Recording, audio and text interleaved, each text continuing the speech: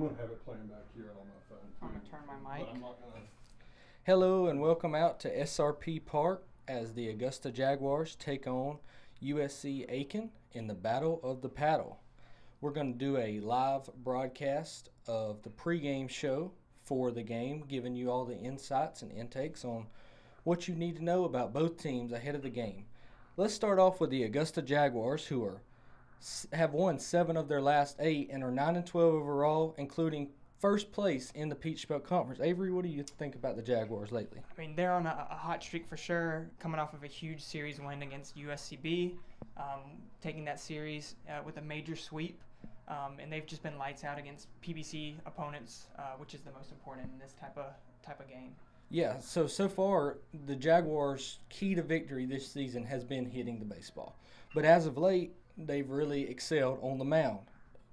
Think back to this past weekend when they played USC Beaufort. The series ended yesterday because of weather, but they only gave up 7 runs in 3 games while scoring 18. So that's always a great key to victory. What do you think has been has gotten them to where they are on the mound so far after a struggling start? I mean, I think, just sticking with what they know best.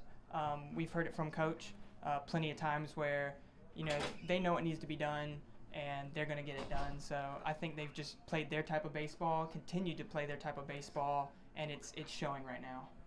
Yeah, and we have our first guest as Avery's going to step out, and Coach Howell's going to, head coach of the Jaguars, Chris Howell, is going to step in and give us a one-on-one interview. Let's go ahead, folks.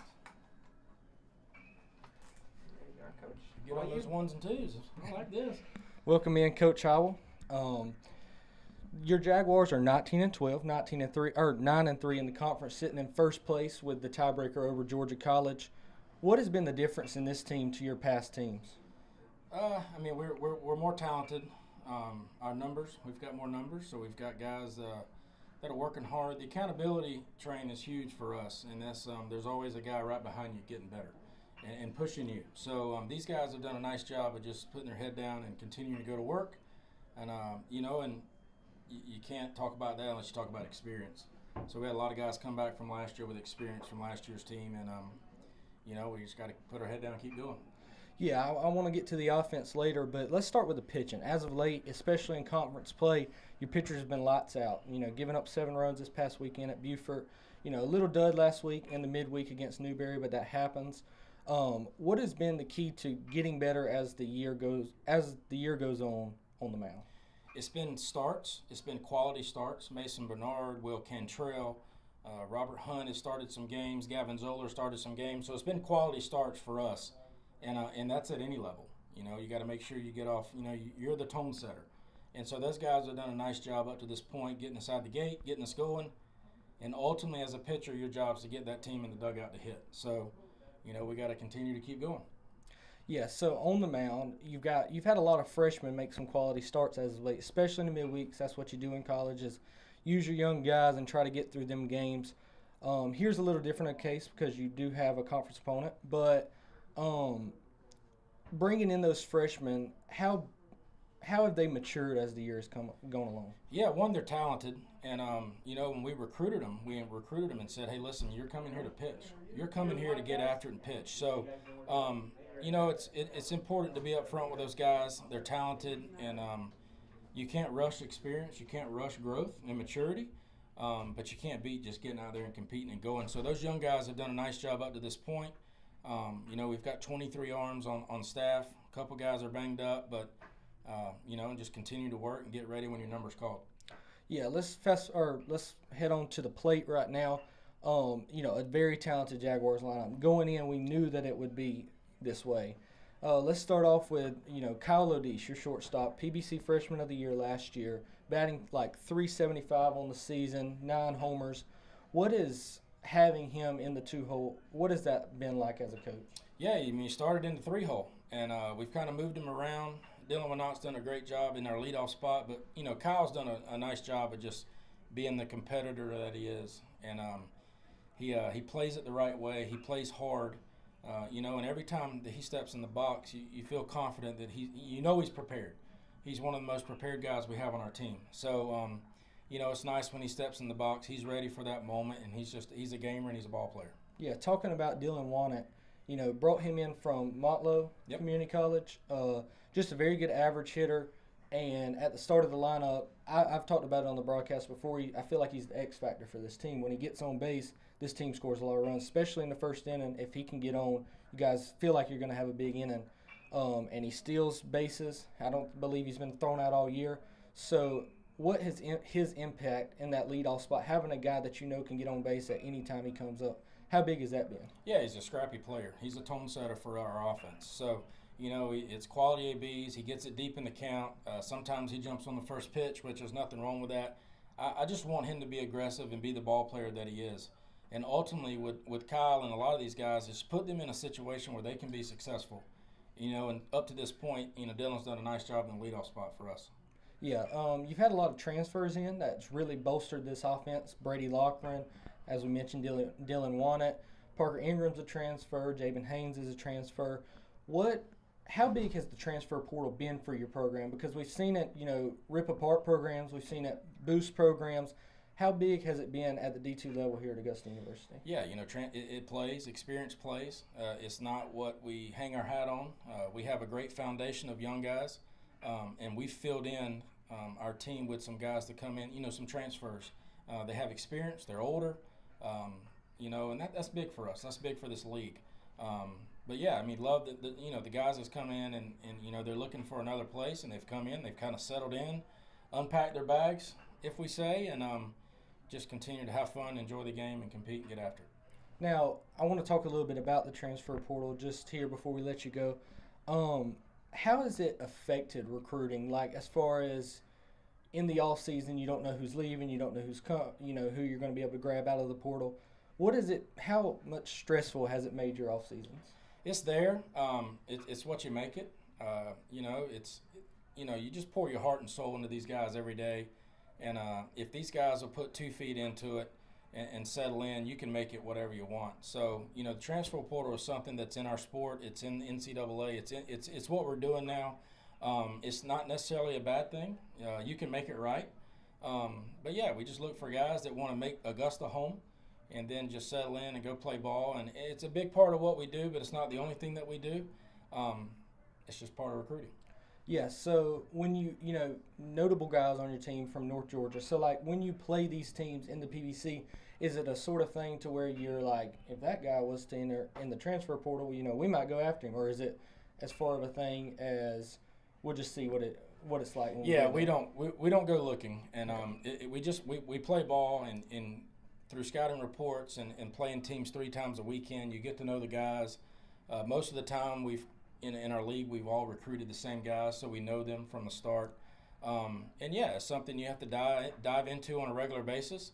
And our assistant coaches, John Friday and Jay Phelps, do a great job with the recruiting and staying active and staying on these guys. And you don't want to be late to the party, so you gotta do your homework and be prepared. Yeah. So let's get back to this year's team as a whole. We mentioned the great start. You're 9-3 for the first time, probably I would assume in your 9 years here. How does it feel just to be on top of the PBC? I know there's a long ways to go, a lot of baseball left to play because baseball is a crazy game. But sitting at the top of this conference, how does that feel? It feels great. All the credit goes to those guys down there, and I'm happy for them. We can't settle in. We got to keep chopping. We have to keep going. We're chasing a bigger picture here. So, like I said earlier, we just got to finish strong and put our head down, play one pitch at a time. Our big thing that we talk about all the time is next pitch, and that's the key for this group. It's just next pitch, keep playing, play solid baseball, and put your best foot forward every time out. That's what we're after. Yeah, and tonight's matchup is with USC Aiken, the battle for the paddle. What do the Jaguars have to do tonight to go home with a victory over rival USC Aiken? Yeah, we're going to have to pitch well. We're going to have to play defense, and the timely hitting is huge for us.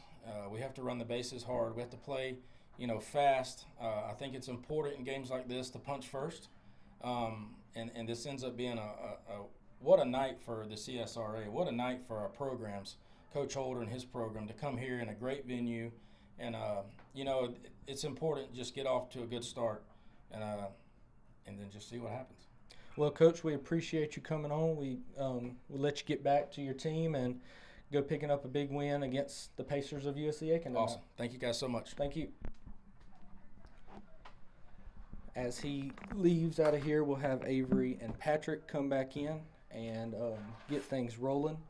We're going to do more than just talk about the baseball. We're going to kind of make this like our usual podcast. We're going to talk, some basketball, some whatever comes, football, NFL draft stuff, MLB starting up this week. We'll have a special edition podcast tomorrow as the Braves are starting on Thursday, and we will be previewing what's to look forward to, the key additions, the key subtractions from this team. But first off, we want to just premiere this Augusta Jaguars team that I've mentioned is 19-12. Very dominant team so far this year, have had their struggles on the mound at times, but overall they've really had one of the best seasons in a long time here at Augusta. Parker Ingram has been a big key. He this weekend homered in back-to-back. He's homered in the last 2 games in the first inning, getting the Jaguars going with a 3-run and a 2-run shot. And then you think back to Kyle O'Deese. I mean, he had 4 home run hit streak last week and has continued that. He won Southeast Regional Player of the Week last week, as well as Peach Belt Conference Player of the Week. So, big awards from a guy that is going to be the first team all-conference shortstop, more than likely, and was the freshman of the year in the PBC last season. So we'll talk more about this USC Aiken team, and who is 8-22. They haven't been as fortunate as the AU baseball team. They're struggling as of late. They've only won 1 in their last 13. They have struggled, on the mound, giving up a lot of runs. That's what Coach Howell was talking about. You got to strike first and keep on punching, and I see that to being the key to victory tonight for Augusta.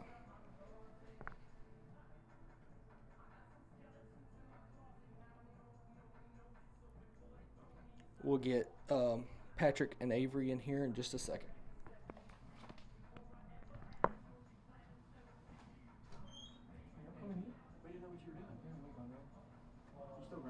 Yeah, it's good. We just didn't know what you were doing. Our apologies for the technical difficulties. Patrick and Avery, welcome in. Good to be here. Thank you. So we were just talking about the AU baseball team, but let's shift over to some other AU sports. After our conversation with Coach Howell, let's go over to softball. They got a big series win this weekend. They took down USC Beaufort. Patrick, what have you seen in the softball team, getting a big win like that this weekend and their resilience? Yeah, I think what's really important is just they needed just that one to spark it, get the ball rolling. Especially it's in conference. Regardless, a series win is always important, but getting the ball rolling, building some more of that confidence. This definitely hasn't been the season that they wanted. I think that's pretty obvious to point out. But if they can get the ball rolling, they can kind of gain some momentum. Maybe they can salvage some. Be able to build into this offseason and just take the good and the bad away. I mean, that's just part about being on a team. Being able to understand what you did bad, but understand what you did good, and being able to rally with that is something that's going to be really important to do. Yeah, and this is a team that nearly beat North Georgia. You don't want to take moral victories, but that's a moral victory. Defending national champions, #1 team in the country. So this team has played good softball, and they've hit the ball well. Their problems have been on the mound, but they're starting to figure it out a little bit. And I want to fast forward kind of into you guys. Let's talk about some track and field. Yeah, sounds good. Kicking off this past weekend back at Kennesaw State. You ran. I did. Avery did not. I did not. Okay, so tell us a little bit about that meet. You said it was cold. You said it was wet, and you were miserable. What else? Jeez, I mean, it was like you said. It was cloudy. It was cold, wet, rainy, miserable. The race really did not go as planned. Based on heat sheets, looking at it, this race was supposed to go out very quickly and very fast and aggressive, and it did not.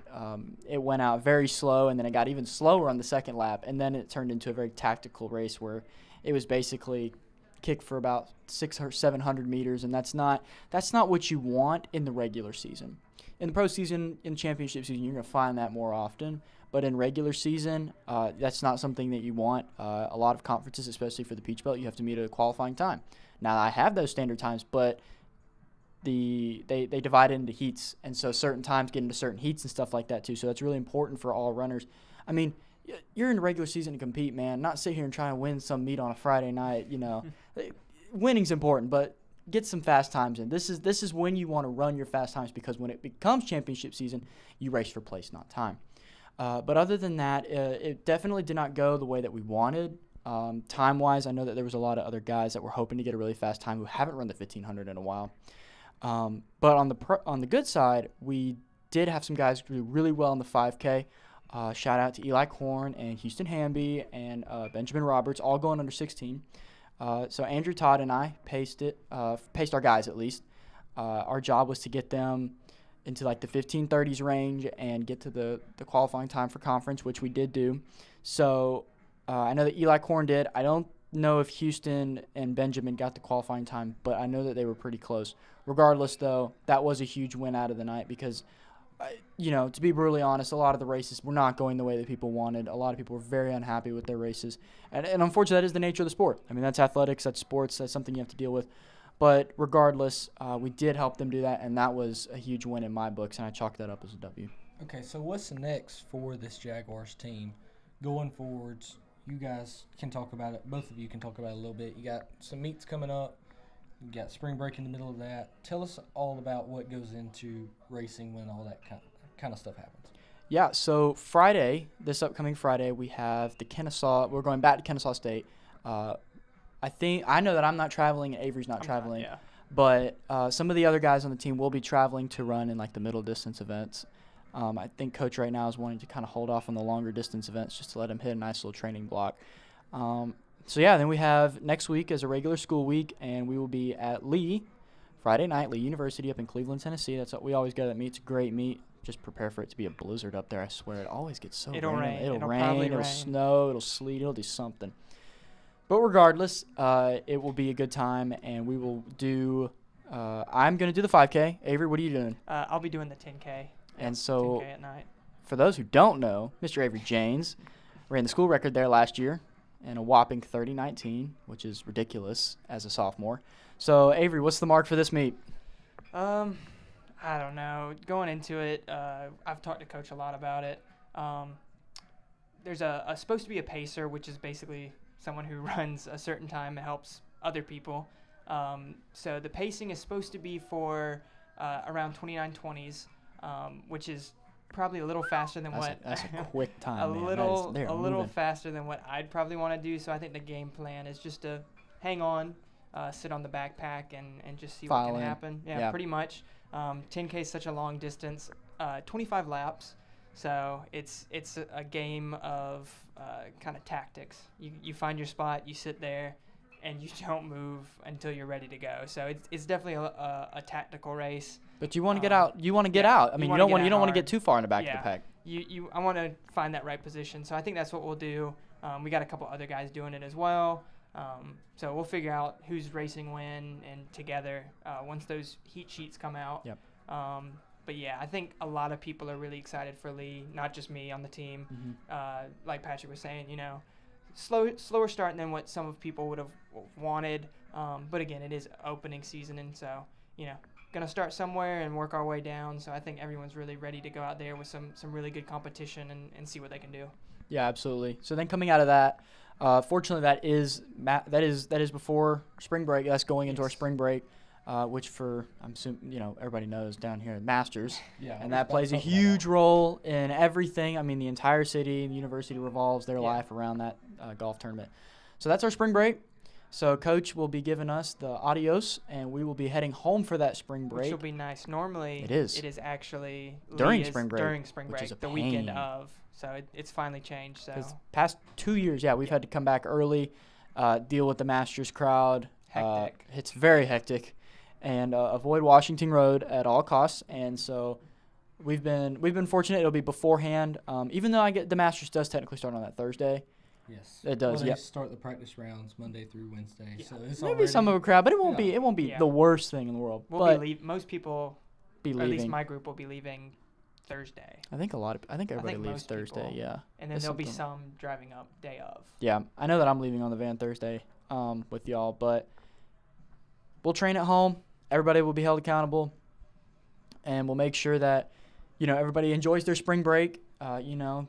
Relax, try not to think about school a whole much. It is a break, but coming off that break, we do roll right into Georgia Tech at the end of that next week, which will be a very big meet because Avery will be tackling. What are you tackling? 5K or 10? 5K. I'll be back in the 5K for that one. So another 5K. That meet will probably be the most competitive meet of the season. Yeah. That'll be a huge meet.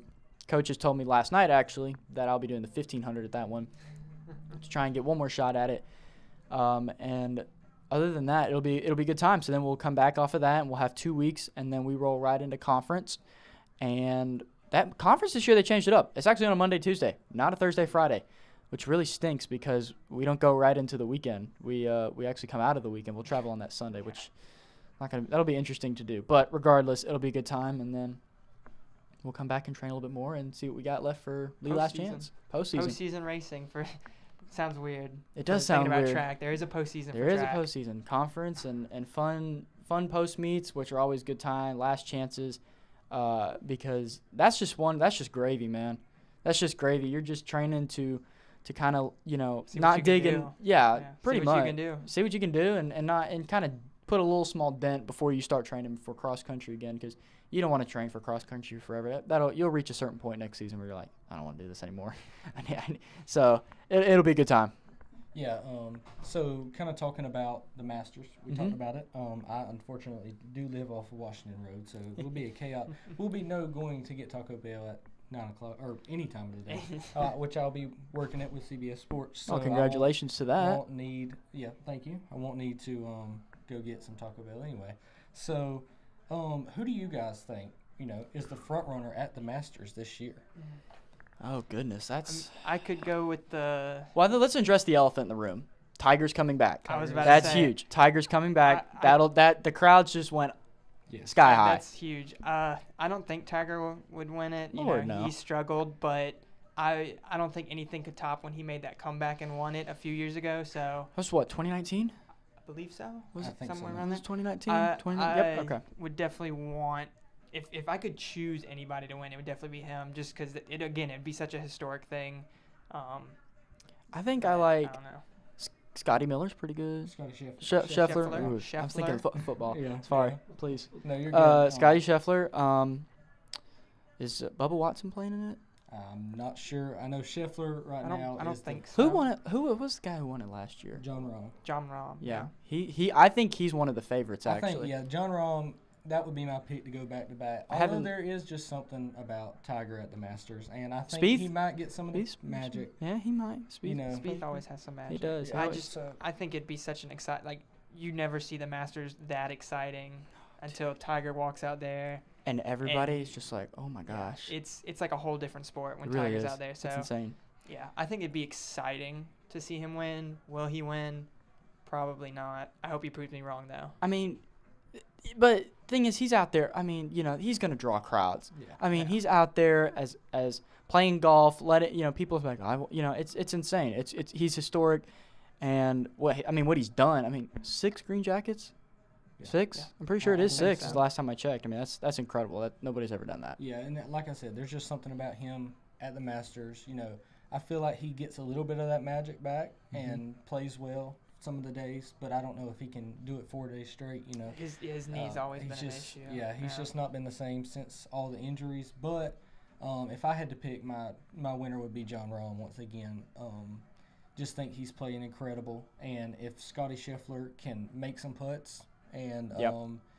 and get his putting going, then he can definitely take it home too. I know he'll be very motivated to take it home, especially when the way he's been winning the Players Championship, taking home that huge did. purse. So Yep.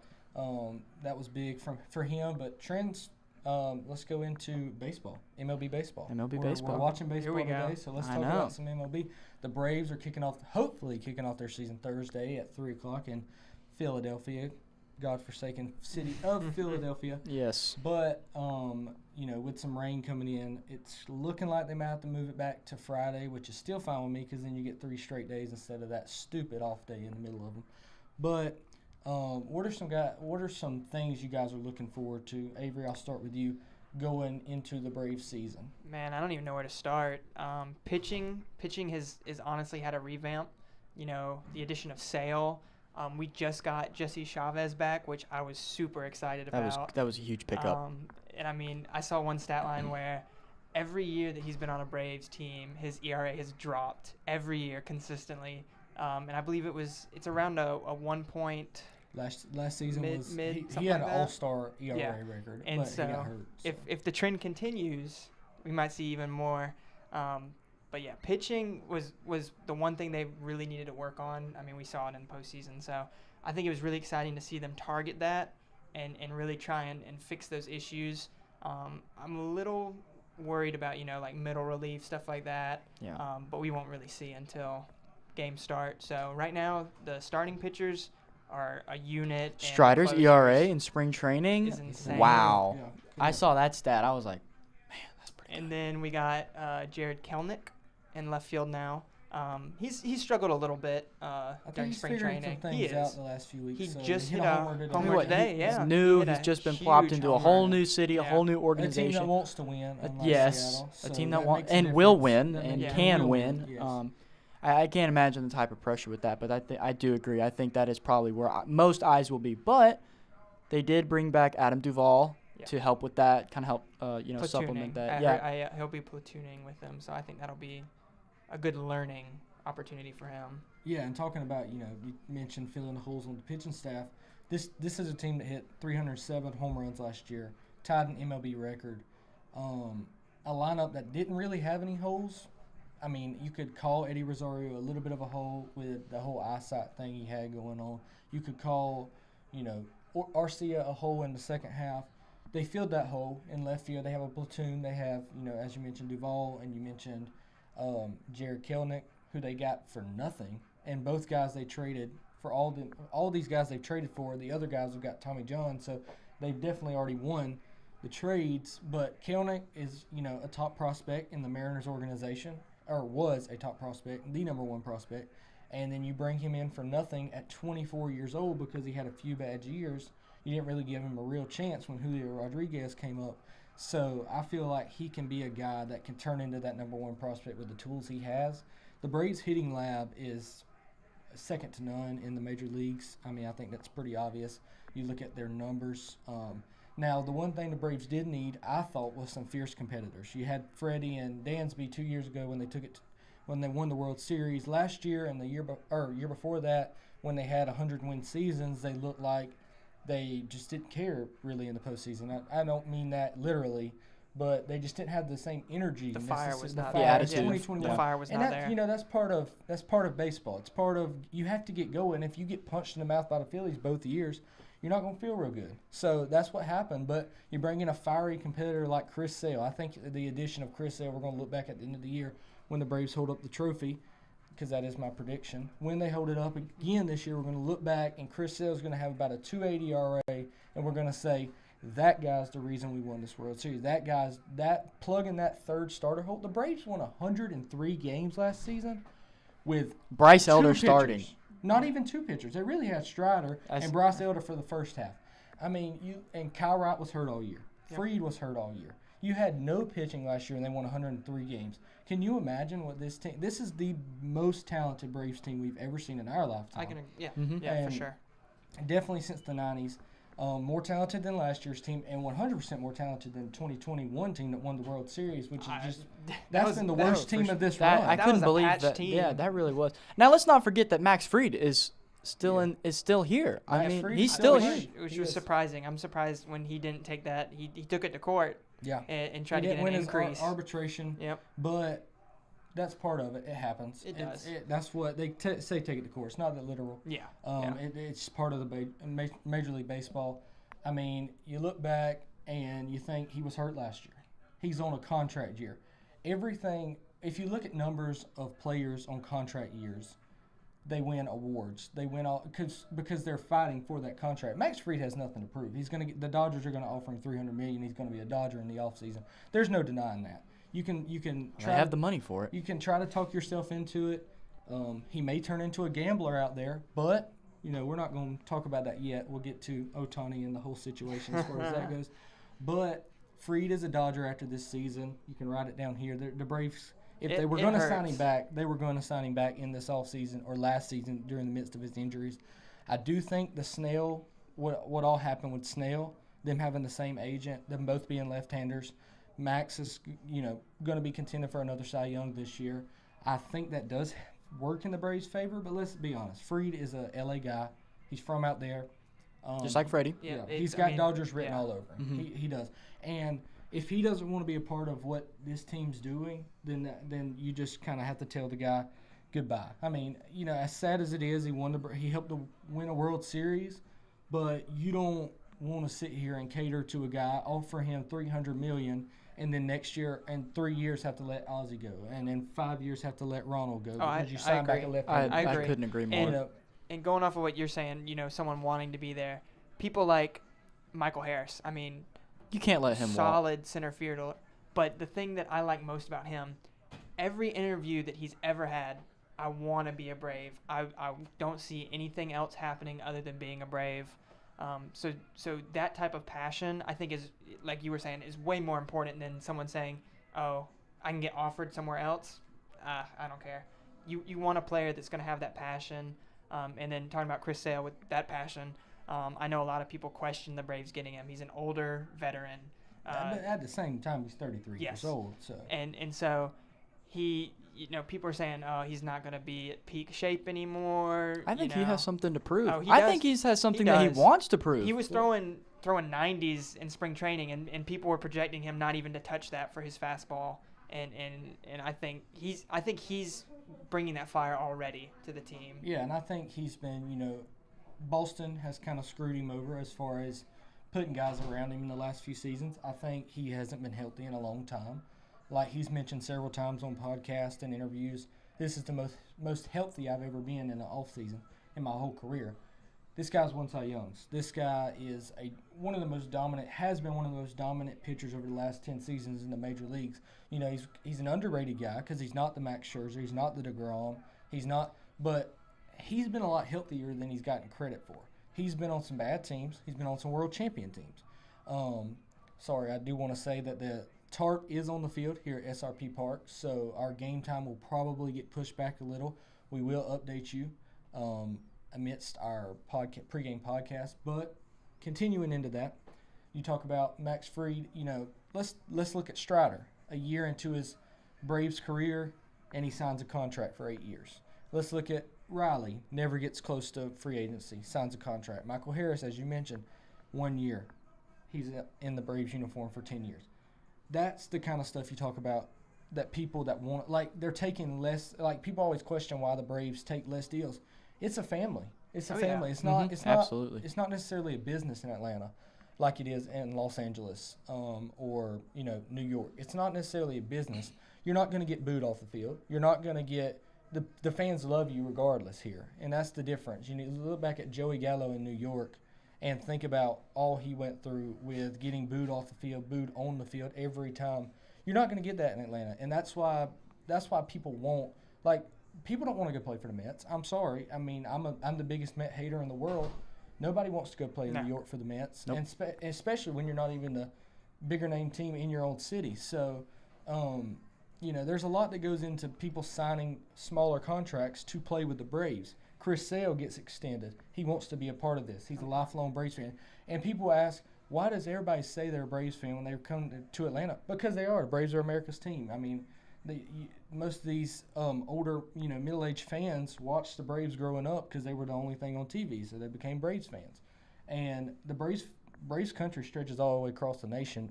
And, the Yankees have a lot of fans, the Dodgers have a lot of fans, and then it's the Braves, and they're all, fighting to be America's team, but nobody really likes the Dodgers or Yankees. America it's a big market. supports the Braves. Yeah, exactly. Like you said, they want a team that's a family. They don't want a business. No, they don't. They don't. And I will say, let's talk about some of the stuff that's going on in the major leagues. let's start off with expansion teams. They want to move a team to Nashville.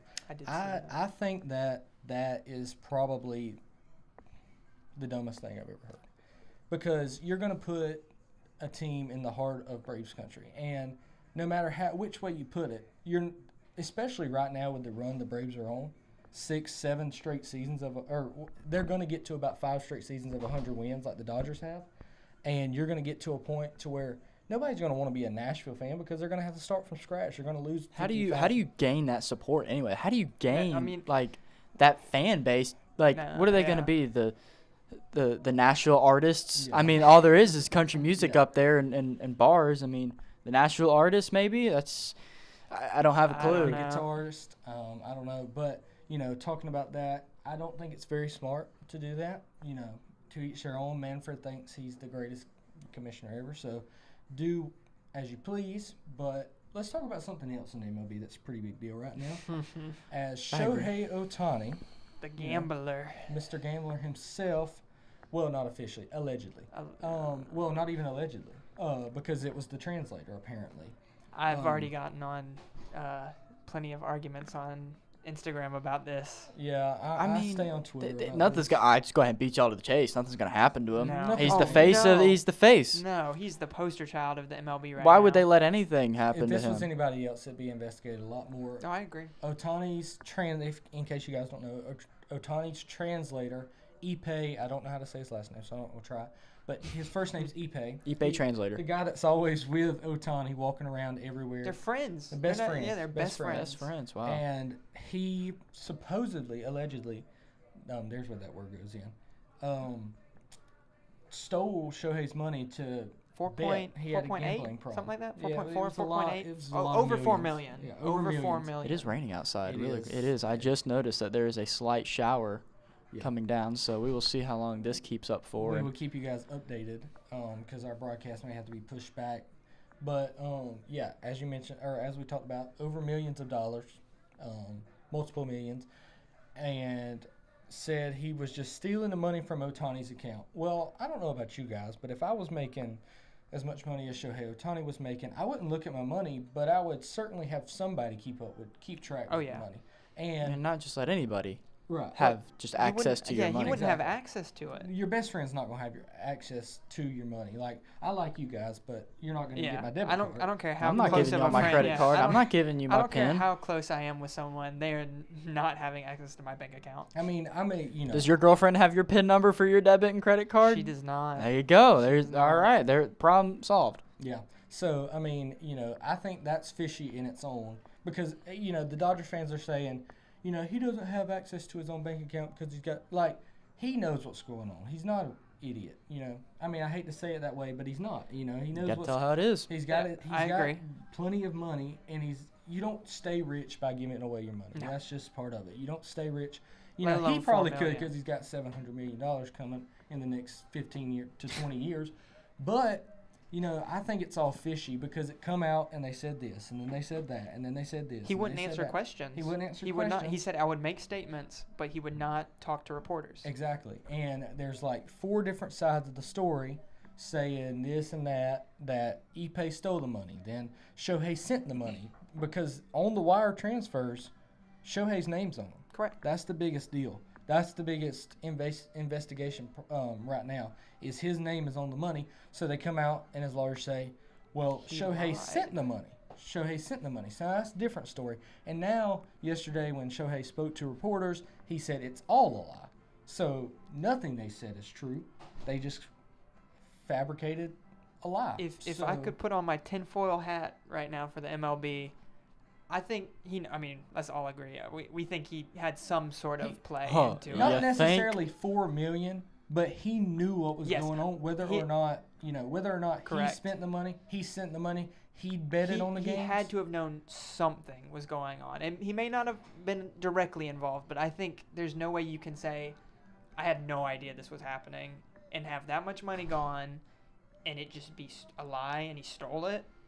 I don't know about y'all, but I don't know anybody gullible enough to say, I lost a couple $1 million like that. Here's Really? a couple million. I know if this was a Braves player, and I'm not just saying this because I'm a Braves fan. If this was a Braves player, they would be they would not be able to play opening day because they would be in the midst of an investigation. If They'd they pro- played they'd- for like the Cincinnati Reds, they Or would just be anybody, yeah. abolished from the league. They- Exactly. Most teams mean, would this is be insane. punished by now. Yeah, talk most about teams. Pete Rose. Pete Rose betted on baseball as a coach. He wasn't let in the Hall of Fame as a He's player. still banned. He's still banned. Still banned from the Hall of Wow. Fame. And they got a video of him the other day I thought was pretty funny. He said, if I had a translator in the 90s, then I would be in the Hall of Fame. so you That's a know, good one. But you know, it's a fishy situation. You don't want to put that on Ohtani's name because he is a great player. He is. He's done a lot for MLB. He's the most talented player probably we've ever seen, just because he can do both things. And with this whole situation, it is a scary situation for Major League Baseball because it's like the Tatis situation with the whole, PEDs. It puts a bad thing on their name, and Ohtani's going to have to live with this the rest of his career. He was a guy that had never been involved with anything. He was a guy that everybody loved until he signed the Dodgers contract. But that's a different story. But it is sad for Ohtani to have this on his name, whether or not he did it or not. Certainly he needs to be banned if he did it because there are some sketchy performances that all of a sudden he just forgot how to pitch or he forgot what he was doing at the plate, and that happens in baseball. Well, But here's the thing that you have to remember too. One, he didn't come from a totally different city. He came from down the road, from the Angels. And number two, he had just got to this team. This is not how you want to start off before even opening day with a situation like this. I mean, I can promise you the the front office of the Dodgers organization is not happy with this in any means whatsoever. I don't care which way you slice it. They are not happy about this. This is terrible press for them. And people already hate the Dodgers enough. They don't need another thing. Now, the rest of us love this. This is great. But we I- eat this up. I think that's what's scariest, though. Like you said, MLB doesn't want this to be a part of their program, so I'm scared they just brush it under. And they're going to. I mean, you look at someone like the I think NFL. they I mean, do. when players they don't care who you are. If you're betting, you're suspended. It's Calvin automatic- Ridley for the Falcons. automatic 1 year suspension, and then anything on top of that, depending on what else. Fines, more than that. Yeah. The NFL doesn't care. The MLB has to do something to address this. The MLB has to be able to come out and publicly say this is how we're going to handle this. And I think it's you have to hold everybody accountable. I think you absolutely have to. You have to hold everybody accountable from the lowest pitcher on the Braves roster or the Reds or the Cardinals, whoever, all the way up to someone like Shohei. I mean, you have to do it. It doesn't matter. And I don't think I speak for everyone when we say we're not. I mean, we might be a little biased since it's the Dodgers, but I mean, if it came out Acuna was betting, I wouldn't be very. can't- I wouldn't mean, be I'd very pleased. upset. I'd be mad. I would be upset, but you can't argue. If it was his same situation, I would still have the same point where I'm like, that's kind of fishy. You're ruining the game. Yes. Like you're Correct. making a game that's supposed to be beautiful. It's supposed to be America's sport, pastime. yeah. America's pastime. And you're taking that and you're basically editing it because you're changing the game because of something like you have no reason to bet. They're never bet, first off, but you especially have no reason to bet if you have millions of dollars. And you're not trying to win. What are you trying to win? It's just adrenaline, I guess. But, it could be something addiction. It could be something that started in Japan, and he didn't get punished for it because, things are different over there. And it could have just spiraled out of control when he got to America. Let's certainly hope that's not the case. But, it ruins the integrity of the game. And fast forward, we don't talk about NBA much, but there was a player last night, Jonte Porter, Michael Porter Jr.'s brother, who really messed up. He's going to be banned from the league for sure. But he didn't just bet on games or any other sports. He bet on him. He got somebody to bet on himself. Wow. About four to six legs of a parlay, if you know what that is. And he came out of the game early with a sickness that same game, and won $1.2 million off of that bet. So he was ruining the game. That he ruined the integrity of the game. The NBA will not have any of that. No, they don't be, do with that. he'll be gone. There's no doubt about it. So you see stuff like that and see what's happening with other sports, and then it makes you wonder why are we not looking at Tony a little bit more? But we'll see where that goes. You don't want to speculate. You don't want to. We believe what we believe. You can believe what you can believe. Dodgers fans certainly don't believe it. Of course But- not. Well, yeah. Well, you know, they've had their fair share of criminals on their roster before, and so it's kind of like, you know, it's kind of their thing over there. That's really a lot of the reason why the Dodgers aren't liked, is because they're not very likable people in the first place.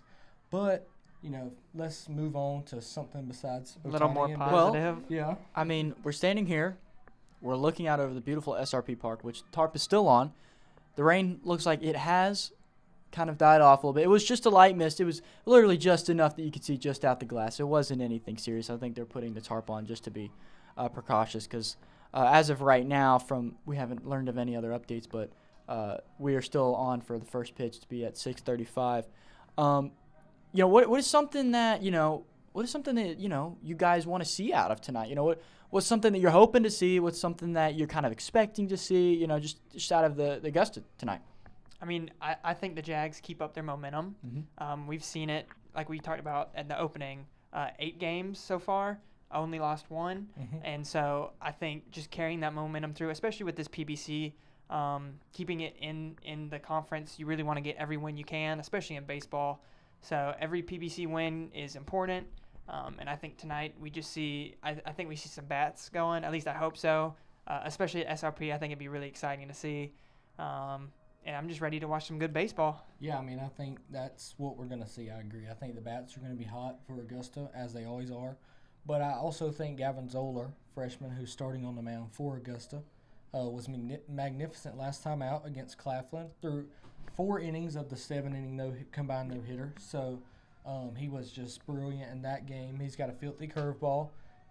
He throws hard from the left-handed side with some good spin on the fastball.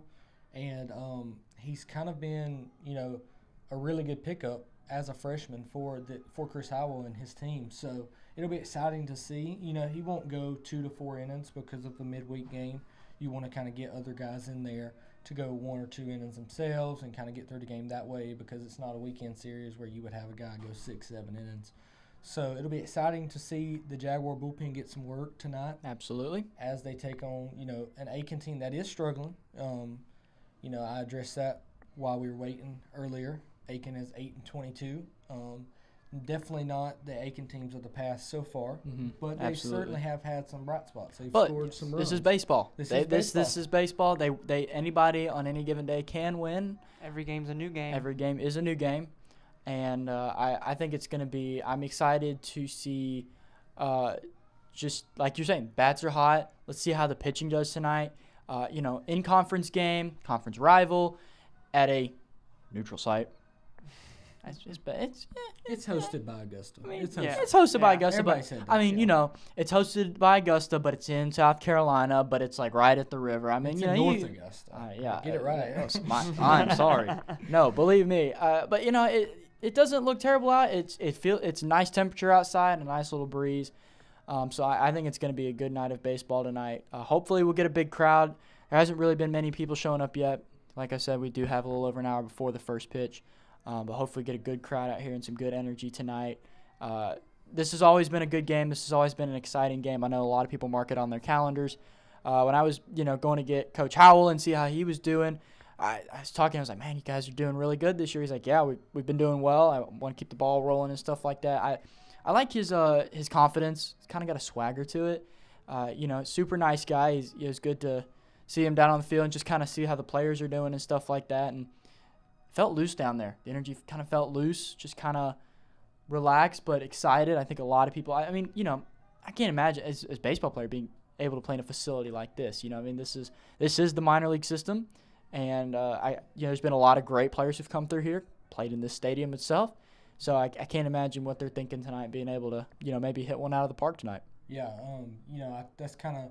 Remember, if you think back to where we interviewed Britt Kelly on the podcast, he circled this game. He said, you know, March 26th, we go to SRP Park. That's always a big one for us because we love playing there. And you can see why. If you search up SRP Park, you know, it's a beautiful ballpark. It's in a beautiful area. One of the nicest, in my opinion. Absolutely. I mean, you're not going to find a single A ballpark that's going to be this pretty in all of the nation. So, great baseball is always being played here, and as you know, it's the minor league, the single low A minor league system for the Braves. The Braves, and it's the Augusta Green Jackets And one of those guys that has come through here you talk about is Spencer Strider. Yes. Front runner for the NL Cy Young this year. Braves superstar on the mound, opening day starter. He was on, named MLB that the other superstar. Day. MLB superstar for sure. Yeah, opening day starter for the Braves. He did earn that nod over Max Fried. I think that's a lot to do with him buying into what the Braves are doing, and Fried kind of not, in my opinion. It also sets Fried up to open up the home slate. He'll pitch first at home, which is always cool for That's him. a good honor in itself. I mean, Yeah. home Yeah. opener, And you he you usually do pay your tribute. Especially in Truist Park. He Yeah, plays very absolutely. well. He Yeah. plays very well at home. He does too, pitch so very well. I'm very excited for that. We'll continue on our Braves talk tomorrow as we have a special edition We before will. opening day. We kind of talked. That'll be talked it exciting. to death That's gonna be a today, good time. We'll really dig into the additions because there's more than just Chris Sale and Jerry Kelnick and Adam Duvall. There's plenty more that goes on. Whole new bullpen, pretty much. That are minor that you don't think about. Yeah. But not even that. Building off of last season, same guys coming back, good core group of guys, and Mindset, mentality. yes, A lot to go absolutely. with. And how do they are. build off of last year's Exactly. historic season? So we'll dive into that one tomorrow, and you guys will be able to catch that podcast on Spotify. It'll be on Spotify, not YouTube. Excuse me. We'll probably get them on Apple Podcasts eventually. We are working on doing Yes. that, so keep an eye out for that. A lot of things coming out soon. We'll have sponsorships coming up. If you want to be a part of that, you can always email us at Augusta University. My email is jusgray@augusta.edu. And Also, send your email to bellringerproduction Yes. at augusta.edu. That's always a good one to reach us through. So, yes, if you want to be a part of that, obviously reach out. We got a lot of good things coming in the next year and especially in the next semester. You want to talk a little bit about that? Just as far as the sponsorships and all of those things? Yeah, so the sponsorships is going to be a good opportunity for us to grow. The sports here at Augusta University are growing by the day. Basketball has always been a staple here. The volleyball team has been very good. The cross-country team is very good. I'm saying that very unbiasedly. The track team is definitely getting better by the year. Baseball is getting better by the year. Softball is continued to play good, even though, like we've mentioned before, this is not the season that they've been wanting. But historically, they have played very well. So the university is growing. There are more and more people coming here every year. More and more people are coming out to all the sporting events. So this will be a good opportunity for us to grow, allow the university to grow, but also more importantly, allowing students at the university who have a passion for sports journalism to grow as well and gain experience. Yeah, I think it's great. I think all that stuff we're getting going. We want, like you've mentioned several times when we've talked, we want to leave it better than we found it. Absolutely. So I think we're making strides to do that as the rain is making strides coming down. Wow, And it so's the really storm. is. So maybe we can weather this storm and get some baseball play because I don't know about you guys, but I'm excited. I'm ready to see some ball tonight. And I want to see this tarp. If this tarp doesn't go off tonight, I may go out there and start diving on it because it looks fun too. It does. So, but we'll be live at 6:15 with the pregame. This is pregame podcast. That'll be the pregame talking about the lineups and the pitching matchups and all that goes into a baseball game. But for now, you want to take us out? You do this more often than I do. Thank you for joining us on this pregame, as Justin titled it, for the Sports Squad here at Augusta University. We're coming to you live from the booth here at SRP Park, and we will catch you here within the next hour as the Augusta Jags take on USC Aiken. So we will be back with you. Hello and welcome out to SRP Park as the Augusta Jaguars take on the USC Aiken Pacers in the battle for the paddle. Augusta looking to go for their second win and 2 tries against USC Aiken here at SRP Park. Alongside with me, Justin Gray, I have Patrick Moats, host of the Sports Squad podcast. Welcome in, Patrick. Good to be here. And on my right, I have Avery James. Thank you. Excited. And so we're here for as we mentioned, the Battle of the Paddle. Right. This is a pretty big deal here in Augusta. The weather did unfortunately make some fans not come out. We have had rain throughout our pregame podcast, and then it's died off, and we're going to try to get this game in before the weather comes back tonight about 10 o'clock. Fortunately, we got the camera working, so now you can see the field of play throughout the broadcast, but That's not what you're here for. You're here to hear about these two brilliant baseball teams. Let's start with the Augusta Jaguars. We talked about them in the pregame podcast. 19-12 overall, 9-3 in the conference, and 14-6 at Jaguar Field. Let's see if that can translate over here to SRP Park. The Jaguars are blazing. 7 of their last 8 games have been wins. They've taken down Emmanuel, who's a really good team. Unfortunately, did fall to Newberry, but they've had some really good series wins this year. They are sitting first in the PBC conference for the first time in a long time. I know since I've been here especially, and I'm sure you guys too. Patrick, what have you seen so far throughout this season from this resilient Jaguars team, and what are some things you've noticed about them? I think the biggest difference that we've noticed is 2 things. 1, leadership, and 2, young blood. All right, we've got some new players here. We've got a lot of talent. Coach Howell went out and recruited really hard, brought in a lot of different baseball players, a lot of pitchers. They wanted to get deep in the bullpen, and that's really important to winning these baseball games. So he went out and recruited hard, but also with some of these seniors that decided to come back because of unfinished business, I think that this has been a huge step. I mean, we had Britt Kelly, senior pitcher, on the show early in the season, and he was like, it's really important for us to be able to show the younger guys what to do and be able to show them how we've built this program and stuff. I mean, last year was a huge stepping stone in itself, and you could see what they were going for and how the progress they were making and in the direction they were heading. I think we're seeing more of that as this season has gone on. I think that we're seeing how much better this team is, how well-coached team, and how much, Coach Howell is really getting these guys to believe and buy in. I think this is the product of hard work, team camaraderie. I mean, we're looking right down here on the field right now. I mean, this is a big baseball team. There's a lot of people on this team, and I think that with all these guys gelling together, this is going to be a really successful team. Yeah, and on to you, Avery. Wanted to ask you your keys to the game for a Jaguar victory today. What are some things the Jaguars have to do if they want to come away with an SRP victory and, more importantly, another win over USC Aiken, who they've kind of owned so far in the last 2 seasons? Definitely bats. I mean, we've seen it throughout this whole season. The bats have been on fire almost every game for the Jags. So I think if they can just keep that going, that would already lead to a win. But on top of that, pitching was a bit of a struggle towards the beginning of the season. We've really seen them turn it around, and they've really gotten on and gotten runners out. And it's just been a strong outing on both sides. So I think if those 2 things are in play today, it'll be a good win for the Jags and a good addition to their PBC record. Yeah, and as you know, we're playing here at SRP Park, home of the Augusta Green Jackets.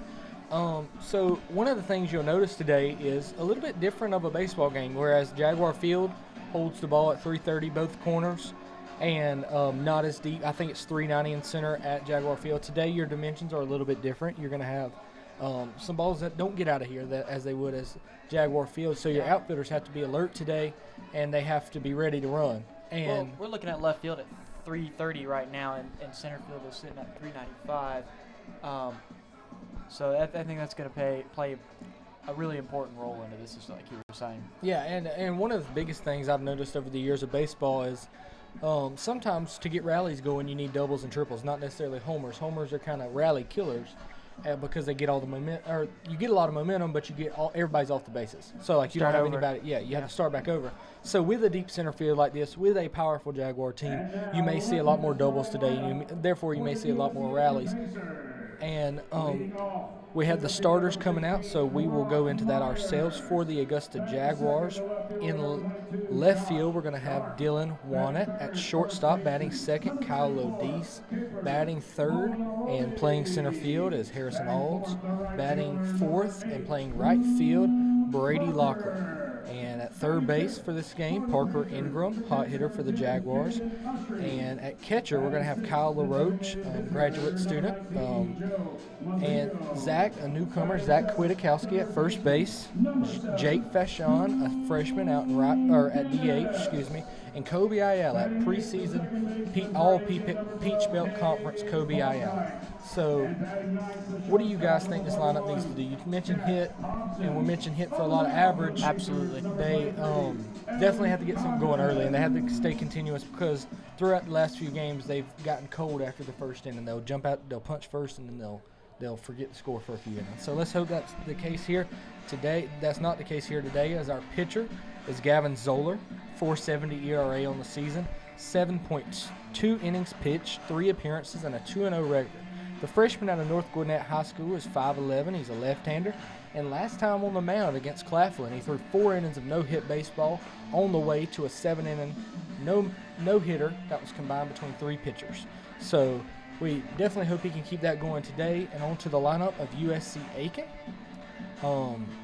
In center field, they'll have number 16 Myers. And in left field, they have number 22 Sharp. And at first base, Mullen O'Reilly, number 34. Parker in right field, number 8. Usry at catcher, number 10. Mozinga at designated hitter, number 19. Dennis at third base, number 7. Boot Knight at second base, number 12. And Hobson at shortstop, number 41. One of his few appearances this season. On the mound, they're going to have a pitcher named Evan Condon. So this USC Aiken team looking to steal one away from the 19-12 PBC leading Augusta Jaguars, and it'll be interesting to see how this team comes out because, as we mentioned, they've only won one of their last 13 games. So you gotta think they're going to be hungry for a victory here against a really good ball club on the other side. I mean, yeah. So looking at Aiken right now, we've seen they've historically been a really strong baseball team. So it'll be interesting to see how they play. There's a big history between these two teams. Aiken actually leads 105-43, which is a huge gap. Jags actually have a win streak right now on them. They have won their previous game here, so looking to extend that win streak. And actually, they have a 5-game win streak overall. So I think the Jags might, try and look to break that in the next coming years, which will be exciting to see. But historically, it's always been a good game between these two teams, especially here at SRP Park. So I think, everyone's looking forward to a really good game tonight. It'll be exciting to see for sure. Yeah, as you can hear throughout the ballpark, they are doing the starting lineup. So we're going to pause for about a 2-minute break as we do the national anthem and finish up the calling of the lineups, and we'll be back to you to get first pitch in about 5 minutes.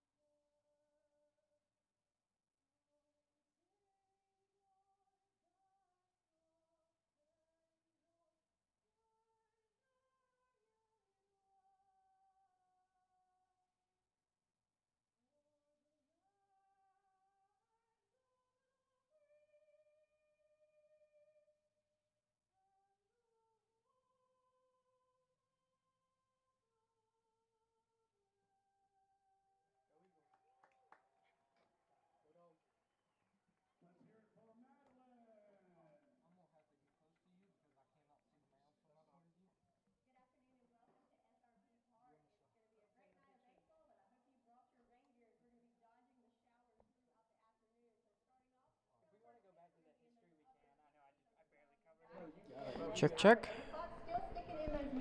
Check, check. Check. Hello. We're back with you for the coverage of the Augusta Jaguars taking on the USC Aiken Pacers here at SRP Park. First pitch is about 2 to 3 minutes away as Gavin Zoller starts his warm-up pitches. Avery, you started with the history just a few minutes ago. Yes. And before we took our brief intermission, and now tell us a little bit more about the home, maybe the home and away record against each other. So yeah, like I said before, Aiken actually leads 105 wins to 43 losses against Augusta. We've talked about how this is a historic game. First game was in 1976. So, I mean, this game has been played for a very long time. And we also talked about how Augusta currently has a 1-win streak. The last matchup, which was April 7th in 2023, Augusta took the win 6-3. So, Augusta is definitely going to try and keep that streak going. And then Aiken is definitely not going to want to give it up for sure. Aiken actually has the longest win streak out of both of the teams at 10 wins. So, it's been historically a great game. Both teams really give it their all, averaging 5.2 runs per match. So, hits always are here. So it'll definitely be a fun game for sure tonight. Yeah, thank you, Avery. Sorry we had some technical difficulties in the background. Technical difficulties? I don't know about technical difficulties, but just something in like difficulties that. for sure. Sorry, my chair is very squeaky, so if you hear some squeaking, that is me. If you hear some audio, out in the crowd, that is the speaker. It is very loud, and you will be hearing music. That is not our music. We do not claim to own that music. Want to put that out there first so we don't get copyrighted here on this broadcast. Absolutely. But we are excited to play some ball as Gavin Zoller takes the mound for the first time here at SRP Park as he faces off with Brock Myers. First pitch misses inside, and there's a 1-0 count. Okay, so, as we mentioned, Gavin Zoller has been a good addition to this squad, as a freshman, being a freshman, as that drove down the third base line, and Parker Ingram's going to make that play as there's a collision at first base, but Zach Kwiatkowski gets the tag on him, and the Jaguars, 2 pitches in, get the first out of the ballgame. So tell us a little bit more about Gavin Zoller, if you will, Avery. Yep. Let me pull it up real quick. I mean, you got it. Hey, that was a good, quick little first out right there. I mean, 2 pitches in, you kind of let the ball bounce, let it come to you. Kind of threw the throw off a little bit, but, first base was right there to catch it. Yeah, first throw of the day. Had some rain delays and stuff. You might not be all the way warmed up. First pitch of the second at bat as in steps Josh Sharp, batting a .369 on the season, 38 hits and 103 at bats with no homers on the year, 4 doubles, and 2 triples. So a little bit of a speedster, if you will, is Josh Sharp. So going back.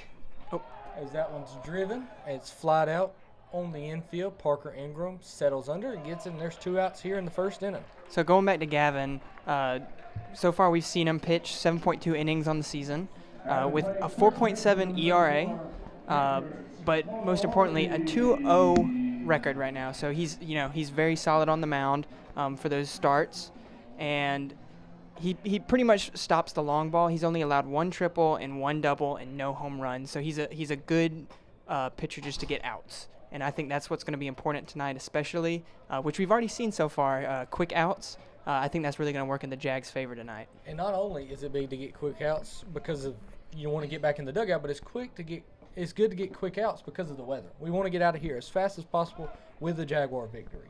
Absolutely. I think getting off to a fast start tonight is going to be the key for the Jaguars to win a game. Obviously, like we had mentioned before, the Jaguars. Oh, that one's going to be a nice little grounder. The shortstop. Kyle O'Deese. He misses the throw. Kyle LaRoche, the catcher, is there to scoop it up. An error on the Jaguars right there for sure. Yeah, O'Deese threw it across on a bounce. Kwiatkowski had a tough job trying to field that one. That's never easy to do at first base. So first runner on for USC Aiken is Capers Molinarali, their best hitter on the season. That improved his average from .374, 40 hits, and 5 doubles on the season. You're looking at an Aiken squad that doesn't hit many home runs, only 8 on the season, and they've given up 17. So not bad either. That one's going to go foul down there to Parker Ingram. You're looking at a team that doesn't hit many home runs on a minor league field.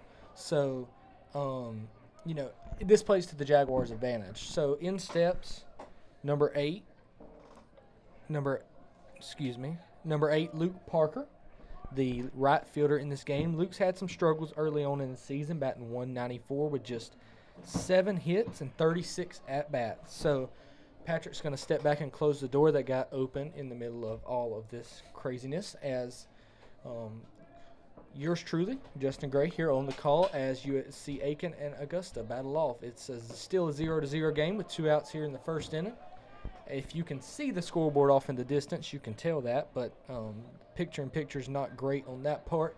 We were able to flip our camera around and bring you live broadcasts, and free live broadcasts, so you can't beat that. Here as Zoller deals again, and it's a ground ball over to first, and that one's going to squeak by foul. As we got an 0-2 count here. This is what Zoller does such a good job. You mentioned he gets out quick because he throws strikes, and that's ultimately what you need on the mound if you are Augusta, and that's what he's going to give you. And from the left-handed side, it's so frustrating to face that because you feel like he's not that hard to hit, but with the ball tailing away and all that it does out of a left-hander's hand, it can be very frustrating for a hitter. So, as we mentioned, Parker sitting in the box as the ball comes, and it's going to be inside a 1-2 count here with 2 outs in the first inning. You got to wonder what kind of pressure, on a freshman coming in you can't even imagine, how excited he is to start this type of game, too, with this type of meaning and history behind it. Being able to get that nod. That one's going to squib out to right field, and an error and a hit so far has got USC Aiken in business here in the first inning. Starting to find some traction in this first inning. They are. So continue with your thoughts. Sorry to interrupt. All good. Happens when you have a hit. As number 10, Caden Usry steps in as Big X the Plug plays on the speakers. So go ahead.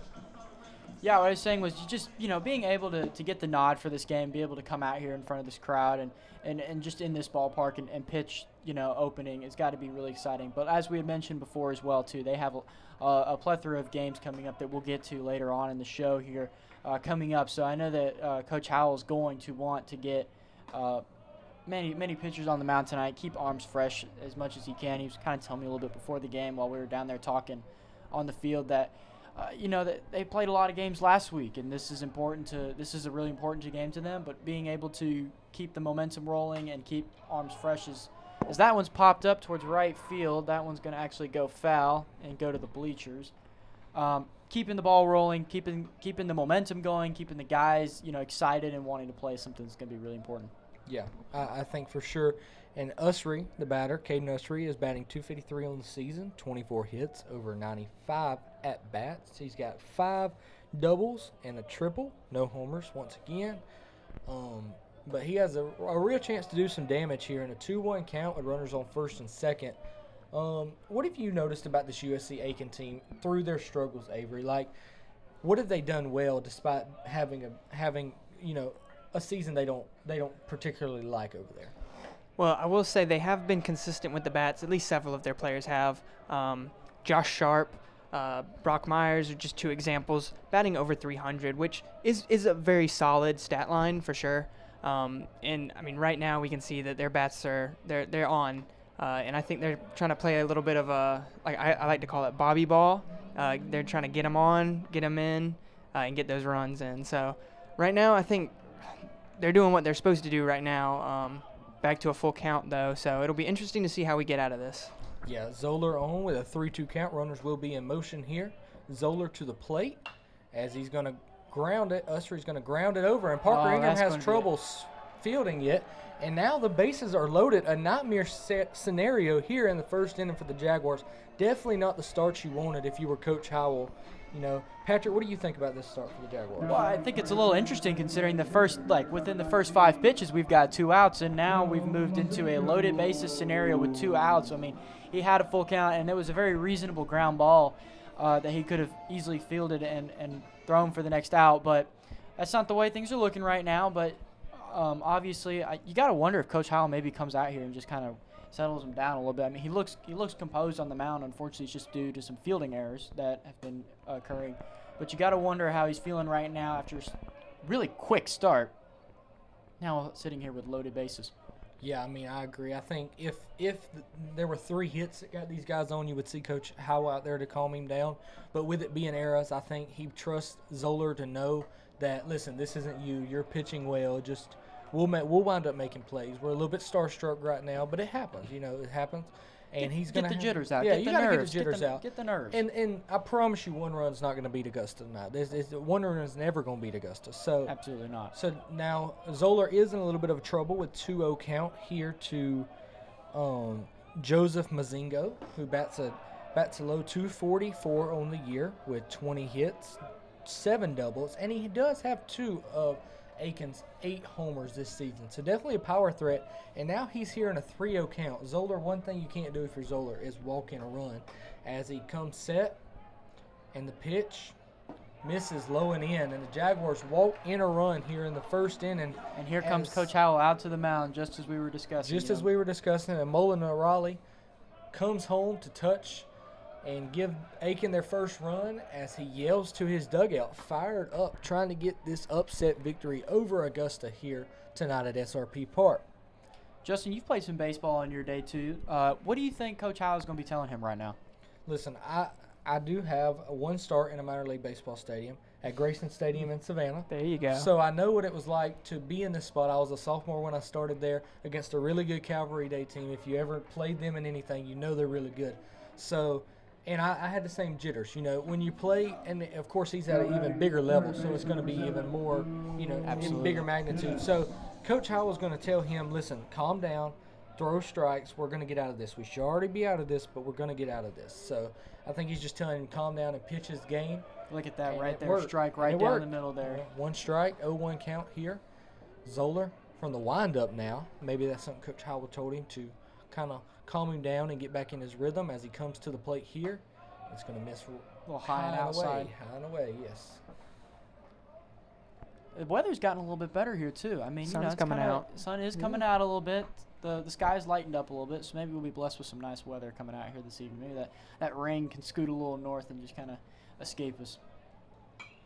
He's going to foul it off up and in up here towards us. Well, we've got an open window here. We bet if a foul ball comes, we have. If it hits the camera, we're sorry, guys.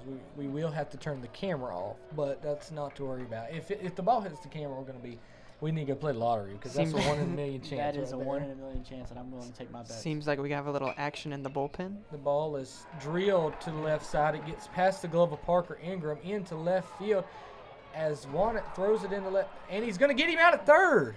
What a play. What a throw by left field right into the catcher there. And Kyle LaRoche makes a great play right there. He fields the ball. He realizes he can't get that runner out at home, but sees him going over to third, so he throws a strike over to Ingram. Very good awareness. Very good awareness there to get the third out of the inning. Unfortunately, Aiken scores 3 in the inning, so now they're up 3-0 as the Jaguars come to the plate. And what's the bad part? 3 runs on 2 hits. You don't ever want that. That means you give up 3 runners. So give it over to you, Patrick. Thoughts on the first inning so far? First inning, not terrible. Could have been a lot worse. Also, could have been a lot better too. I think anybody walking back into the dugout right now is thinking, all right, that's probably not how we want to start off this game. Considering, like I said before, we've got 2 outs in a few pitches. This is not how we want to start. But Augusta has hit the ball really well this season. That has been their biggest strength. So being able to come out here and rely on their offense and play their ball, I think, like you were saying, Justin, they just need to settle in, play their ball, play their game. They are a much better team this season, than Aiken. And I think that they need to realize that and just, lean on each other and play their version of ball, and they can come out here and knock a plethora of runs onto the scoreboard. Yeah, I love that word right there. Use it often. I think one thing you can do if you're a player is make the game bigger than it is. Like right now, they're playing a USC Aiken team. To no offense to them, they are 8-22. If this is at Jaguar Field, maybe you don't have those jitters in the first inning, but at the end of the day, you've got to realize the field, the bases are the same length, the mound is the same length, everything, the bases are the same size, and the walls are a little bit deeper, but besides that, everything's the same. You got to keep everything the same, and you got to think about everything around it, though. I mean, we've got billboards everywhere. I mean, we're Very looking at the intimidating. Augusta skyline right here. very intimidating. And we have fries. You have fries here. I do You're have some fries munching here. on some fries in between the inning. We got some food from the concession stands down before the broadcast started. Highly recommend you come get some food. What'd you get, Justin? I got some chicken fingers. I will have to say that they were about a 7 out of 10. That's not bad for ballpark food. I'm not a professional. Well, it kind of is because I'm a big ballpark food guy. So, they're not on the level of the Braves, but they're the single A of the Braves. They're building their way up. So maybe So you one get day- single A chicken. Yeah, Yeah, single you A get chicken single A tenders. Get some chicken as single A part of it. chicken, Yeah, man. exactly. So it's a 7 out of 10. Not extremely pleased, but not mad. Paid a good price for it. Would have liked them to be a little bit more like the Braves. Dr. Bullet was like, you could have eaten 3 burgers. And I was like, can't afford 3 burgers. Yeah, can't afford 3 burgers here, but may hit up the McDonald's after. That's more my price. But the Jaguars will come to the plate now as Dylan Wannett comes up first, batting leadoff for the Jaguars as he takes the first pitch for a ball. Wannett has been the X factor in this lineup, batting .278 on the year with 35 hits. He's got 4 homers and 7 doubles, along with a triple. But the biggest stat that jumps out off the page to me is the fact that he is 12 of 13 on stolen bases attempts. So if he gets on, he's probably running as he strokes that one out to center field, and the center fielder, Mr. Myers, is not going to be able to make a play on it, and the Jaguars are in business here early in the first inning on the second pitch as they bring to the plate none other than the hottest hitter in the Peach Belt Conference, Kyle Lodice, number 2, the shortstop for the Jaguars. Just in a phenomenal year so far, batting .376 with 41 hits and 9 home runs. That's the biggest number. You want to talk about red hot? Look at his bat, man. It looks like a flame on the end of that He bat. needs to keep that going here tonight if the Jaguars want to pull off another victory. As I mentioned, 9 homers on the season. He had a streak last week when they played Claflin and Newberry where he hit 4 homers in 4 games. So That's ridiculous. This guy is a really good shortstop, and he was PBC freshman of the year last year. That's an incredible feat right there. That in itself is incredible, and not to mention he probably is in the running for PBC Player of the Year this year. I would have to imagine. I would hope so. I mean, if he's not, we need to take a good look at that system and figure out who's in charge of that and probably go have a conversation with them because this guy's been playing lights out baseball on both sides of the field, offense and defense. Yeah, he settles in here with I believe it's a 2-0 count. The scoreboard says 1, but I think I've seen 2 pitches thrown so far. Man, I this could be pitcher keeps incorrect. trying to throw him out at first base, man. I don't know what this guy's deal is, but as you were saying, He's he a was threat a run. still. And he takes the first strike of the at-bat. that looked a little high. Yeah, I thought it was high too. Jaguars didn't get that call in the first inning. Lodice doesn't care. He's ready to hit. He wants the ball down. He wants a fastball. He's going to hit it a long ways. Let's see if he can do so here as the pitch. Over his head, not even close. Now, Justin, you've called some of these baseball games for Augusta at Jaguar Field, correct? I have. I'm in the color analyst. So what has been something that when you watch Kyle Lodice play, where's he usually hitting these balls to when they are out of the park? Anywhere. That's what makes him such a good hitter. He hits it all over the field. He's not just a pull guy. He can hit it out over the right field wall, what I like to call an Napo Taco. He can do all of those things. And as this pitcher Evan Condon really wants to pick off Dylan Wannett here. I think he just doesn't want to pitch to Kyle. Yeah, that might be part of it as it's a 2-1 count here. Playing very defensive baseball right now. He misses once. Walked them. I told you I was right. The scoreboard was You wrong. were. That is the It went fourth from ball. 2 to 4. I told you I was on it. Lodice down to first base. I can't blame Evan Condon here. I would have done the same thing. You don't want to pitch to a red hot Kyle Lodice. I think that just shows how active this team really is with bats. And you mentioned the stealing bases as well. He was more concerned about first base runner than he was the batter. You want to talk about that? You want to talk about how scared that they know the offensive firepower? Oh, yeah. I mean, good Lord. He was like throwing to Ronald over there. He was trying not to throw to him. Yeah, and in steps Harrison Olds for the Jaguars, number 8, center fielder. Harrison is what I like to call, I mentioned it on the broadcast the other day, my last broadcast for Newberry game last week. a silent assassin. This guy's batting .336 on the year for the Jaguars, and he's been batting in the 3-hole with 36 hits. He's got 6 doubles and 19 RBI. I mean, this is a guy that, has gotten on base a lot of the year, and he doesn't get the recognition maybe that a Kyle Odis or a Parker Ingram gets. I mean, he's okay with that. He's a silent guy. He likes to go at his own way and hit the ball.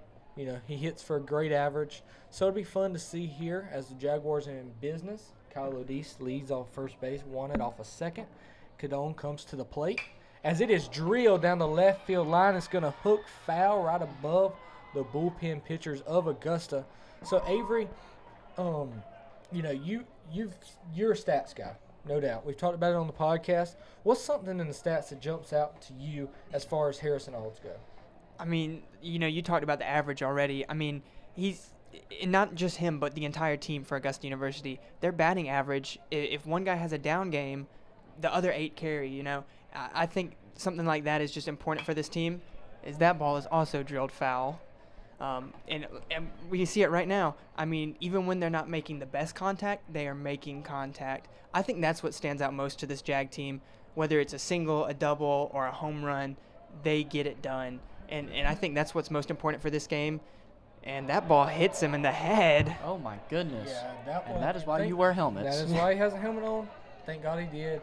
As that ball drills him in the back of the head. You don't see balls get hit there very often. Not as very. Far as, well, let me add getting hit by pitches in there too now. First, we have singles, doubles, home runs, and getting hit by pitch. They're going to get on base somehow. Yes, so bases loaded for the Jaguars. I was about to say, Jaguars are sitting pretty good right now. No 0 outs. Yeah.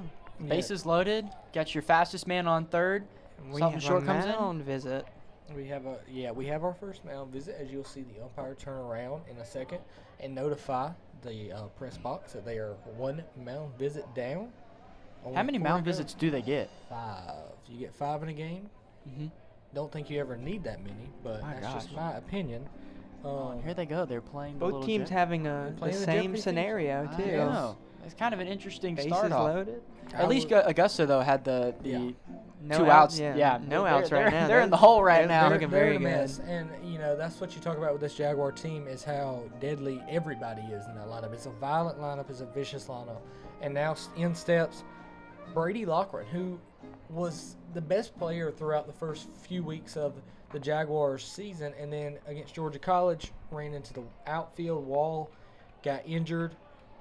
He made his return last week against Newberry, played this weekend against USCB, and now is back in the starting lineup in right field. So exciting to see that from Brady Loughran, the transfer from Lawson State Community College, as he in-steps and he takes the first pitch for a curveball low and away. I talked to Coach Howell about the transfers on this team, and I asked him about what he likes about the transfer portal as that one's fouled off into the bullpen. And he just said, he likes it to fill holes. And this is a guy that you can see that fills a lot of holes. He's not a huge guy. He's a small guy, but he hits for a lot of power. As he drills that one out to left field, it's going to get off the wall, and he's going to round first. And he's going to have to hold up as Kyle Odis comes in from second and won it from first. And you can hear the roar from the Jaguar crowd as they cut the lead to 3-2 here in the first inning with nobody out. And see first Coach and Howell second. waving him in. That was great. What a hit. Now, do you know that Jaguar feel better than we do? Was that ball going over? 100%. I was about to say the same thing. Wow, That ball's look out at of it. here at Jaguar Field. That would have been a grand slam to open the game. But hey, this proves it. Bats are hot. And like I said, what'd I say? I said this field's going to play to more rallies. And now you already see it. Now instead of a grand slam 4-3, you have first and second, nobody out. You still have something cooking. And you can continue this rally cooking. Everybody loves a grand slam. Don't get me wrong. Of course, absolutely. But I'm a rally guy. I like some doubles, even though that didn't turn into a double because he had to make sure it got over the left fielder's head. But in steps, Mr. Parker Ingram. And you want to talk about a long ball threat. That's him. He bats .314. Has raised his average quite a bit since his last few games. As he has hit 8 homers as he fouls that one off. And it's going to get out of play. Mr. Parker Ingram, against USC Beaufort, the last 2 games, he's homered. He started off in the first inning of Sunday's second game and hit a 3-run homer to take the lead. And yesterday's game, hit a 2-run homer in the first inning. So first inning has been very kind to him the last 2 days. Let's hope it's the same here. Is grounded to third base, and he steps on third and throws it across, but he's going to miss that it. pitch, and that pitch is going to go wild. Lochran rounds third. He's going to be stopped, and Ingram on a ground out on a fielder's choice turns into a second and third situation with one out here for Augusta. So it kind of works like a sacrifice bunt, a very unorthodox sacrifice bunt, but it works. It works. So as Kyle LaRoche, the graduate student, steps in, this is a guy that did not start the year as a starting catcher. Mike Morrison started the year as a starting catcher. Have had some problems with injuries for Morrison, and now LaRoche has started just about every game since Morrison's injury. And at catcher, that's a hard thing to do. So tell me a little bit about the catcher position, some things you've taken in over the years from watching MLB baseball, and when you talk about the Braves, you talk about Murphy and d'Arnaud as they platoon kind of. Not necessarily platoon, but give each other breaks. One of them plays one game in the series, the other plays 2. So tell us a little about what you know about that, Avery. Listen, I think it's one of the most grueling positions in baseball. You're in an awkward stance. You have to throw almost every time. If someone's going to steal, that's all on you. You have to have a good arm. You have to have a good bat. You have to have a good awareness. And I think and that ball hits the umpire, but I think he's okay. We got a lot of guys getting hit today. We better watch out up here in the press box. We might get smoked. Talking about awareness, I think he already showed it in this game already, getting that runner out on third. That's very good baseball IQ, being able to just pay attention. And he's basically the captain of the team on field. He's calling out what position to throw. He's helping the pitcher. He's doing a little bit of everything. As he swings and misses and going to strike out for Evan Condon's first strikeout of the game. And the Jaguars are now where they were sitting, first and second, nobody out. Now they're sitting with second and third, 2 outs, and not feeling great about their inning, even though it started off so hot. So in steps Zach Kwiatkowski, who also did not start the year as a starter. He kind of won the job over Jordan Wilkie throughout the season. Jordan Wilkie's a great player and hits for a lot of average as well, but they kind of platoon a little bit. Wilkie gets his bats as well. Great power hitter there at first, but Kwiatkowski, coming from a JUCO as he did, we're from the same school, East Georgia State College. We both transferred here last year at the same time, and a very good power bat, and he hits for some average. Like I said, 263 batting average, and he has 15 hits over 57 at bats. So he's had a great season so far. Here, what do you think the best case scenario is here for a Jaguar? I would assume it's a hit, but do you think he pop one out of here? And that hits hits him him on on right the in the head. in the back of the head again. What is with this?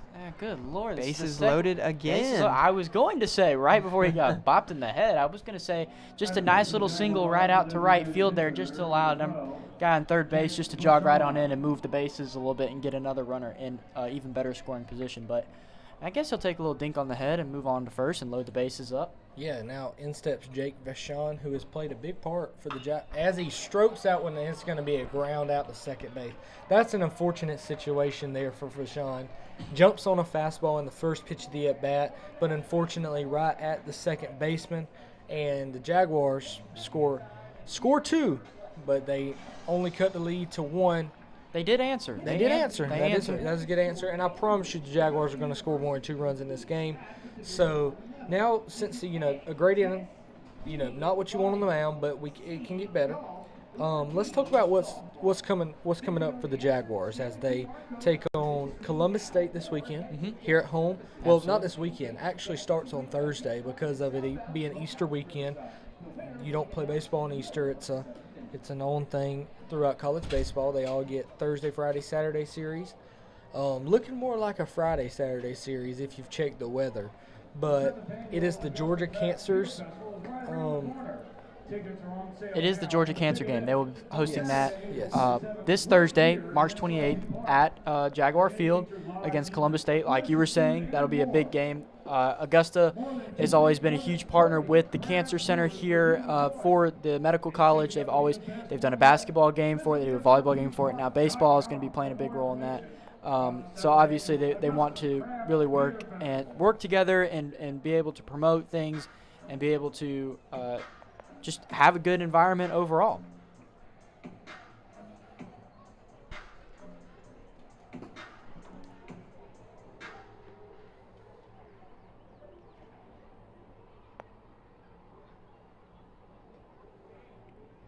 Yeah, and as you mentioned, the cancer awareness games are part of the Here to Win campaign at Jaguar Field to raise funds, support, and awareness for the Georgia Cancer Center.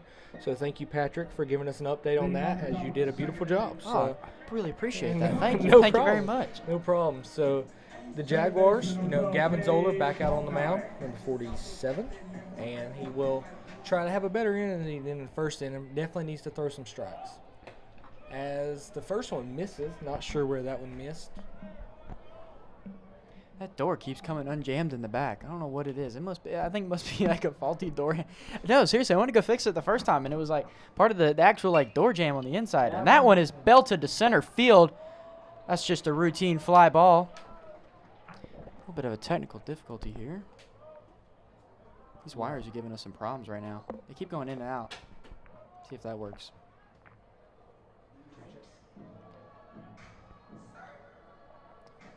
So Zoller gets the fly out. And I'll tell you one thing I've noticed already is the ball's not flying real well. No, absolutely. There is a breeze here tonight. We have the There is window open breeze. here at the press box, and we can feel the breeze. So I think it is important to note there is a breeze.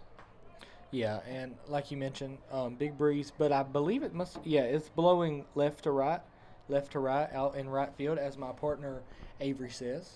The weatherman. The weatherman. Weatherman. What time's it going to rain tonight, Avery? We'd like to know. Weatherman Charles. That's a good question. Charles, that's right. What was you, it, around you got a 10? new name now, by the way. Charles? You do have a new name, That's Charles. the first thing I've heard. That one is drilled out to left field, and it's going to hit Just off the over his bottom of head. the wall. He's going to be into second. Is Cade Boot Knight. So back to your new excuse name, me, Charles. excuse me, Whoa. Sorry. That was actually Jack Hobson on the double. Jack Hobson. Excuse me for the mistake. In steps Brock Myers. So Brock Myers in his second at bat of the game. Patrick, go ahead with what you were going to say. We have a new nickname, Charles. So our lovely producer and coordinator of the TVC Lab, Jasmine Garcia, we were sitting in there today trying to get the final details part down. She goes, Charles? What is Charles gonna? And we're like, Charles? And she's like, yeah, Charles. Like, what's the other guy name? We're like, Avery? And she goes, oh, it's Avery. I thought he was Charles. And we're like, oh, where did you get Charles from? I don't know. Do I look like a Charles? I don't think I do. You do. Maybe I think that's what we're do. gonna call Avery, you. Bubble, Miles, Murphy, Wright, Charles, James, I guess, is your new nickname. That one's bunted out to Zoller. Zoller fields, throws to first base, and Kwiatkowski makes the play at first for the out. And a good piece of bunting right there to move the runner over, as there are now 2 outs in the inning, and in steps Mr. Josh Sharp. We talked about him earlier in the broadcast as a 369 hitter, one of the most consistent hitters on this team.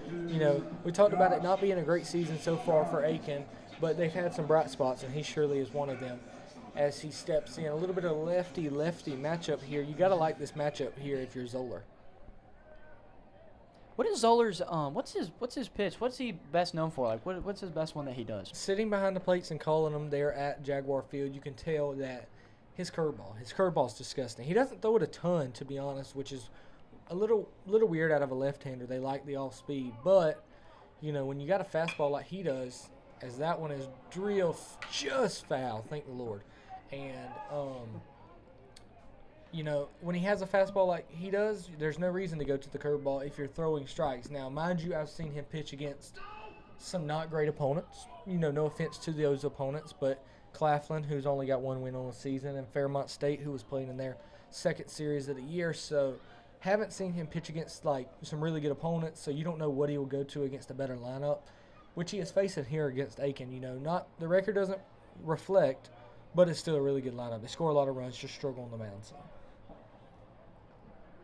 he comes set with the 0-2 count, and he's gonna miss outside in the right-hander's batter's box. I'll tell you, the umpire has a tight strike zone today. He's not giving up anything. He really hasn't. Nothing A little close. high. Nothing No, close. Absolutely not. Zoller, 1-2 count, comes set, legs up, deals, as it's drilled out into the gap, and Brady Loughran's going to be able to cut it off and try to get it in to stop the double, but that will not stop Aiken from scoring another run to extend their lead to 4-2 here in the top of the second. You know, not an ideal start, as Coach Howell is going to make his way out to the mound, and it looks like he's going to go down to the bullpen, as we will be right back. We're going to take a short break as Coach Howell brings in a new pitcher. We'll let you know who it is right after the break.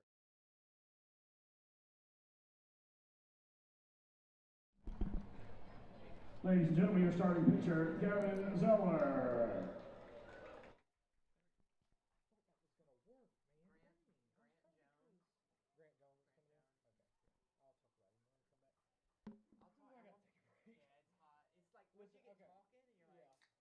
One thing I'll say is when you're doing a statement, unless I barge in because it's like a big play or something, if you're just keep on. You don't have to say that one's really we'll get back to it. It's a baseball game. We got plenty of time to talk. And the other thing I'll say is you can let it be quiet. It's a baseball game. Like we don't have to keep because there's nothing to talk about. We're gonna bore people. I'm trying to remember like when I watch a Braves game. Yeah, there's some spots. I can talk at one point about because I've been thinking about it. Augusta's number one. Aiken's gonna play. They're gonna Like give their best shot. yeah, they're giving them their best shot right now because Augusta's sitting at number one. So And Augusta's guys aren't scoring because it's a midweek game and they have a series 2 days instead of 3. not the outing we wanted to see. No, not at all. Not a good start. Literally, right when you were like, he doesn't throw that. I don't think it was his curveball, but it was definitely an off-speed Oh, it was pitch. When killed. he That ball was straight. It was And destroyed. the field's obviously wet because he killed that ball and it didn't roll 20 feet down there. I got to post this on my story. We started talking, and then like once we stopped for a second, I'm like, oh shoot, it's hot again. Like I didn't realize I was getting hot.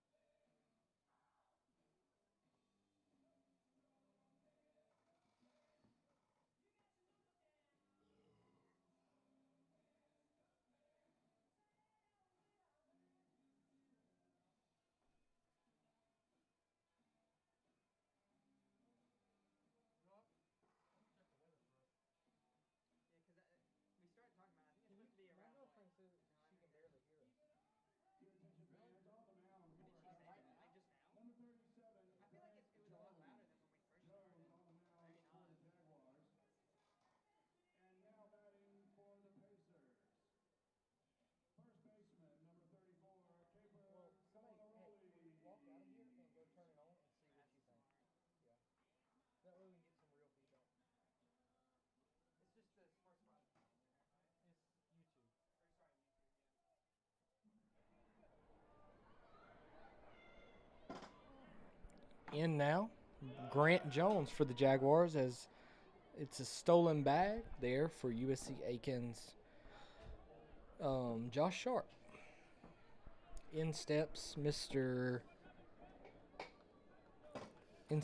Capers Malinarali. Excuse me if I pronounced that wrong. Grant Jones having a great year on the mound for the Jaguars, as he has a 4.70 ERA. Excuse me. Yeah, almost identical stats to Gavin Zoller, as that one is drilled out to Kobe Ayala. He knocks it down. Kyle Odis throws it to the plate. Not going to be in time, as the Jaguars fall down 5-2 here in the second inning of this game. As I mentioned, Grant Jones' ERA did just go up a little bit, but almost identical to Gavin Zoller, as he has got a 4.7. They've both thrown 7.2 innings. They've both allowed 4 earned runs, and they both walked 5 people. If that's not a little weird, I don't know what is. That is a little strange. But you have the Jaguars here trying to get out of this inning, as it is 5-2. Jaguars wearing the nice blue unis with the white pants, white hats, as Aiken is wearing the red tops with the white pants. And It looks good. I mean, we got two great uniforms. Two great combinations. You know, as we mentioned, Grant Jones if you want to, Avery want to look into his stats, me and Patrick were just talking about as you stepped out, that one is flown out to center field.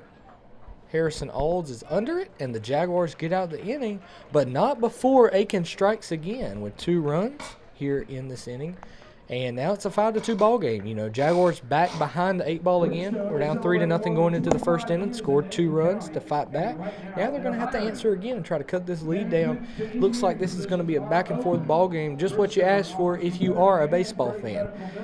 And as we mentioned, if you are a baseball fan and enjoying the broadcast, why don't you come on out and stop listening to us and actually watch the game? Because it's a great ballpark, great weather as long as it don't rain. And, we have to thank Augusta Green Jackets for letting us play here and letting us broadcast here. Thank Khadijah Dickens. We'll talk about that later. We'll have her in later for a special guest appearance. Our SID, Sports Information Director here, my boss. She does a phenomenal job throughout all athletics. You see all the posts on AugustaJags.com. That's her. That's she does a phenomenal job getting stuff out to athletes. She promotes the podcast for us.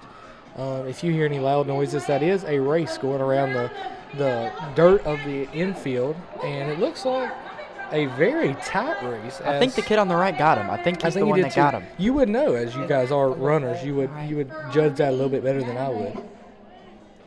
Looked like Patrick out there running. Hey, I don't know about that. We're coming in. He was coming in high. He was kicking. He was moving. What would you say about his form? If you could say anything about the runner's form? The kid's like 5, man. What if his mom's gonna find this on YouTube later and be like, "Oh, it's the boys from Augusta. I think they know something." Hey, we're just here to grow the game. We're here to grow cross country. That kid may be a star someday. Olympics are this year. He's not old enough, unfortunately.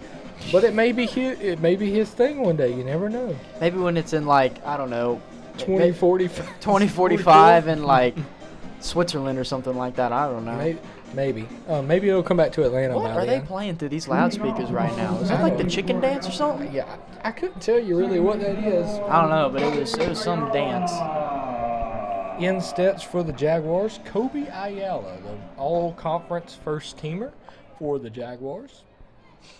He takes the first pitch, low and away. Umpire really tight zone today. He wants to play a long game, doesn't he? Yes, he does, for some rain that's on the horizon. and because we were getting right before the game, we were trying to figure out, all right, we need to get some food. We got through our pregame and we were starving. And they were like, oh, they're going to start the game early. And we were like, well, what time? And they were like, they're going to start the first pitch 6:35. Sounds great. That was the original pitch. But I guess this guy wants to be out here until tomorrow. What? How are we looking on the weather out here? What's the weather looking like? I see some nice, what looks like storm clouds. Yeah, it does look like there's a bad storm coming through soon. Great. Yeah, Kobe Ayala walks to start the inning. Never want to do that as a pitcher, but for the Jaguars, very good situation. Avery, give us our weather update, Mr. Charles. So yeah, it looks Charles like Weatherman. Looks like weather is on the horizon. There's a storm coming through. Looks like it's supposed to hit around 8, so hopefully we can get in enough innings to at least call the game if it does have to get cut short. Well, this mound visit isn't going to help anything. Another mound visit. Now, so my question to you guys is, how many innings baseball do we have to get through before it to count as a full game? 5? 5 is the limit. They want to get 7 in. Khadijah told us that. As we mentioned, Khadijah Dickens, the sports information director, let us know that. She's full of information. Hence her job title. Absolutely. But Aiken has another pitcher coming in. We will tell you about or Avery will tell you who it is in a second. But right now, let's tell you a little bit more about what's going on tomorrow for the Jaguars not for the Jaguars, excuse me, for the Sports Squad podcast. Sorry for that loud noise. That would be the door. We have a special Braves edition. We talked about it in the pregame show. We will be breaking down the whole Braves season. Spring training, all that's happened so far. And it's time. It's baseball season. It's part of it. As Cole Evil Cesar is in. That's a mouthful. That is a interesting mouthful. name. Now I will say, if he's anything like his name, this is going to be some nasty pitching because he's got evil in his name. So I don't like that. It I looks don't like the sound it. of that. 1.9 ERA. He looks like Wow. a very solid pitcher. yeah, Why but- didn't he get the start? Yeah, well, you think the Pacers maybe kind of didn't know how this game was going to go, I would assume, and they went with the guy, and then they were like, oh, we got a 5-2 lead. Let's try to preserve this. Let's get this win. They won't, Well, yeah, going back to the weather on that too. I mean, Yeah. if they're sitting here knowing minimally we're going to get 5 innings in, and they're out 5-2 right now, and they're going to throw their best pitcher in, that's a smart tactic. that's a beautiful analysis there. yeah. I was gonna, I didn't even think about that, but if they can shut the Jaguars out for 4 more innings and pray for some rain, and it comes, They're Get a walking win. out of SRP Park at the Battle of the Paddle. yeah, with a win, and there's nothing you could ask for more out of playing the weather like that. And talking about how they want to take this win, Augusta's number 1 right now. They got a target on their back, so every Absolutely. team's going to give them 110% every game, and I think that's exactly what Aiken's doing right now. The guy they just pulled up, 9.1 innings pitched so far with 12 strikeouts. So I think this is their kind of middle guy that's really gonna kind of strike out and keep this lead for them. I hope not, but I think that's their game plan right now. Like we said, is just try and wait till the weather gets here. Yeah, and it's not going to be easy for him as Dylan Wannett steps to the plate, and the Jaguars have already flipped the order here in the second inning. That's what makes this team so tough to beat, is how quick they can flip the order around. So Wannett takes the first pitch for a ball, and the second pitch is out once again for another ball. The catcher kind of pauses, thinking, where He's did that gonna miss? frame that thing. Yeah, he's trying. That first pitch, I'm not gonna lie, it looked like a strike. I was really surprised, but yeah, you aren't right. This ump wants to be out here all night as the kids are out there playing on a foul hill over there, sliding down the hill. I'm They sure need they're to find a way out to the playground out there. They It looks really do. enticing. I I thought was about going to wondering jump about on that it, playground. yeah. I'm like, so they've got the bullpens on the sides of the field here. Don't you feel like that's a liability? I mean, what if somebody's catching down there and there's an absolute shot over in that way? I mean, I'd at least want like a fence or something. Duck but and cover. I do believe that when there is a catcher catching, that there has to be a guy in front of behind the catcher watching for a foul ball. Yeah, but I'm saying like how new this facility is, you would think they'd put bullpen in the backfield area. And you would think that, but that's something they probably didn't want to spend extra money on for a minor league ball club, and you can understand that. That is true, but my hometown Rome, which will always be the Rome Braves. My goodness, the Roman Emperors. Well, that is some poor rebranding right there. And as a local citizen, I am deeply disappointed with that. I am very disappointed with when I heard that they were going to be changing the mascot. I thought, why? I mean, I can understand you need something new and fresh. I also understand that minor league teams these days are moving towards like a mascot like of their own to kind of make it their own brand. But when I heard the Roman Emperor Penguins, we're in Georgia. We have no penguins anywhere near here. The nearest penguin is a bajillion miles away, and either Santa Claus. Bajillion. Can we get Yeah, a I didn't fact even know check that was on? a real Can we thing. get a fact check on that number? No, a bajillion miles away in either Santa Claus land or down in the South Pole. There's no penguins in Rome, Georgia. And if there is, the world is ending, and I promise you that. The Ice Age is here. Kyle Lodey's down to what a third shot. base, a missile that is caught on a line by Doom Dennis. What a name, Doom. All names. That is a pretty cool name. Beautiful. Anyways, after all of that, the Rome baseball field, Advent Health Field Stadium, does have bullpens in the back corners, like in the outfield. So and that's a 20-year-old stadium. That stadium was built in 2003. Well, To each their own. They knew the Penguins were coming, so they knew they would make a lot of money off that, so they could afford a bullpen. But as you mentioned, going to another mascot, I don't think is a terrible idea for minor league teams. I hate that it had to be the Rome Braves getting taken away, but you got to think they don't make a lot of merchandise when they're the same team That is name true. as the For major league team. The uniforms are very cool looking. Exactly. They Yes. are. But so like if you're gonna do He's Roman, fired up over here. I He- am He's fired about up. to jump He's out on of his his I'm about to soapbox. jump. I'm about to jump out of this seat. Seriously, you could have done the Roman like emperors or something, but like as an emperor, like a Roman, Roman soldier, not the paint. Ooh, Oh, right back to us. Yeah, that made me jump. I was like, oh goodness. Now that I see that net right there and the way that the angle that it's at, we're not getting a foul ball back here. It'd be very, very It'd have What to be are a the weird odds? angle. That would be Very weird crazy. angle. That'd be absurd. I told you we're gonna play the lottery if it happens.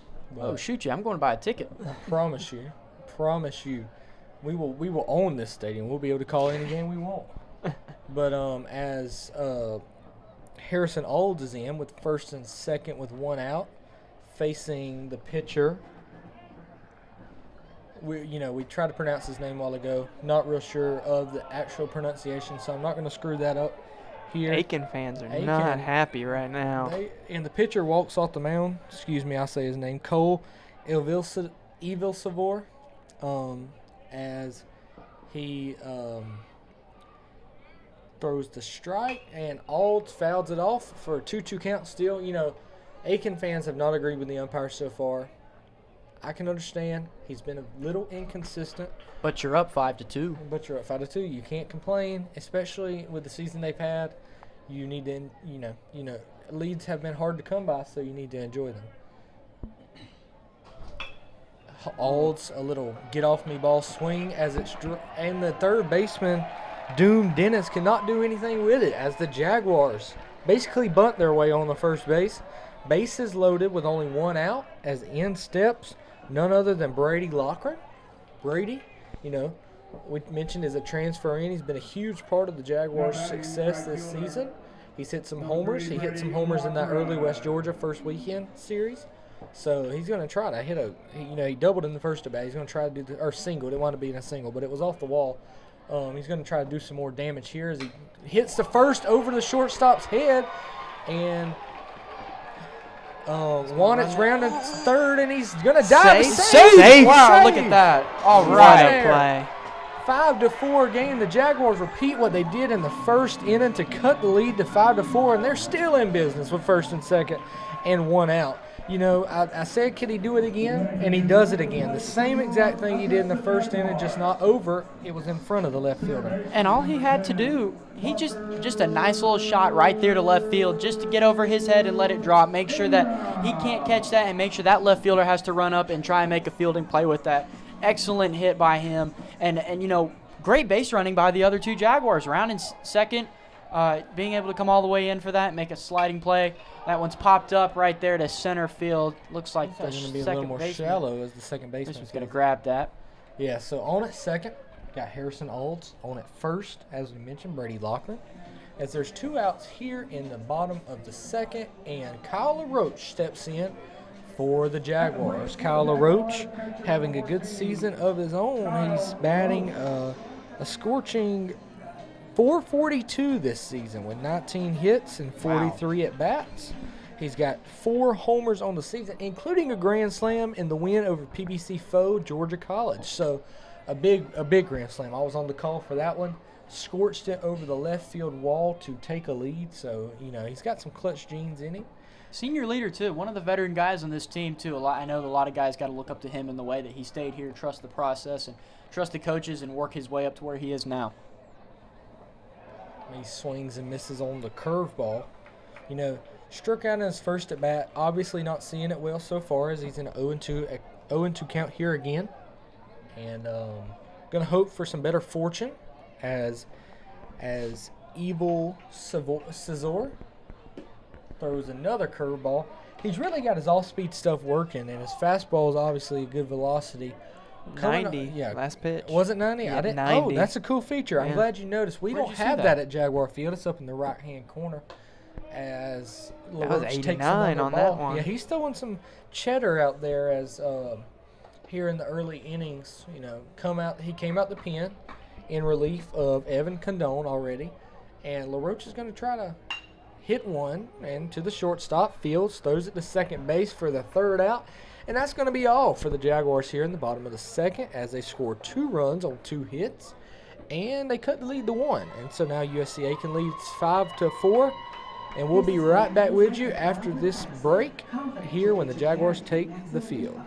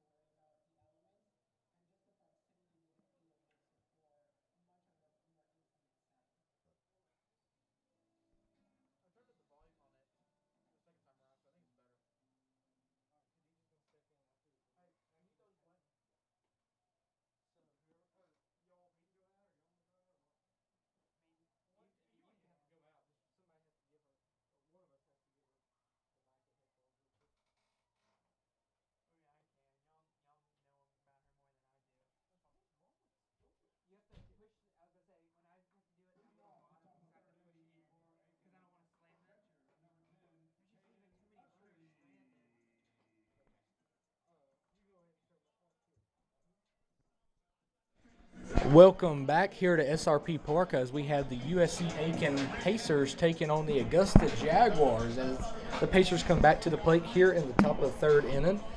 Don't know how much longer this game's going to go as the weather is setting in pretty well.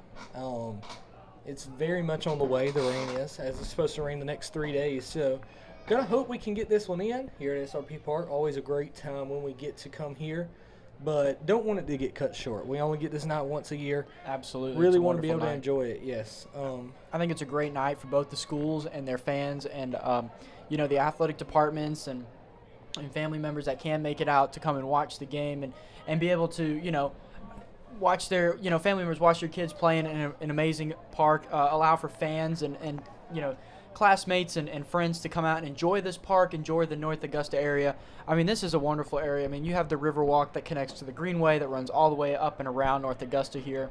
You have tons of great restaurants here. I mean, the ballpark, it's kind of like its own little mini Battery. I mean, those who have ever not been to Truist Park, which is home of the Atlanta Braves, they have what they call the Battery, which is full of shops and restaurants, and it's an amazing thing. And, one thing that I can personally vouch for is, one weekend we had off from cross country. My mom actually took me on a tour of Truist Park, and that one is fouled backwards.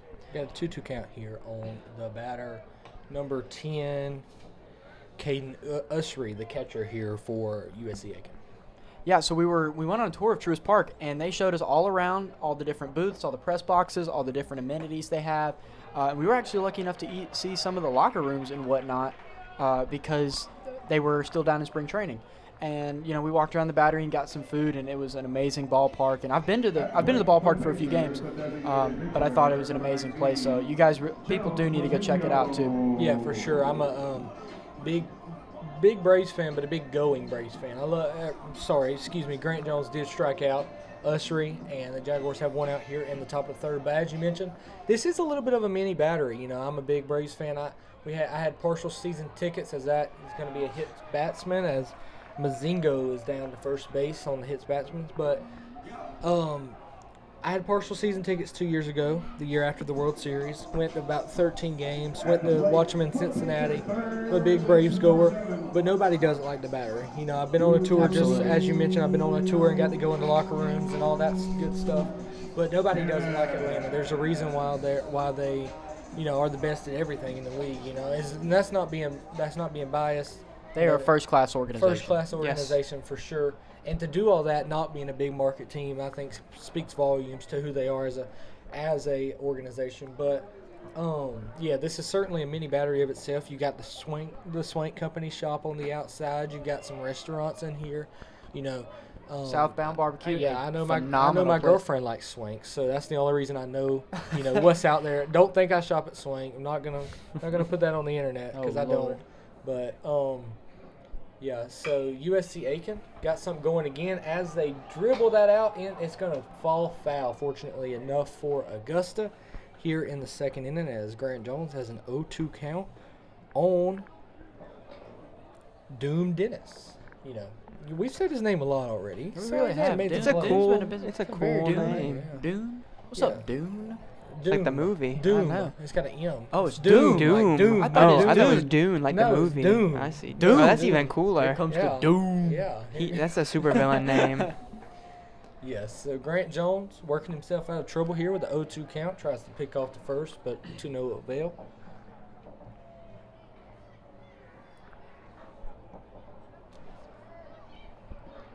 Jones comes set. The 1-2 pitch is in. Oh, I thought it was in. Dropped by LaRoche. Might have had something to do with the call, as it is now a 1-2 count.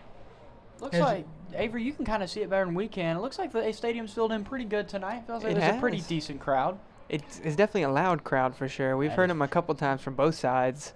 So it's nice to see, a good crowd come support these guys and enjoy the night, even if it's a bit of a gloomy one. I was wondering, they really should do this on like a Saturday night or something.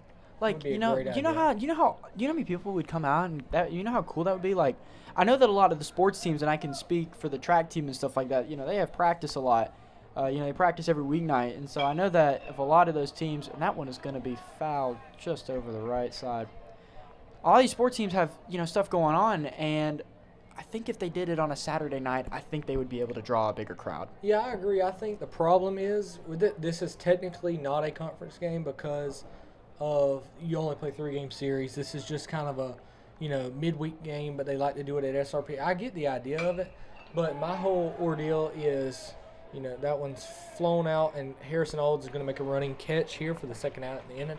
I agree. I think they should do it on Saturday night.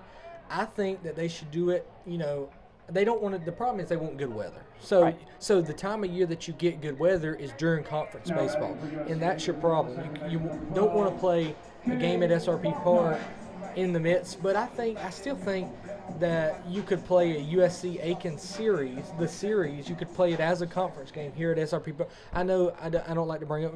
I am a Clemson fan, but Clemson and South Carolina, they play the first game at either Clemson or South Carolina, and then on Saturday it's at a minor league park, either in Columbia or Greenville, and then the Sunday is at the one that it wasn't on Friday. So everybody gets a game, and you get a minor league park in between. I think if you do something like that with this series, I know it is a conference series, so things are a little bit different, but I think if you do this on a Saturday night, no matter which team is hosting, I don't think anybody would be mad. No, what I think you could do is Friday night, for example, if they did that, what you were saying, Augusta would get it Friday night. They could play Saturday night here and play Sunday in Aiken. But then the following year, Aiken would get the Friday night game. Exactly. Play Saturday night here, and then Augusta would get the Sunday game. Yeah, and I think that's a great idea because every year you're going to get this. And I get that coaches probably won't.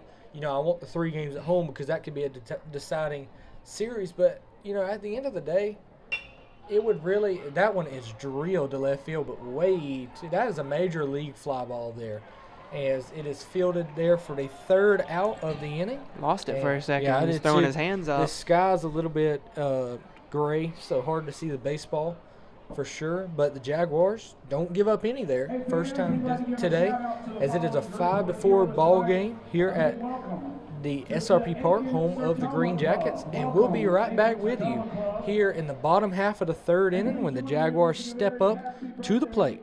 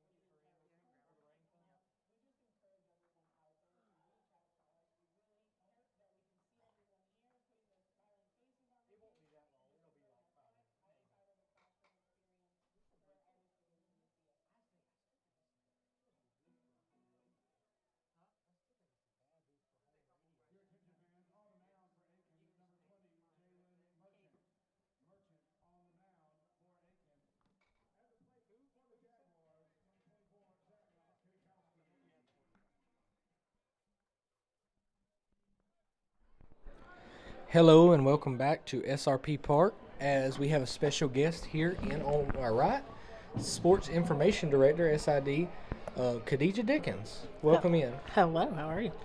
So, Coach Dickens, it's a busy time of year, obviously, at Christenberry Fieldhouse as we have baseball, softball, track and field, golf, everything under the moon or under the sun, moon, whatever going on.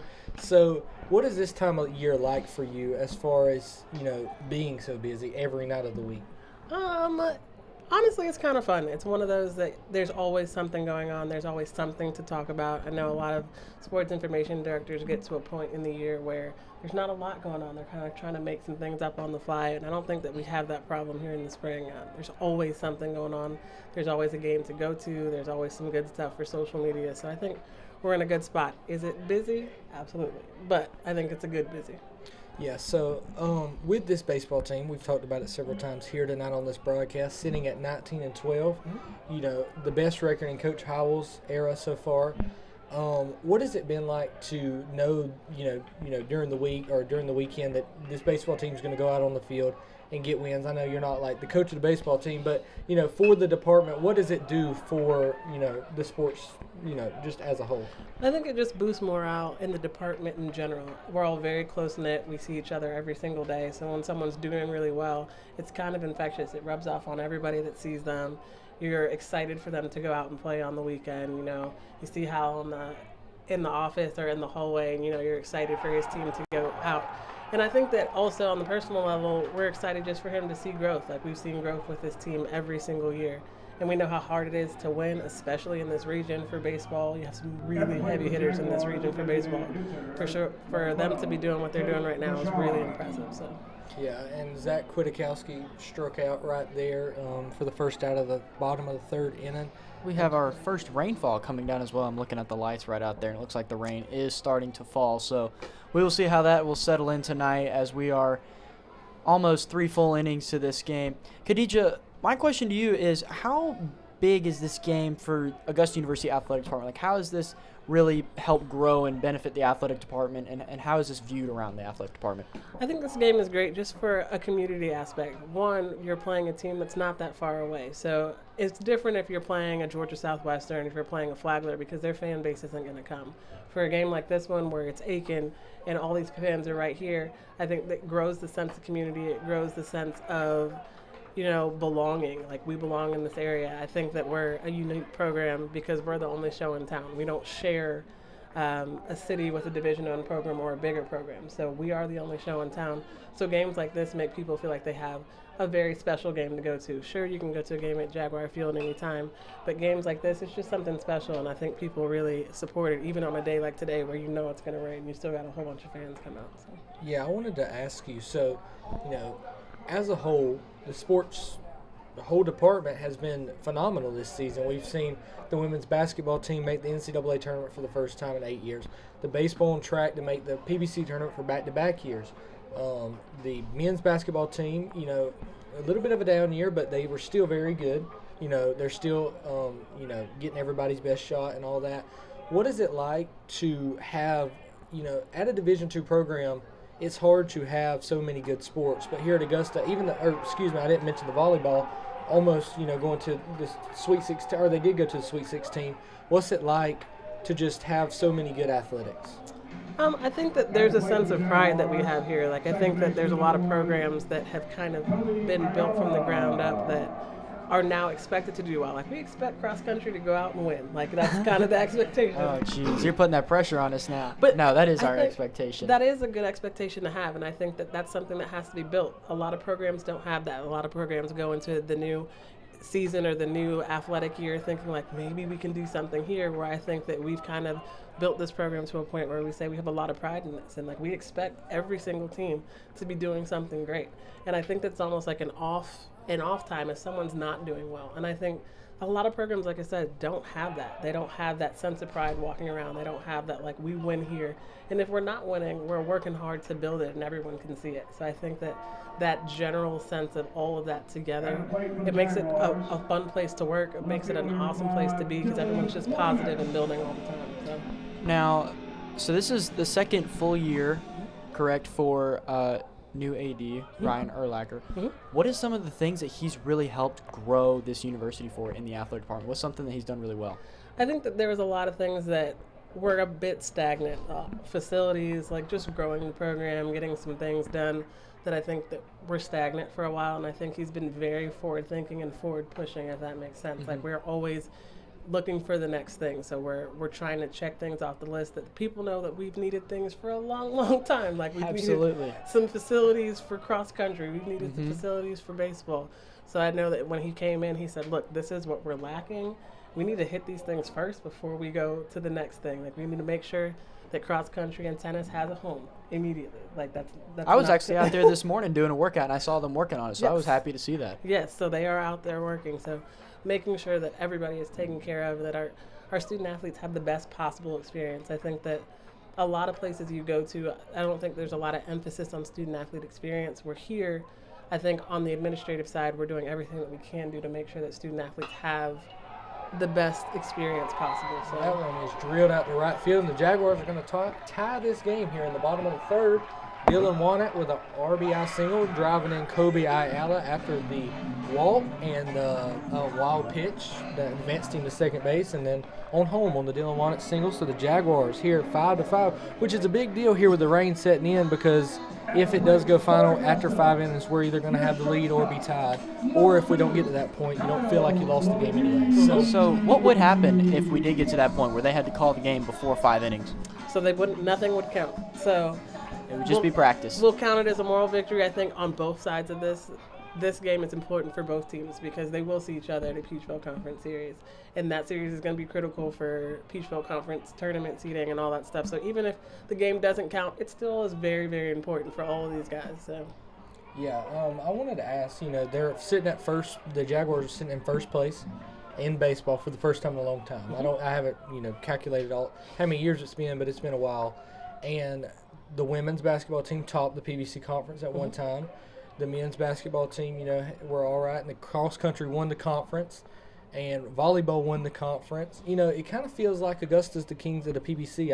I can say that, but it feels that way. How do you feel about us kind of running the conference in most sports? like I said, I think that we have a great sense of pride in what we do here and that we want to build that kind of program. I think that everybody here on the administrative side, all of our coaching staff, puts their money where their mouth is. They work hard. They're going to do everything that they possibly can do to make sure that student athletes here are successful. So I think that that's showing. Oh, that was inside. Did that hit him? I think so. Yeah, that's what it looked like. He flailed at the plate. I didn't know if that got him pretty good. I don't know, but it probably just grazed him. I think he Yeah, got him in the knee. Coach Howell cringed whenever Kyle Luddies jumped up in the air like that and did that awkward move, as he cannot go down the injury. He is the key to this team. He's like the Swiss Army knife to his team. He is. He can do everything. Well, Coach Dickens, we'd like to thank you for coming on and talking to us for a little bit here in the third inning. Of course. It was great having you. Thank you guys- for helping us set this up Yes, and do this. absolutely. It's been awesome. Thank you. You guys are awesome. I've loved listening to you. Keep doing this stuff. If you want to do it at other sports and other events, we go from here. I like it. Awesome. Thank you. Thank you very much.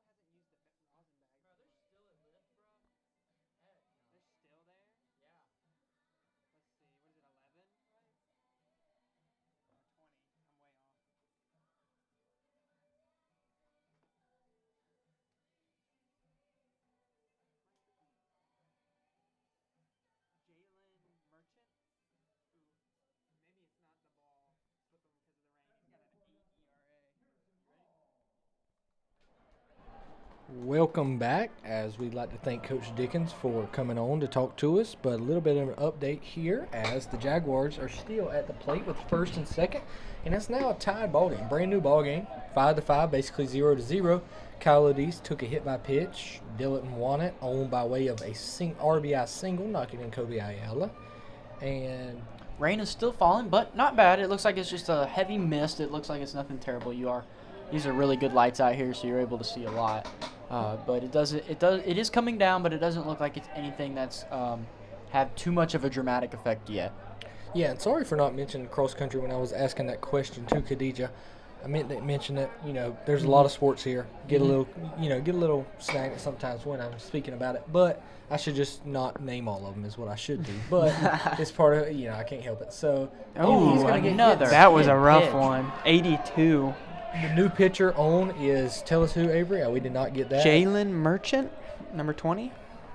And That's his second player that he's hit. He's having a rough He's outing. having a rough outing. 8.10 ERA on the year with a 180 WHIP. That is walks and hits per innings pitched. If you're wondering what WHIP is here at home, he has thrown 3.1 innings, 3 hits, 3 earned runs. Not sure why the other guy got taken out. And yet another mound visit by the Pacers. You've got to wonder at this point: is Aiken trying to get a rain delay? Are they trying to get out of here without a loss? I'm not trying to throw that on anybody, but I mean that's This is four. That's he's another taking him out of pitching the game. change. That's 3 already. So It is. If not that, I think they're just trying to keep the Jags off balance as Yeah. much as they can. It's one of the two. So You it can't is let this one of team the get two. hot. And it looks like we've got ourselves a little powwow out there at second base with Kyle 3 Lodis. Pacers and Kyle Lodis. They're probably asking him, "How are you so good, man? What's the key to success?" As you see the Uh-oh. bullpen packing stuff up, coming to the dugout to get out of the rain. At this rate of rain, you can play a baseball game. This isn't gonna can stop play. the game. Yeah. But they But- need to continue playing and stop. And, Yeah, and, you can't keep changing. I know it's a midweek game, but you got to lay off the changing of pitchers. I will say the dirt.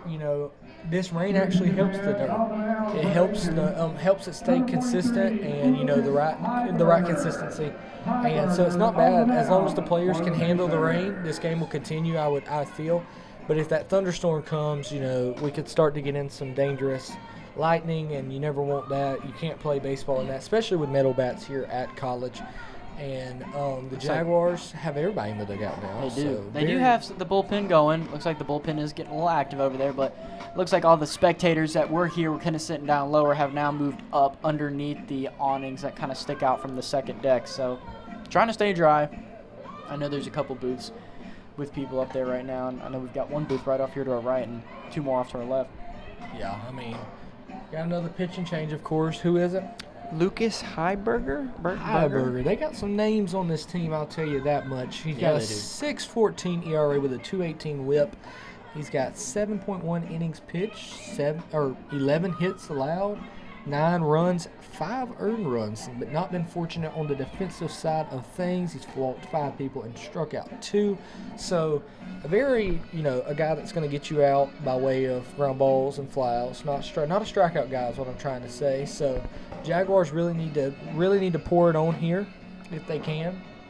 I think this is I think if they can get out of this, if they can get Lodis home at some point, somehow, some way, I think that's a big win because you got to take every lead you can with this rain coming down right now and not knowing when the game will stop. But night has fallen. All the lights are on at this point, but maybe that's just because it's night. But the clouds looking a little darker. Night has fallen. I love it's beautiful. You It's a should good be a word. poet, man. You should really be a poet? You I don't think I want to be a You poet. have surprised me with your terminology tonight. I don't I know if it's appreciate because that. we're on a broadcast and you're trying to be professional, but you have really impressed me I'm with your just terminology. chilling, man.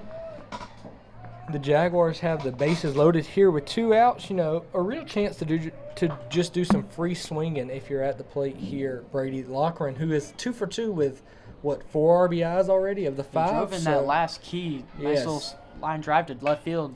That Gets one's a a little hold missile of that one. down. Not really a missile. Thought it was. Coach Howell with a little lazy leg kick out to try to stop it. There was no intention of stopping that ball by him there. So for those who've never been to SRP, we're over right there off of left field are some nice apartments, and we can kind of see there a lot of people got their apartments all lit up, and there's some that are watching the game. You got to imagine it would be so. Oh, I got it's it. coming back this way. I got it. I got it. That's what my dad always says. You got to imagine, man. Like watching the Green Jackets out here. I mean, that would be so cool. Be able to just open your screen. And One just thing watch. I think about when I think about that, I'm like, imagine being able to tell somebody one day that Spencer Strider played in your backyard. Like, that's pretty cool. As Brady Get through. Loughran through the Right left side. through. And no way he's going to knock him in Kyle O'Deese for his 6th RBI of the game and his That's a 3rd two-run. hit and 3. Yeah, no, Two-run his RBI. 6 RBIs of the game is what I meant to say. 3 2-run singles so far. 6 RBIs of the 7 runs for the Jaguars. This guy's clutch. Brady Lockhart's feeling it.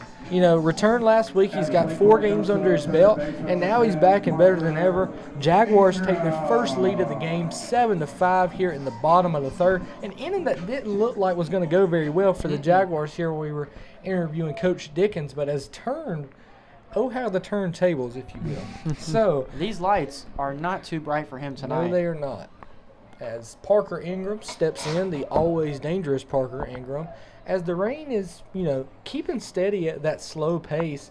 But as long as it falls like that, I think We'll be all right. Well, Weatherman Charles can tell us all about it. Let's hear it. What's the forecast looking like as opposed to 2 innings ago? It's on. I mean, it seems to be about the same, but the weather's it's holding off from the severe stuff. I think it's kind of going around us right now. So Please, Please go around us. Yes. please. You I can would like to see a definitely- full at least 9 2 more baseball. innings. And you can Maybe at least definitely, 2 you can more. definitely feel, you know, the weather drop, the temperature dropping outside. Wind's because picking up a little The bit as wind's well. picking up. The rain's cooling it off outside. It's a beautiful night out if you can enjoy the rain. We've got all our fans moved up under the shelter. That is the great thing here at SRP Park. is. Very nice thing. There are some sheltered areas. I know that even in the summertime, the sheltered areas. I came last summer to a game. The degrees was 101. It was quite. Why are you sitting the- out here at 101 degrees in a game? It was bark in the park. My girlfriend wanted to. You gotta bring come the to dog. that. Gotta come to Yeah, that. Avery's gonna bring Coda that one. We know Avery's gonna bring Coda's gonna be.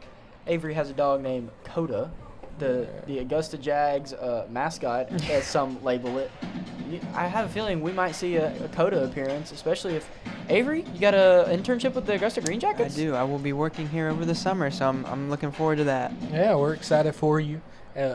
Parker Ingram did strike out there to end the bottom half of the third inning for the Jaguars as they take a 7-5 lead. We're not going to go to break here. We're going to stay here. So Avery, tell us a little bit about. I know you probably don't know a whole lot about it yet because you haven't started. But what are some of the things that are in your intern description? You know what you're going to be doing here at SRP Park, where people can find you when they come to see the great Avery James. So Charles James. Charles James. I Weatherman like that, Charles, yeah. the Gray Avery James, or Weatherman Charles. I'll have to get my name tag changed here now. Charles. No, so it's basically an entry level internship. Doesn't really apply to credits or anything for my classes. Just doing it to kind of boost the resume. It'll be a good experience. I'll be doing a little bit of everything. You know, some days I might be working in the box office. Some days I might be, helping out with the broadcasting. You know, it's a little bit of everything. It's really just a good learning opportunity. So.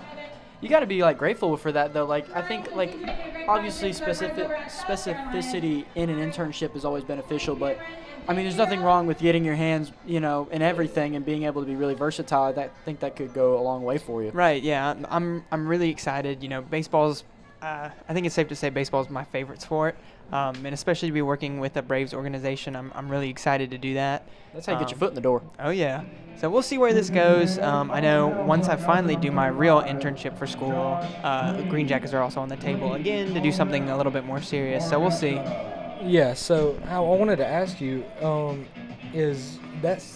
do you want to get into after, if the Olympics don't come calling, what do you want to get into after college, after running? What is your dream job is what I'm trying to say. Dream job would definitely be to work for the Braves. I figured. Yeah. I've grown up watching them, and it's just been a great thing to do What with my specifically family. do you want to do though? Like what's your job field that you would like, marketing or sales or what? I think that's where the Green Jackets internship steps in for real. It'll kind of give me an idea of what I want to do, but definitely something in the back room.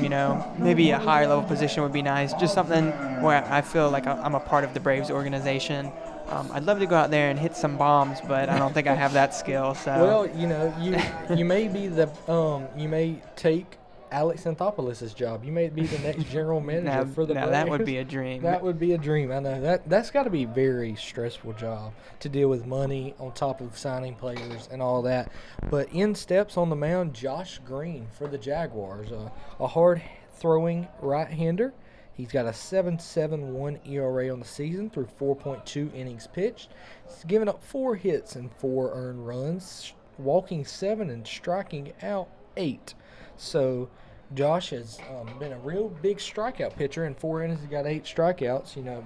Can never go wrong there. So what did the Jaguars have to do on the mound? They've given up a lot of runs already, 5 runs through 3 innings, really through 2. What did the Jaguars have to do throughout the rest of the game on the mound to finish this one out?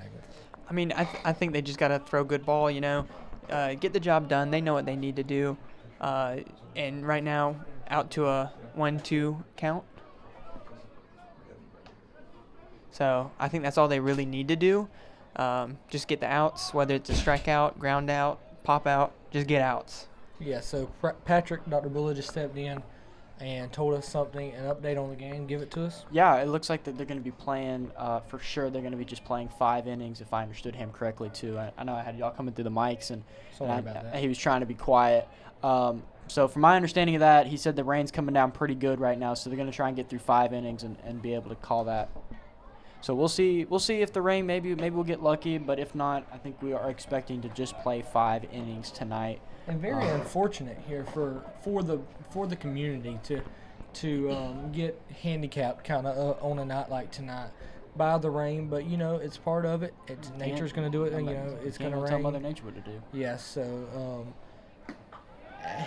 did he go around? Yes, he did. That's strike 3. As he thought we mentioned, he was taking a trip to first base. He's taking a trip back to the dugout. Back to the dugout as Josh Green picks up another strikeout. We talked about him being a strikeout pitcher, and he proves so right there. Coming to the plate is number 16, Brock Myers, the leadoff batter for this Aiken Pacers team. Something I want to talk about. Aiken's had a pretty rough day. I don't know if you guys saw. I looked on Twitter today, and I got the update that PBC Player of the Year Tyler Johnson from USC Aiken is entering the transfer portal with 1 season left of eligibility. He was What about sport? That is basketball. Basketball. He was about to be the all-time leading scorer, or maybe he is, I'm not real sure. But that is a huge loss for USC Aiken.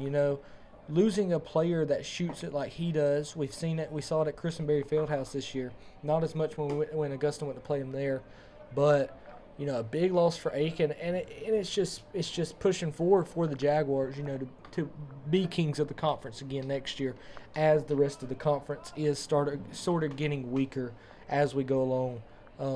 Transfer portal is it's rampant right now, Yes, especially in college basketball, because for some reason the transfer portal opens right after the selection show, which I think is absurd, because I think the teams that make the tournament get behind in recruiting because they are working up and getting their players ready for tournament games, while other teams are recruiting teams in or players in the transfer portal. So I think that needs to be fixed, if I had to guess. But somebody, so I bet some genius that was on the board for that was like, well, if they're not in the tournament, they probably need some help, and let them give them a little head start. The teams that are in the tournament probably don't need as much help, which. That's terrible logic, That's but some genius probably thought of that one. Regardless, the rich are going to get richer. You're not going to stop that from happening. I mean, Duke's still going to get the best guys. North Carolina's still going to get the best guys.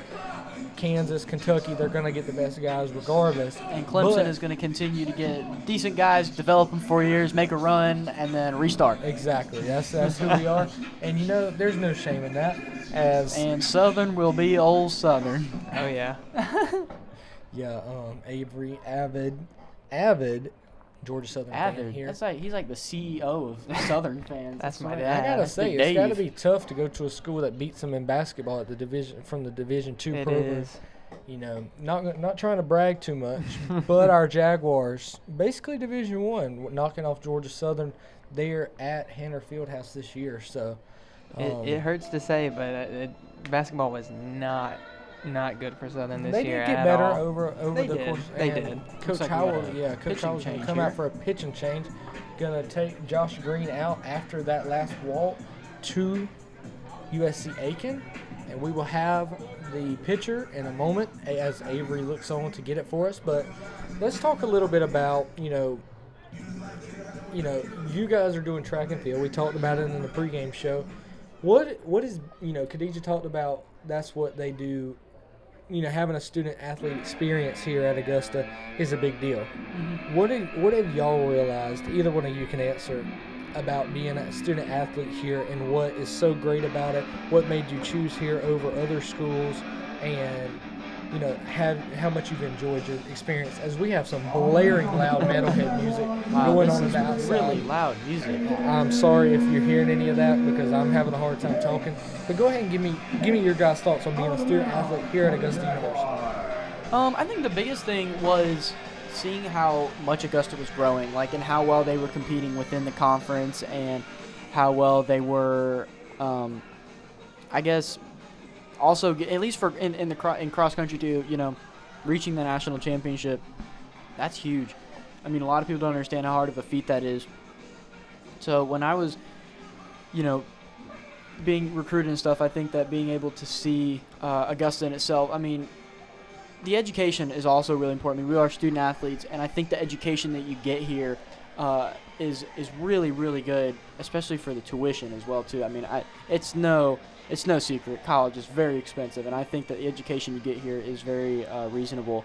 And I felt like that athletically they care about their athletes. They welcome them. They do everything that they possibly can to try and help them succeed, and just put their best foot forward for them. And in return, they expect that out of us too. So that's something that we have a mindset of each and every day. Yeah, I couldn't agree more. I mean, the community here, joining the team, especially cross country, it felt like a family once I got there. The guys were close, and that doesn't just go for our sport only. That kind of goes with every sport. Seeing everybody support each other. I mean, when we went to nationals, we had the sending away where it felt like almost every sport was there. That was awesome. It was awesome. The Lady Jags, when they went to the tournament, they also did that as well. So we had a good send off for them. Yeah, and that's it's great to see that for you guys. Aiden Cates is now in for the Jaguars, correct? Yes. Yes. So Aiden has made some appearances this year. As I try to get my stats together, 12 ERA. Just a sample size, though. 7 appearances, 0-1 on the season, 9 innings pitched, 16 hits allowed, 14 runs, 12 earned, 4 walks, and 8 strikeouts. So he's a pitch-to-contact kind of guy here for the Jaguars. Let's hope he can get the Jaguars out of this inning, as we mentioned, as Patrick mentioned.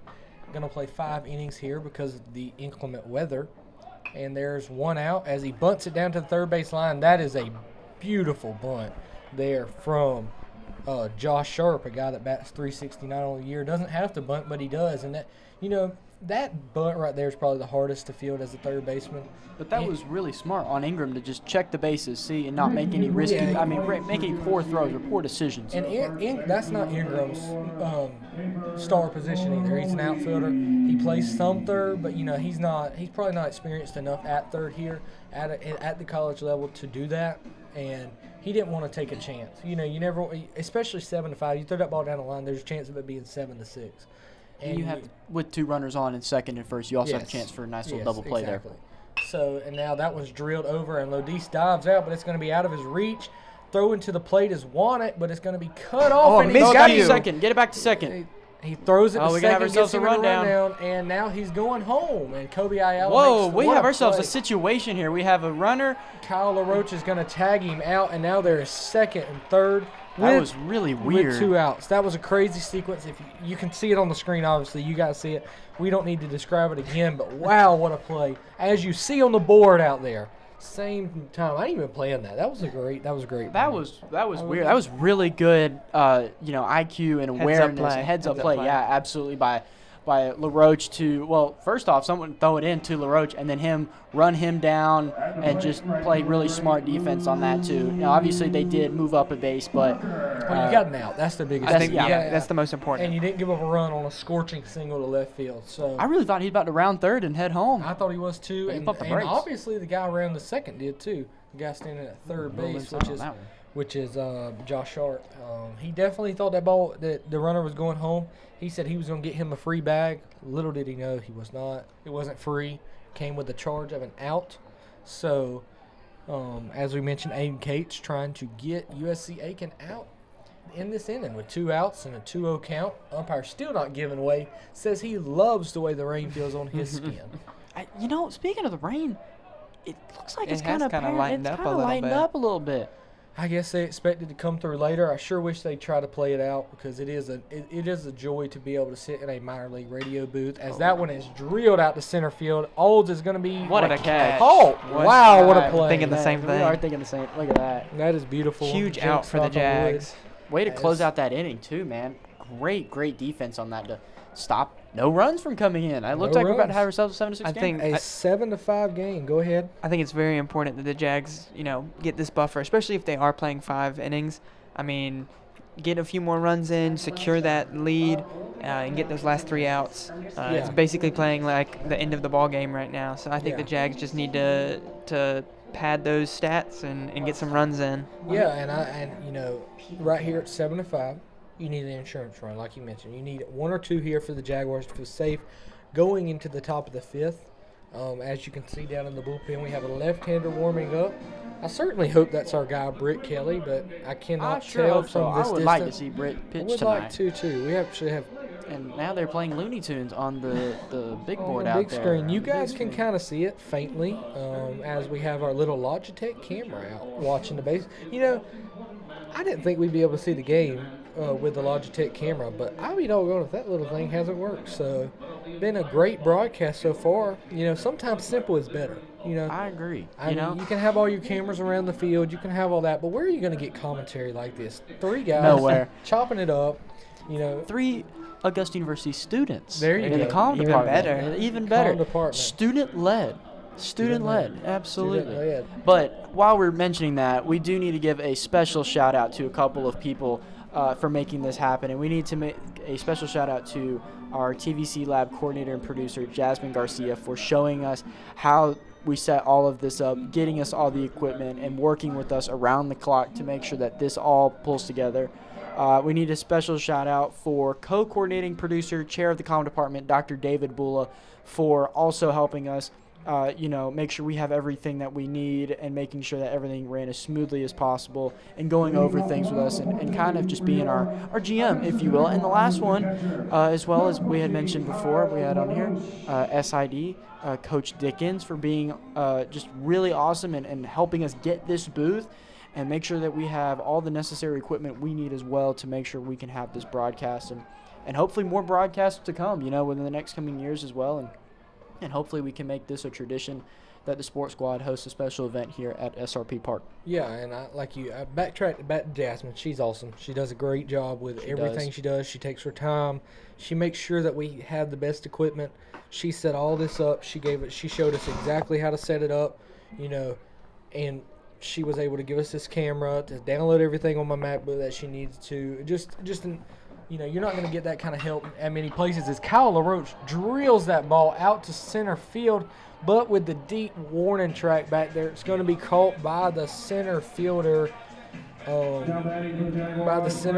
Myers, as Brock Myers is on that catch. But like I said, Jasmine does a phenomenal job. She's the one that does the podcast every week with us. She sits there and listens to our nonsense over and over. It's going to be a good one tomorrow. Yeah, she's going to get very bored probably tomorrow as we talk about baseball, and we're very passionate about that. So she'll probably have to edit some stuff out She too. will. She probably will. As that one swung on a miss by Zach Kwiatkowski, Jaguars first baseman. And Dr. Bull, a big shout out. Like you said, he does a great job with the comm department, making sure we're on top of our game all the time as well. Kwiatkowski barely touches that one for a foul ball and an 0-2 count. But, yeah, and Coach Dickens does a great job. I think that's one of the things I love about Augusta University is everybody cares. Everybody wants you to succeed, and they want you to do things and get experiences. That's what I've always said about my comm degree here so far, and that's swung on and struck out on 3 straight curveballs is Zach Kwiatkowski. So a great sequence there from the USC Aiken pitcher, number 43. Excuse me while we get his name. Not really the sequence. Lucas Heiberger. Not the sequence that the Jags were hoping to look for here, up 7-5.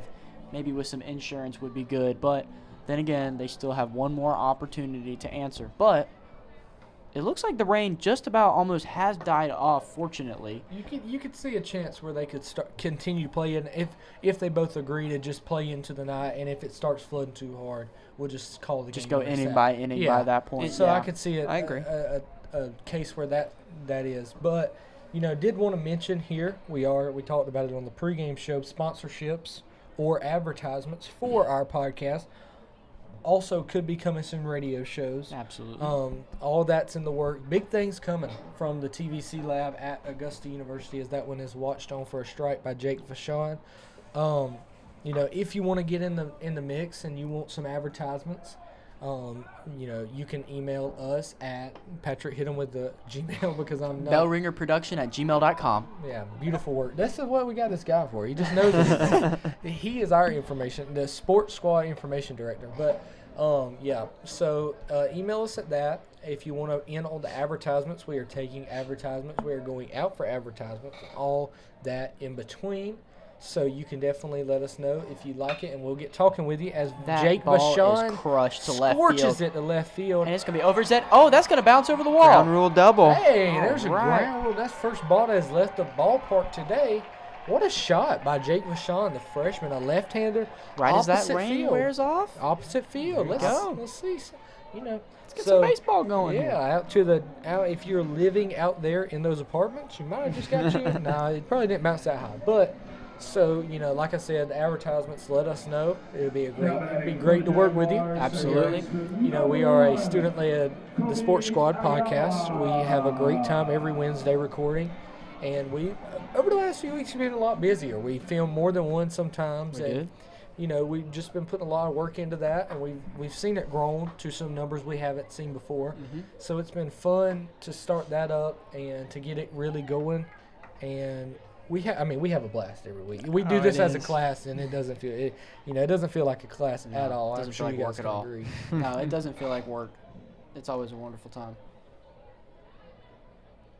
In steps Kobe Ayala as he hits it out to center field, and that's going to be caught by the center fielder Brock Myers as USC Aiken stops the Augusta attack led by Jake Vachon. And we're on into the top of the 5th inning. We'll let you know who the Jaguars bring in right after this break. So we'll see you in a minute. Awesome for you this tax season. It is time for you to maximize.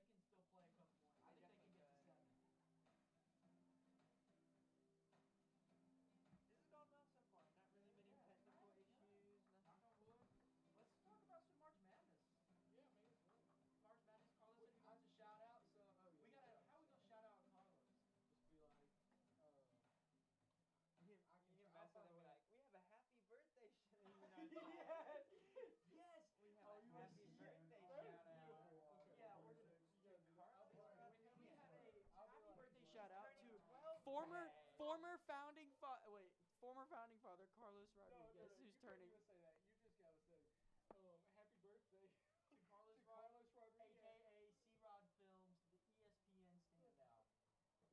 We have a special birthday show. You should just be like, happy birthday, buddy. I don't know this. Happy birthday, buddy, from the sports squad. I don't know how to call this anymore. We're gonna be like, oh, that's game. Oh, actually, never mind. They decided to keep playing. For real. All right, let's get Maybe last inning.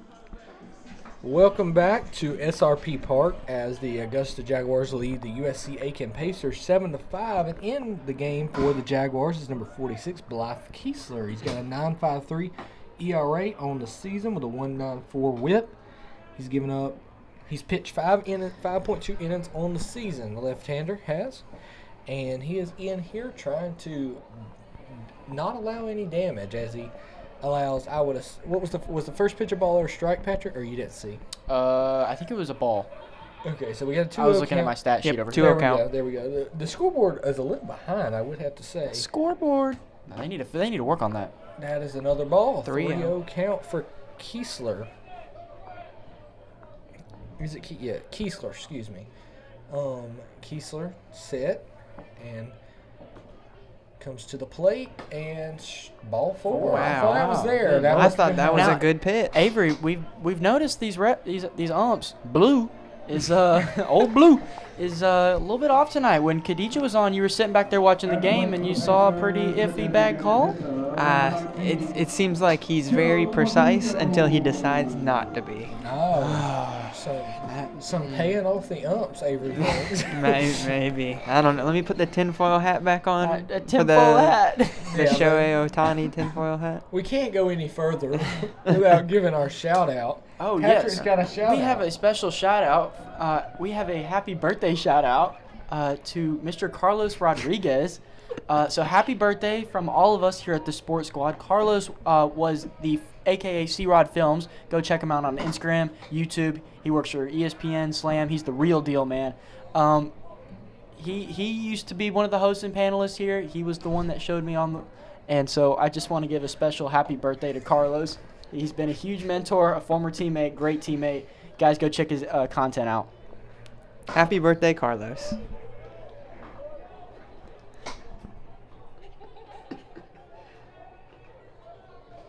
Sitting here at an 0-2 count, 0 outs. Yeah, Kiesler needed an account like this after the opening walk, the 4-pitch walk to lead off the inning. Can't allow any more runners on as the Jaguars are trying to win the game here. The rain has, in fact, died down, but we assume that that's the goal. If heavy rain is on the way to get it out of here right now, but we will let you know. And This could in a possibly minute, be the this final. could be the final the final inning. 3 outs as Kiesler deals, and it is driven foul by the USC Aiken hitter. Excuse me, I can't see it. I don't have very good eyes. Does anybody have his number? I think it's 19. That would be Mazingo. Yes, correct. So while baseball is going on, March Madness is also going on as well too. We are down to the Sweet 16.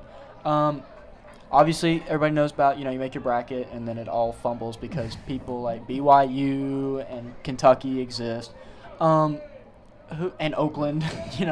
So who do you guys have in your second chance brackets winning it all now? Has anything changed? Are you still sticking with the original one? Well, I will say that that ball is crushed right that is field. way That high. is way up. Nice little out right there. And there's one out in the inning. No, I would like to say that I don't really need a second chance bracket. I'm going to make one. It's going to be the same. UConn's my champion. But I've probably had the best bracket season I've ever had. I have fortunately I picked 2 whole regions right. So if you're unaware what 2 whole regions is, that's 8 games and then 4 games in both regions. So that's 24 picks correct in the bottom half of the bracket. Got 520 points, probably my best showing ever. I'm pretty proud. But even prouder, though, I am, as Clemson making the Sweet 16. But we'll get to that. Avery, what about your second chance bracket? I actually have not made one either. I'm pretty happy with my first bracket. I'm sitting at 510 points right now. So that's definitely the best I've ever That's done. better than some of the and people who picked South Carolina to win, like Houston, man, like really South Carolina, and somebody had Kentucky. Yeah, someone had Matthew had Kentucky. Kentucky. Yeah, he's cooked, man. And to be fair, I don't really watch that much basketball, and so it's just kind of fun just to play around. I mainly just kind of guess and. That one's drilled out to right center field. Alds is under. One out to Makes go. the play. 2 outs. We think 1 out to go. We'll let you know in a second by the reactions of the players. But So, with these deep balls, so we just saw a deep ball like that. We saw LaRoche's deep ball in the previous inning. Those out of the park at Jaguar Field or Aikens Field. yeah, I mean, I think so. I think this field holds the ball well, obviously. But on top of that, I don't think the wind's blowing at all. I think it's kind of a dead. I don't see the flags moving. Yeah. Yeah, so and when it is moving, it's kind of moving left to right a little bit this way. So it's keeping the ball in the ballpark a lot. As he drills that one foul to the right field line, That does one's going to the easy Boot pickup Knight. 10. Exactly. So Blythe Kiesler, Going to try to get out of here for the Jaguars with 0-1 count, two out, excuse me, and a runner on first. Kiesler comes set, picks up the leg and deals, and it's drilled to right field once again. It's going to get out of play. Tax Slayer Terrace is collecting some balls tonight. This is not a paid sponsorship. Patrick just said that. This is not a paid sponsorship. But Tax Slayer, if you do want to get on, You're welcome. Email us at bellingerproduction@gmail.com. Exactly. So Kiesler looks on, get the sign, and he comes set, picks up the leg and deals. Foul ball, 1-2 count remains. This guy's fighting, man. It's hard to. I've realized we have players warming up, so maybe we will continue to play. I don't know if that is a emergency. It's not even raining. I don't see any more rain. You know, if it was my call, I would continue playing. You don't get this opportunity every day. Nope. But Kiesler comes to the plate, and where does that miss? Where does that miss? That man is. They They must have brought him up from Southern. He might have been brought up from Aiken, I'm thinking. You know, the No, that baseball game Avery and I went to one time.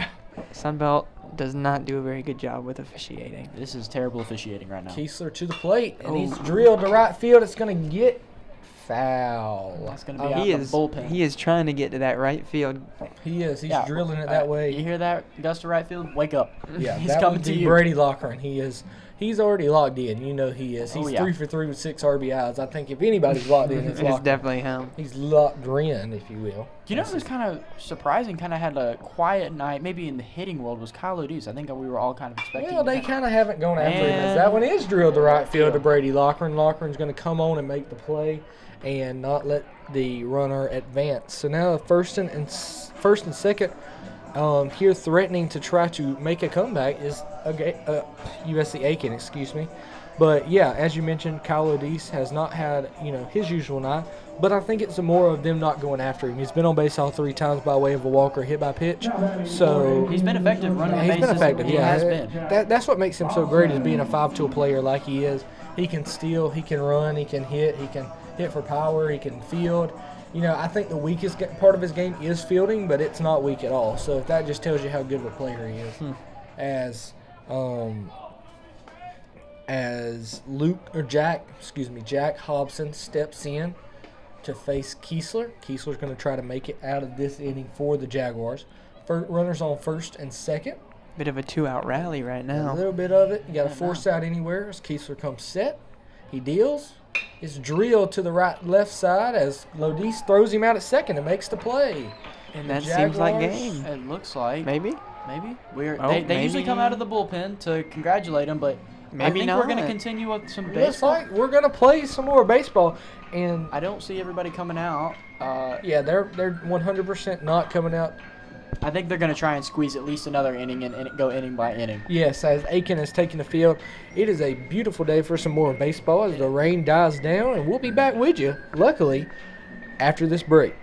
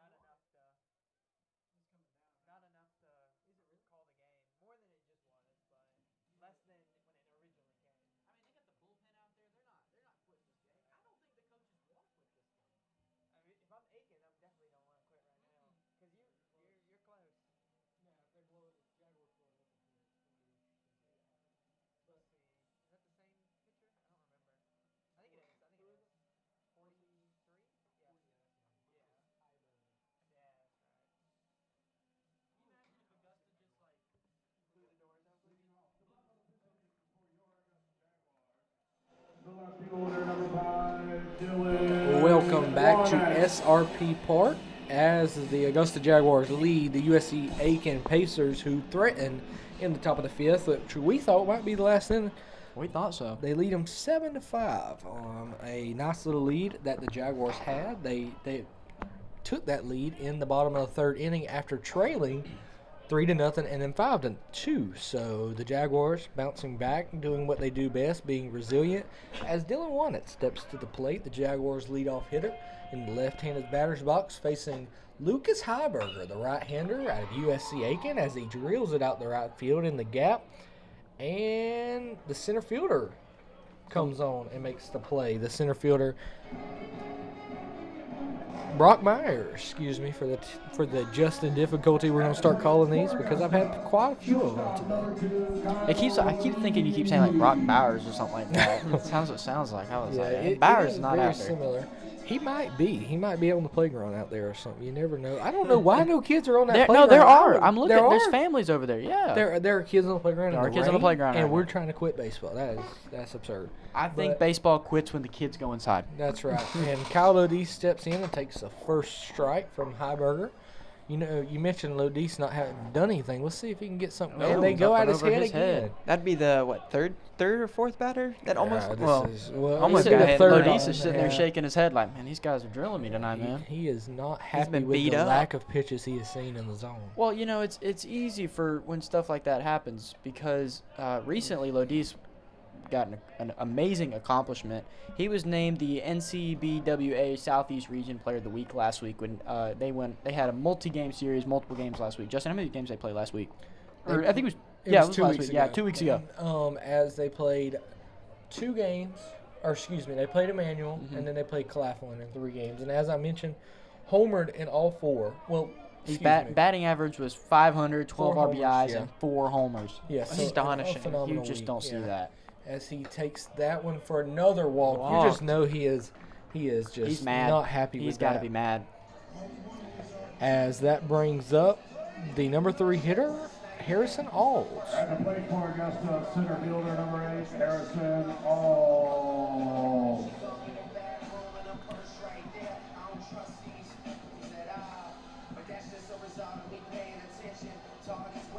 Your attention, fans. Excuse us, Kyle Lodise has walked twice and had a hit by pitch. He did have a recorded at bat. He Oh, has look scored who's 2 up to runs bat. in a game. Jabin Hayes, the fellow classmate. That is Jabin. Jabin Hayes. Okay. We got him in 2 classes. We do. Friend of the program, I'm sure. He will step in the box for the first time tonight. For Harrison Alt, hope everything is okay with Harrison Alt. Maybe a situation where you're like, want to get guys in, but also want to keep odds off of that wet grass in the outfield. Being your starting center fielder, being a guy that you can't lose out in center field, maybe a situation as that. As USCA can make another mound visit, and I'm no genius, but they This have don't- had plenty of them. This is their 4th one. Yeah, that's absurdness. So that's probably not absurdness is probably not a word, but I'm going to use it anyway. Look out into the Augusta skyline. It's a beautiful night It here. is beautiful. It's you got the lights of the city and lights Your of attention, fans. On some the mound buildings. for Aiken. Jacob Bodkin 45, enters Bodkin. as he enters the pitch for USC Aiken, and he will face the tough order of the Jaguars, starting off with Jabin Haynes. Jabin has a 167 batting average on the season. He's batting 3 hits and 18 at bats. He's scored 8 runs though, so been very productive. He has been productive on offense. So, Jabin, if you're listening, welcome to the broadcast, I guess, or welcome to the game. We will see him in class tomorrow if we go. No, that is a joke. We will Don't be in take that class. literal. We are in class, Justin. That we're in was class not literal. tomorrow. Please don't take that literal. I Professor will Wilson be could be there. listening to this play. He could be, I'm but I marking think this he's here down. somewhere. So He better be. I'd hope so. He's always taking them great pictures at DylanWilsonPhotography.com. Go check out his photos. He's a great photographer and great professor. and trying to teach us guys how to take pictures, which I'm not very good at. I will have I'm to not say. very good at it. Not my strength. He's always got constructive criticism. But he was sitting over there fangirling over Avery's photos the other week. He likes some of Avery's photos. He's a big fan of Avery. Avery seems to be pretty good with the camera. He brought it tonight. He said he was going to take pictures of me and Patrick on the field after the game. Yeah. So Get some of y'all running the bases. exactly like the kids at Truist Park on Sunday. We're going to be sprinting around the bases. But no, Avery I'm sure does a good job, as he does with everything. As Jabin Haynes steps in to see the pitch and watches it. That is a weird Got a motion. little bit of That is a weird motion out of Bodkin. So Haynes takes the first pitch for a ball. 1-0 count with a runner on first. Kyle Odice, that is, and 1 out. As he steps, let's see, that's one of the things I hate about the new game of baseball is left-handers stepping that far to the plate as well as first base. That is a balk. That is 100% a balk, but we've gotten to a point in baseball to where we don't call that a balk anymore. It's just the left-handed pitchers move. So that's one thing I don't like, but he comes to the plate and that one's in there. You don't see many sidearmers anymore.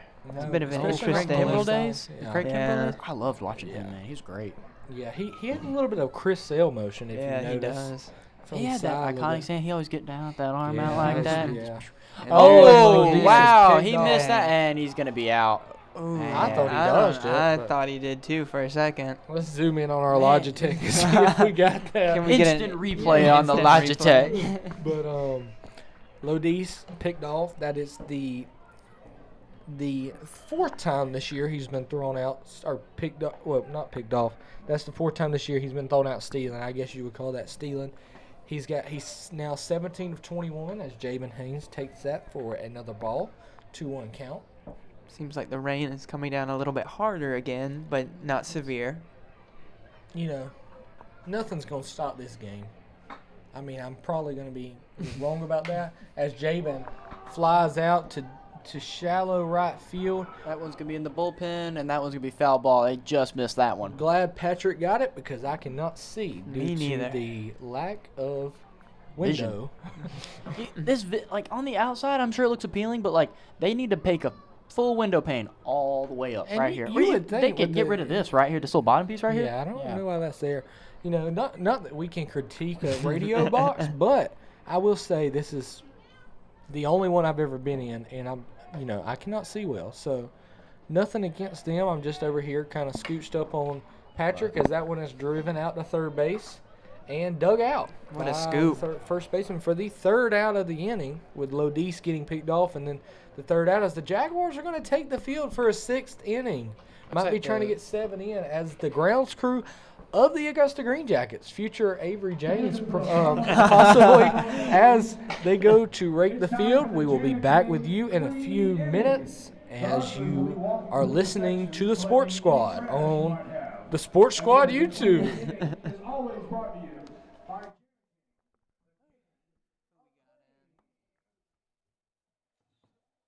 Is that 38?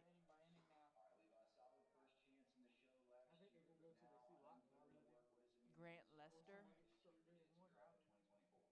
Grant Lester is in now.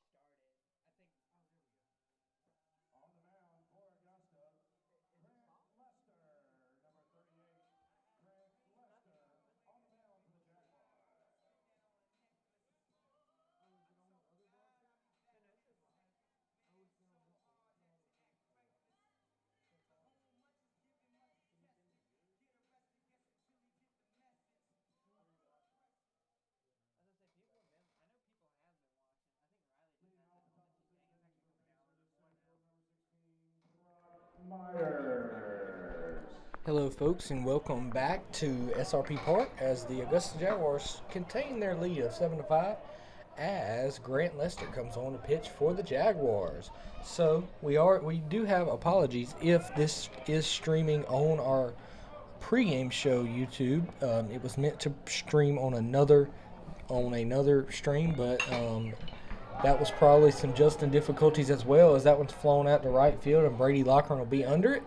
It looks like In the midst of rain. and Very this heavy rain, this is the hardest rain that we've seen all night tonight. So there's a chance this might, depending on if it keeps up, this could be the last thing that we see. Yeah, But it is coming down right now. Yeah, this could be the last one. I think if Augusta holds out here, they might call this game. I think this is probably as the rain does continue to come down. And I will say, we have a pretty good long walk back to the car, so we may be in for a treat for ourselves.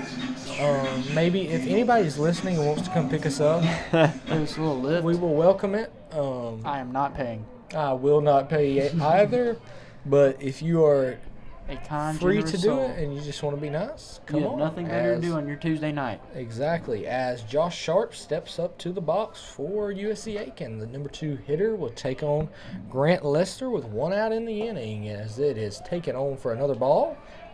Avery is not agreeing with that call. He throws his hands up. It The looked umpire- down middle to me. I ain't gonna lie. At least on the outside corner. If the umpire would have looked up at here, he would have ejected Avery out of the game. No more broadcasting for you, son. Yeah, get out of here.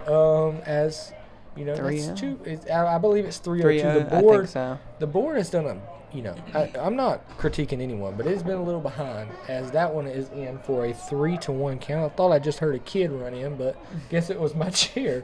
As that was These chairs are creaky, man. They are. They're comfortable, but they're creaky. They are very creaky as the Jaguars set in to face, or Grant Lester sets in It to looks face like Josh he Sharp. wants him inside tonight. This song wants him Seems like inside. it. Yeah.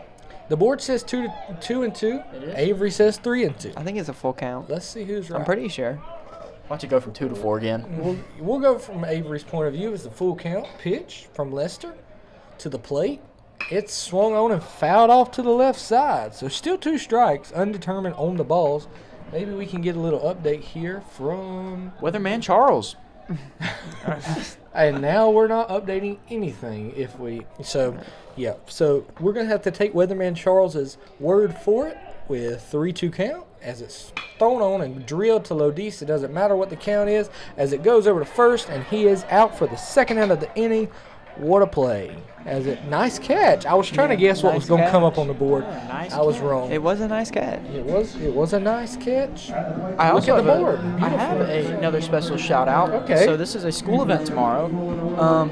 For those that don't know, Augusta University is very lucky to have Churchill Ezekiel Konkwo. If I did not butcher that last name, Church, I'm really sorry if I did.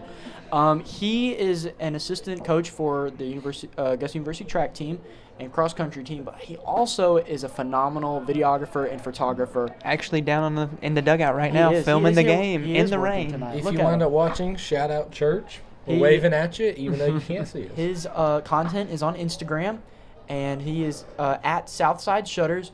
So this past 2 seasons for the cross-country team, he has been following with us, filming us, shooting everything. And tomorrow night at the Maxwell Theater at 6 p.m., he is releasing his movie/documentary on our past 2 seasons titled Unranked. It's about our journey from Avery and I sophomore year to our magical run to the national championship, and then this past year starting out unranked and finishing 15th in the nation. So for anybody who is listening, and we'll see this later on, we will also mention it on the podcast tomorrow. Please come out and watch it. Even if you don't know anything about the cross-country team, don't care about cross-country or anything in general, please come out and support Church because he does so much for this school, so much for these athletes in the community. His work does not go unnoticed, but please come out and show him some love.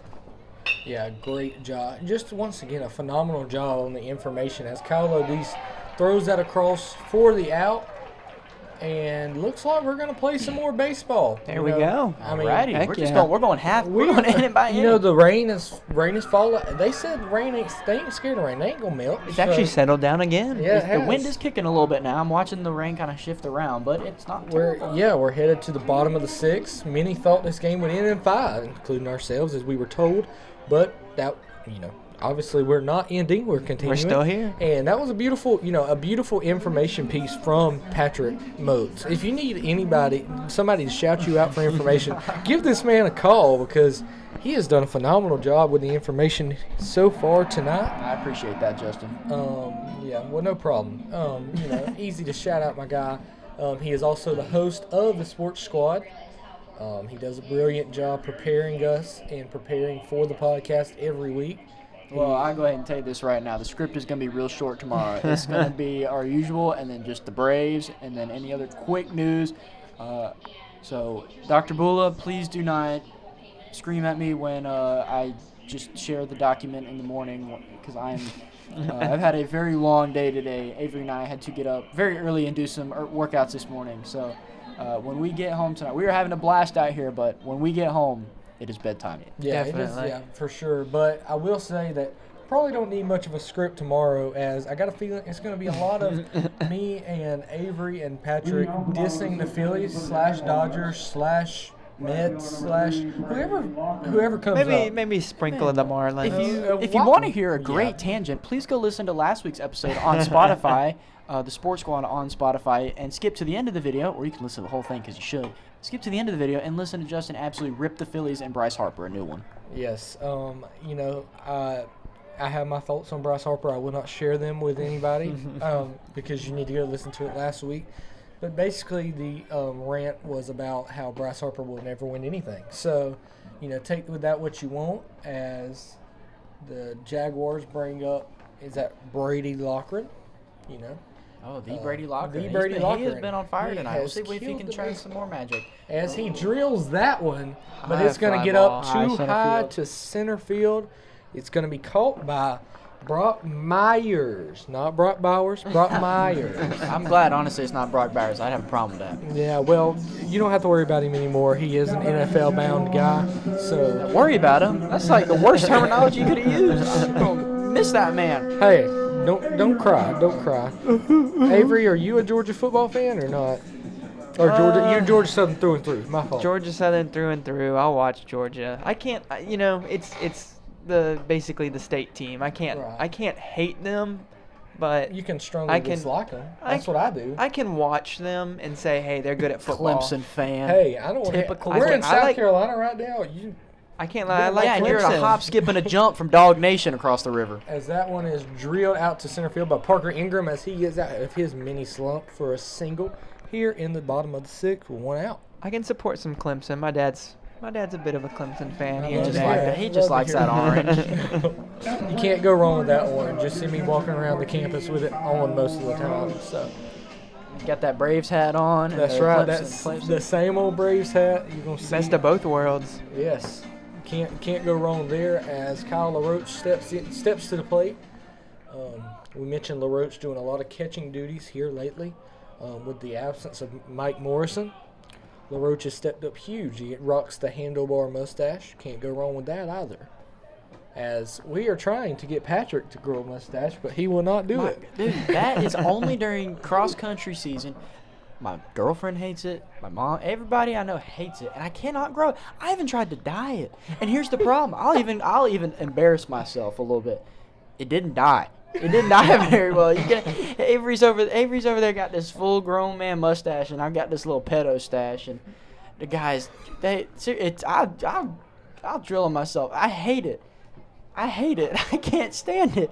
You guys are falling on the floor right now. Dude, I can't handle it. Avery, you got something to say? Just to confirm, this does confirm that we are live, so everything is being said currently. I don't like it. I hate it. It bugs the crap out of me. I don't know why the whole team.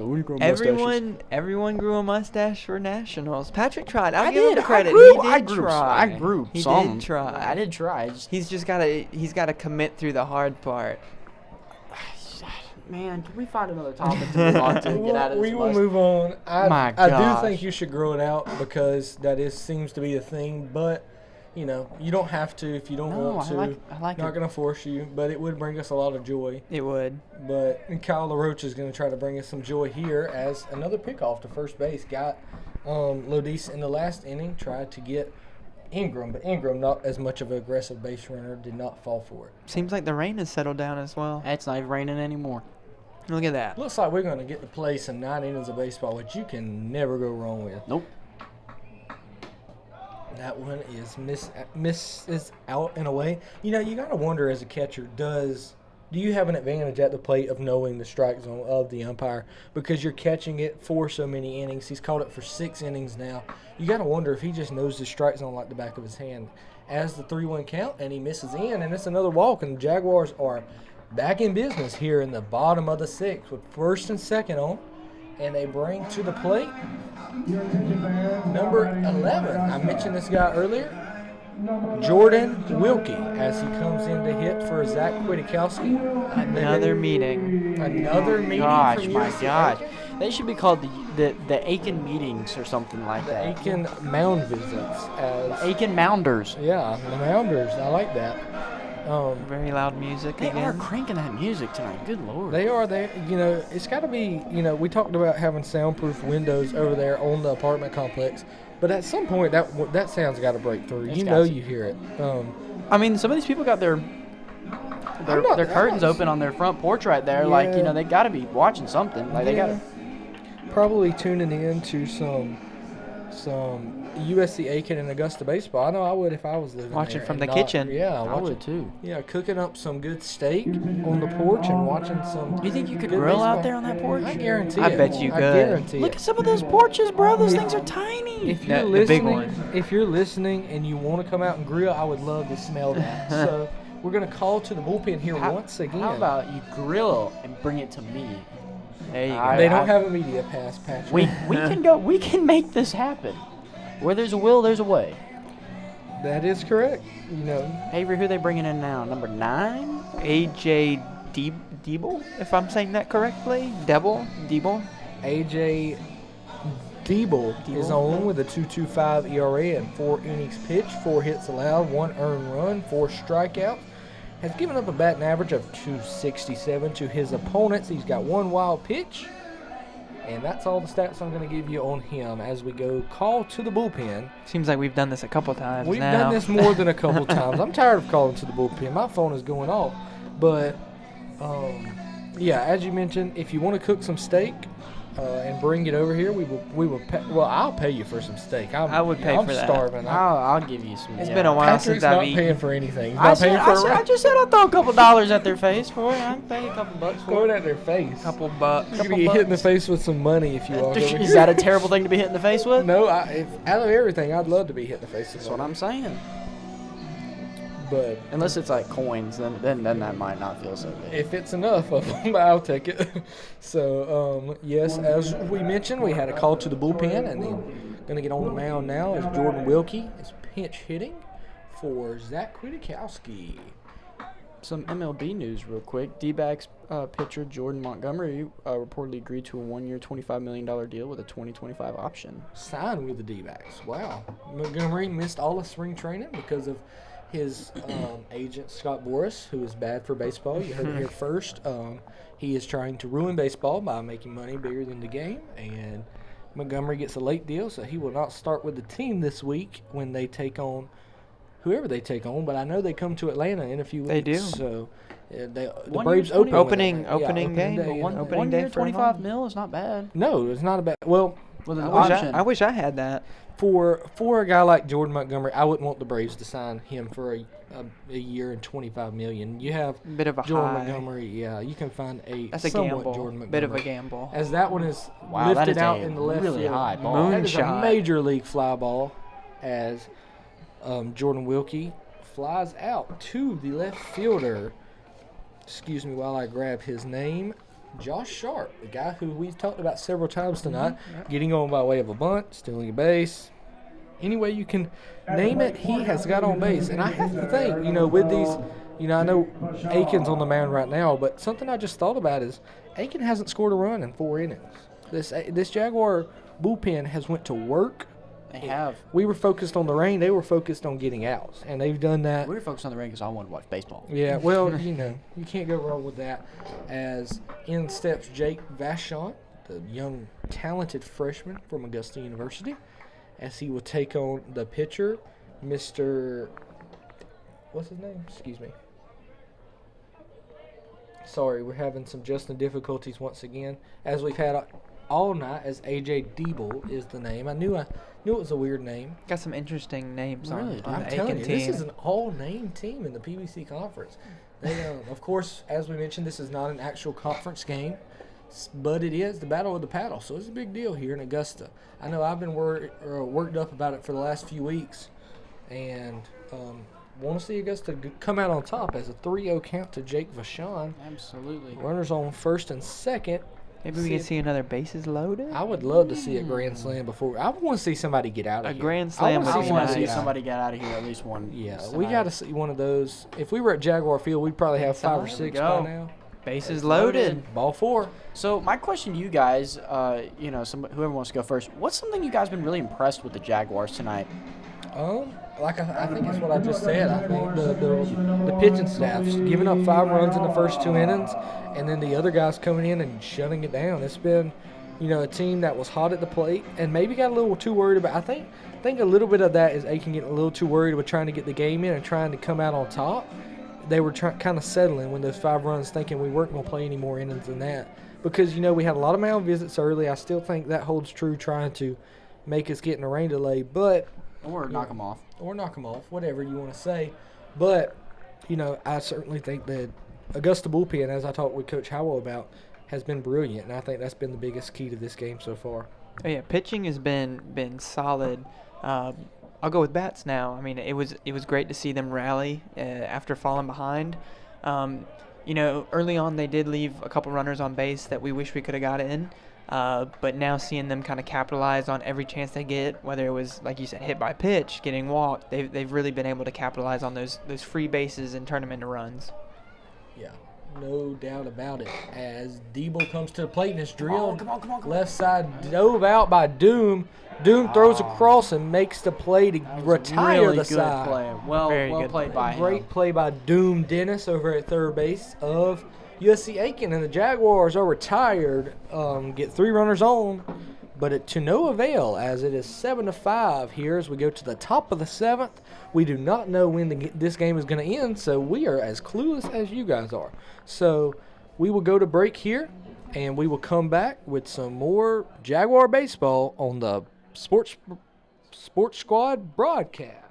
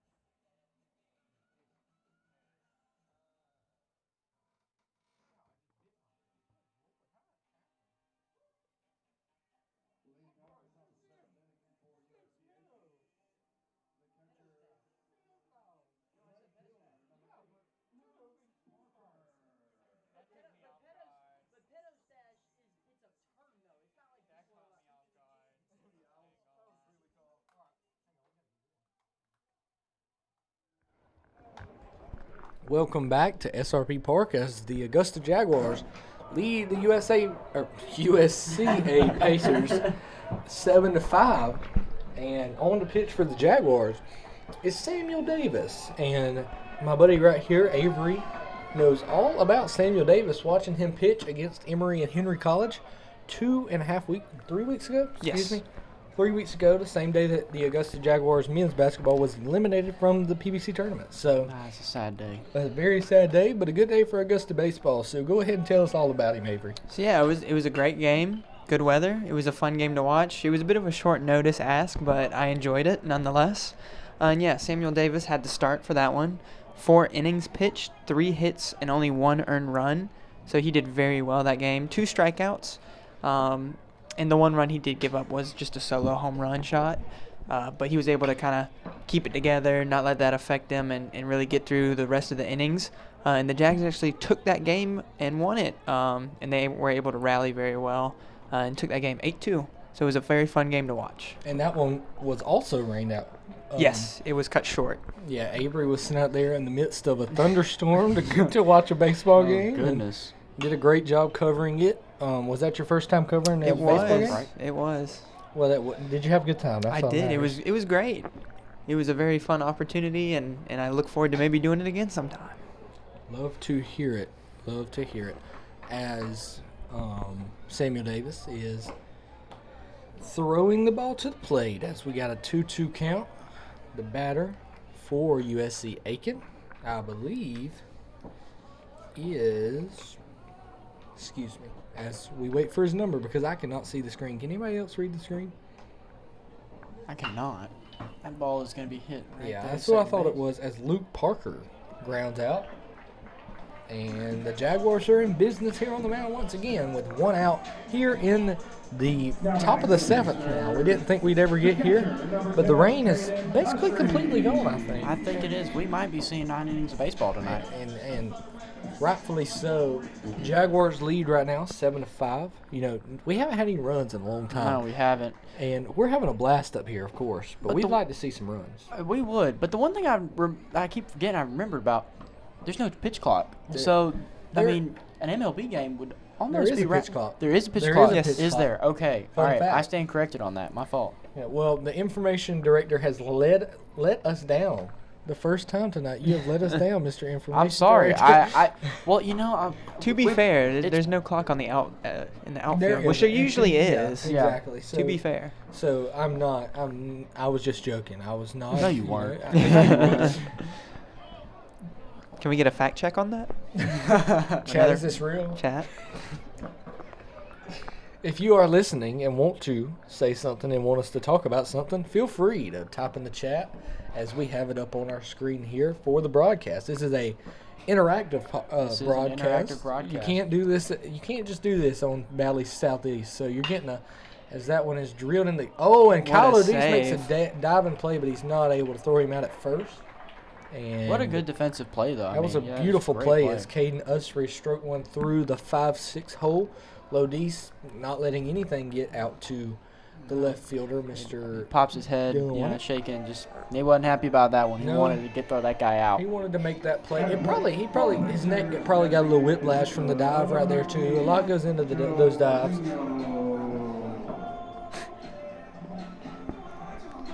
I'm getting yelled at by my girlfriend for saying I'm not a Dogs fan now. Oh goodness.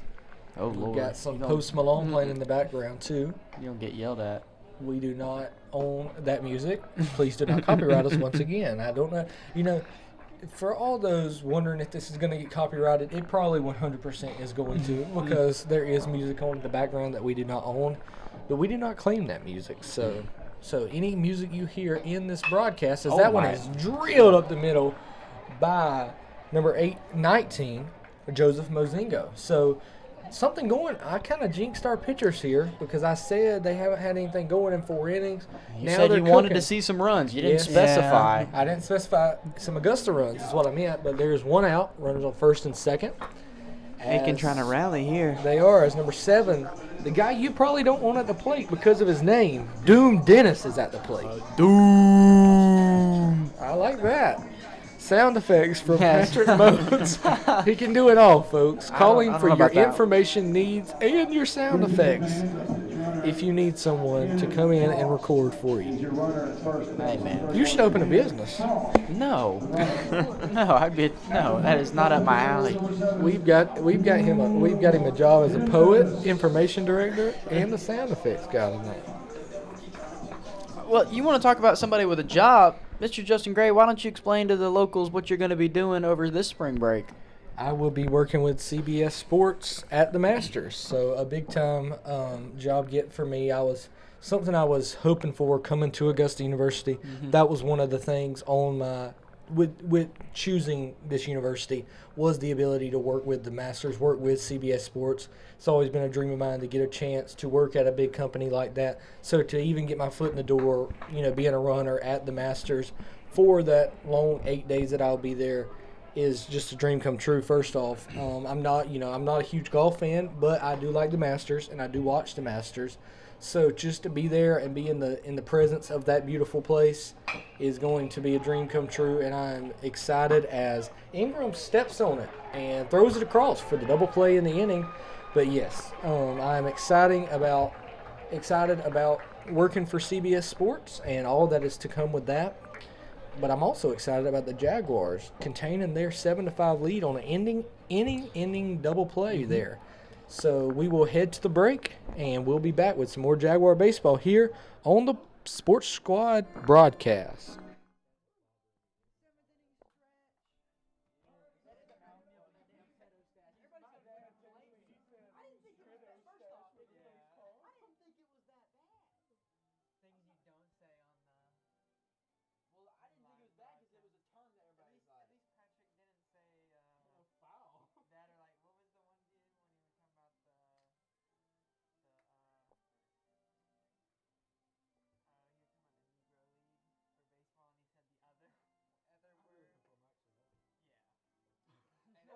You're on your own, dude. You said it. I'm dragging y'all with me. I'm gonna say you told me to say it. It was in the script. In the script. We have the whole broadcast. Wait, you are the one that writes the script, though. Yeah. Not this. I won't say you wrote it. I don't have any access to the script. Hey, I gave the Carlos birthday shout out. All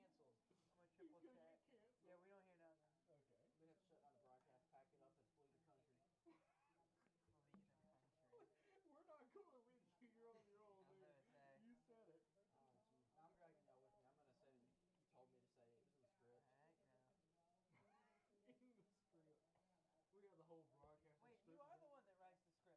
Damn, I feel dumb after saying pedo stash. I didn't even think, bro. I feel stupid, bro. It ain't that big deal. I'm glad you decided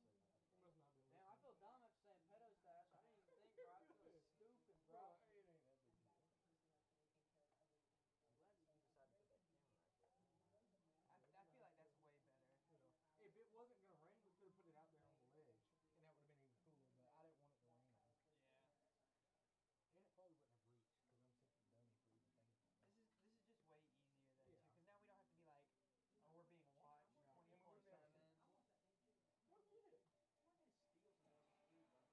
Hey, we're almost 7th inning stretch. We're almost there. You're already about to get half the food from the country. So take some chicken fingers. We got 4 people watching, bro. I promise you, the 4 people watching probably just started laughing. I know. My girlfriend's watching. I think my mom's watching. It would be funny to the right people. And ain't nobody gonna say anything. Imagine they call the podcast in the middle of it tomorrow. They're like, "Who's that guy that said?" He's not here today.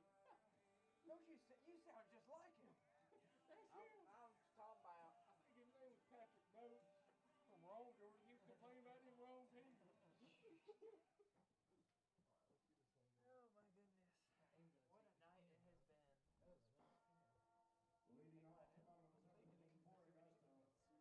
the left fielder, number 5, Dylan Wallace. And welcome back to SRP Park, home of the Augusta Green Jackets, but tonight rented out by the Augusta Jaguars as they take on the USC Aiken Pacers and lead them 7-5 in the bottom of the 7th. Just had the 7th inning stretch. You missed a good old singing of it. Take me out to the ball game. Patrick sung it for us, a concert, if you will. No, I didn't. I sat there and stretched because Well, we've been sitting in these It's seats the for a 7 in while. a stretch. as It's a the name beautiful play, goes. As the name goes, yeah. Felt good to get up and stand and stretch. Dylan Wannett steps to the plate. Get me a box of Cracker Jacks. That was a bit of a low strike. Yeah. Avery has not had a fun time with the umpires tonight. He is not. Avery, what would you like to say to these umps right now? I got You nothing put him to on the say. spot. They know. Let's be honest. Oh, Oh, He flies another fly. We have seen a incredible amount of flyouts tonight. some moonshots. Yeah, the way up in the air is They're getting under him just a little bit, just a little much. And I think it's part of this ballpark too. They look a lot more shallow than they feel off the bat, but I think it's part of being in a minor league ballpark. As Kyle Lodis steps to the plate, And another mound visit by No, Aiken. What? they're gonna get him again. Avery, can you pull up how many pitchers we've had in this game? Can you pull up how many mound visits you're allowed to have per game? Because I promise you, they've definitely reached the max. It only counts as a mound visit if you don't change pitchers. So that they've changed pitchers so many times that technically they're not out of mound visits. I would be curious to see what Coach Howell has to say about this, the amount of mound visits they have and the amount of pitching changes. There have been 7 pitching changes from the USC Aiken Pacers, and surely their fielders are tired of standing in the middle of the infield. I know I would be. I understand it's a midweek game, but this is a little excessive. Yeah, I feel like. it's certainly a little excessive. Not that we're to judge anyone. As we're sitting here bashing them for having this many mound visits. And on the mound for the Pacers, number who? 39. 39, Jared Hughes. Hughes. Oh, we have ourselves a sidearm.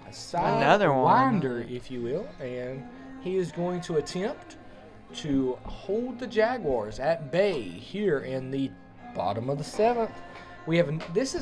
I mentioned last time the call to the bullpen. Last time we had it, I was tired of calling to the bullpen, and we're doing it again. And I would guarantee this is not the last time tonight, especially if the Jaguars get going. So we have a chance to see up over 8 pitchers in this game. And I'm going to be honest with you, that's tough to do on a broadcast, especially if it's your first time. So Yeah. bear with us if you have, we've had some difficulties with getting names and stuff because usually you don't get this many names. And I've called it Justin difficulties because it has been mine. I have struggled here tonight on this broadcast, but we are a student-led broadcast. We're really, Jasmine set us up, and we've been trying to do this by ourselves. So this is the guinea pig, as Patrick mentioned earlier. I can't remember if that was on air or not, but next year we're coming back bigger and better than ever. Oh, yeah. We will be. We're going to try to bring, we want field interviews and stuff like that, to play on the YouTube. And we mentioned the many things coming, so we really want to leave this thing better than we found it, and I believe we're right on track to do so. So, as we mentioned, as we mentioned, Kyle Lodis stepping up to the plate to face another pitcher. It's felt like he has been the one that has caused the pitching changes because it seems like every time he comes up, there's a new pitcher up there. That's going to be bugging him tonight too, man. It's probably part of the reason the Jaguars hadn't scored in some innings because they're facing so many pitchers. It's hard to get them down pat. Yeah, I wonder. I was about to say I haven't been able to go out to many Jaguar games. Actually, this is my first Jaguar game of the season. He's slacking, Avery. I have been slacking. I'm sorry. But it does seem like that all these pitchers is definitely getting under their skin tonight. And Justin, other teams they face usually rotate this much? In the midweeks, you would notice if you look at the box score that they do, but you don't face 7 pitchers most of the time. Most of the time it's 4, 5, 6. Right. I haven't seen many times this year where any team has changed 7 pitchers. So I would say you don't usually, and you usually see them for longer than 2 or 3 outs. These guys aren't even getting full innings in. These guys are doing 2 outs. Like they're playing the matchup game and they're losing 7-5 as Kyle Lodis walks another time. I mean, that's the 3rd time plus a hit by pitch. That's crazy. The scouting report 100% said do not let him beat you. I mean, that's They said 100%. They said walk him if you have. Yes. We do not care. 100%. As in steps Jabin Haynes, I believe. Yes. Jabin Haynes up to bat. Jabin Haynes, classmate and Augusta Jaguar baseball player, number 9. as they try to pick off Lodice again, which worked last time. They did. I don't think we're going to see Lodice run this time. I think that kind of hurt him a little bit in that last time, so I don't think we're going to see him play quite as aggressive. I think they're going to try and drag this one out. That's a great analysis from Patrick Moats. But they want him out bad. That one This was guy a little bit closer. He wants him back. You can hear Coach yelling, back.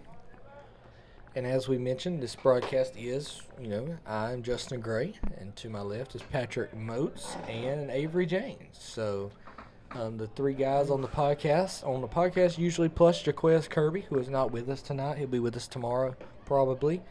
And you know him as the high-flying stretch 4 on Superman on the basketball squad.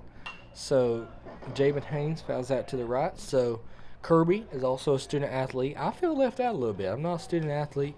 I guess I kind of hold down the whole. Yeah. You keep busy. Yeah, I keep busy with my own stuff, but watching horse racing and all that good stuff. So you didn't like going to the horse race? it was fun. It was an experience like no other I've ever had.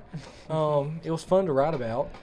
Did learn that the queen herself did breed one of the horses, so that was cool. Fun fact of the day. Fun fact of the day. Lucky West Newton of the Aiken Steeplechase last week. He is in the Association of National Horse Racing, and he was bred by Queen Elizabeth II, the last horse that she bred. So if you want to, quiz your friends on a horse named West Newton, go ahead. Oh, Jabin is going to be hit by a pitch. Take one to the back right there. Back-to-back free bases. And only one out. Yes, one out. First and second. Jaguar, you smell that? Jaguars have something cooking. I hope it's steak. I hope it is. I hope it is steak. I really want some steak. I just want dinner. Yeah, I do want some food. Why can't this be like College Game Day or like Valley, where they sometimes bring up sometimes they get on there and they're like, man, they brought us up all this food. Brought us up a whole pig. If someone knocked on that door right now and brought me some food, I'd be a happy man. Me too. And I can imagine you guys are even hungrier with doing all the running you guys do every day.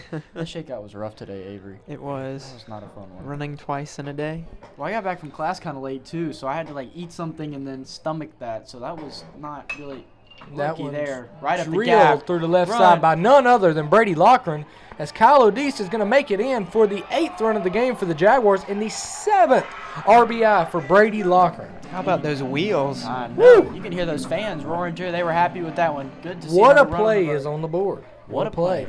And, as we mentioned, Brady Loughran, 7 RBIs out of the 8 runs the Jaguars have scored. If there's a guy the Jaguars have needed today, it's him. Absolutely. He has come in really clutch for these Jaguars, being really aggressive at the plate, being really accurate as well. He's been placing the ball really well in the outfield and playing the pitch really well. So it's been good to seeing him hit all those RBIs today, drive in runs, and just continue to be playing on a very consistent basis. 100%. Couldn't have said it better myself, as in steps Parker Ingram, who got himself out of a little bit of a slump, I would say. Not necessarily a slump, because it's just over the course of this game. He homered in the last 2, but he's going to step in now to try to do some more damage to this Aiken pitching staff and really extend this lead. The rain has went away fully. It's been a little while since we've seen some. Yeah, and not to mention we're in the bottom of the 7th, so we have to play an 8th. There's no point hitting with the Jaguars leading, so we're obviously going to play an 8th, 9th, it seems, as Parker Ingram hits the chopper to the left side. The third baseman, Dennis Doon, over to make the play. Throws it on the first and gets the runner Ingram, as in steps, basically works as a sacrifice bunt. Moves the runners up. Moves the runners to second and third as Kyle LaRoche steps in. The all-clutch Kyle LaRoche.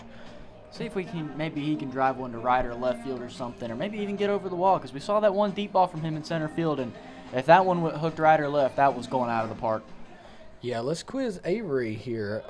What Braves player had the last name LaRoche? Do you remember? Ooh, that's a good question. I do not know that. Yes.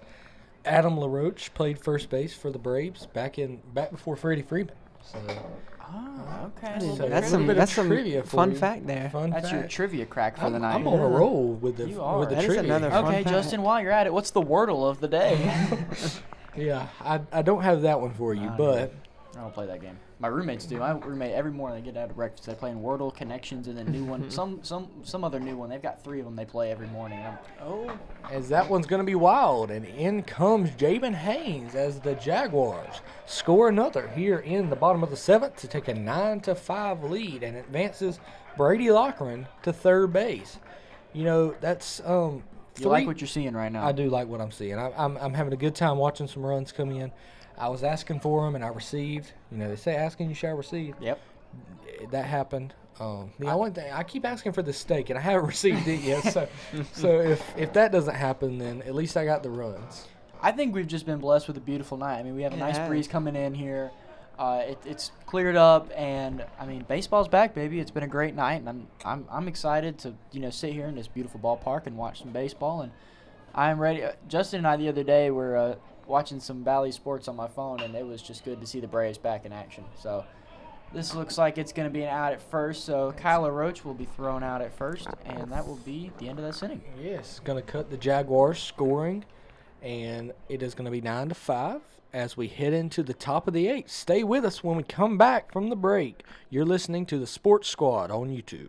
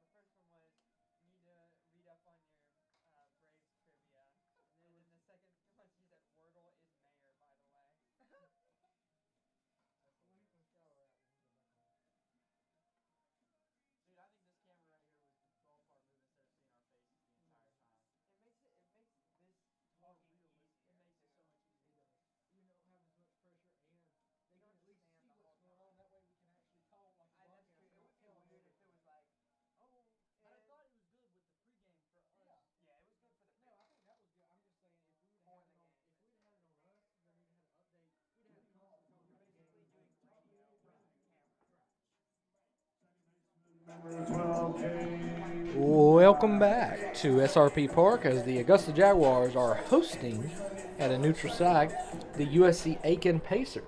Jaguars extend their lead to 9-5 in the bottom of the 7th, and on comes Braden Howagren to At pitch the Battle of the Paddle. The Battle of the Paddle, yes, correct. That's a good name. It is. That is a Where did great the paddle name. come from? I was just thinking that. They must where- have washed up out the river. Yeah, I was about to don't say, know. river. Yeah, maybe. probably. That's probably good analysis.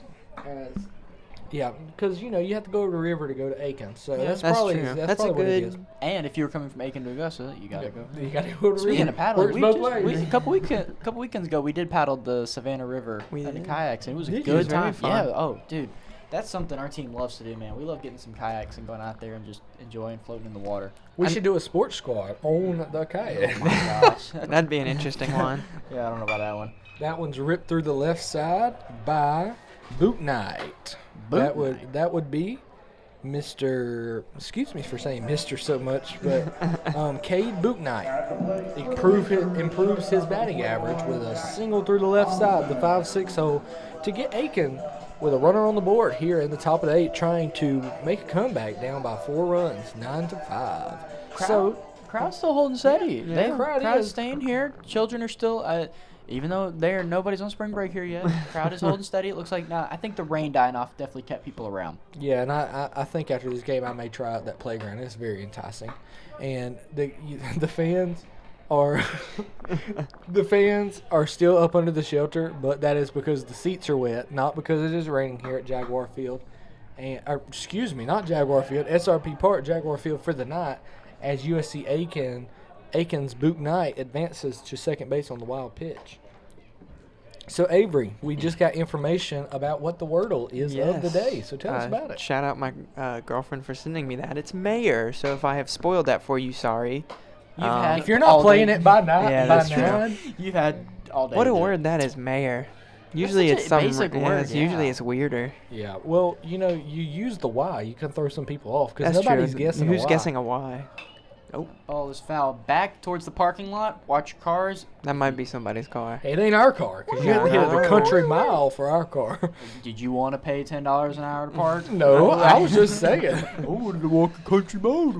You do know that with this rain holding up like this, as soon as we go to leave the broadcast booth, it's going to come down. I pray not.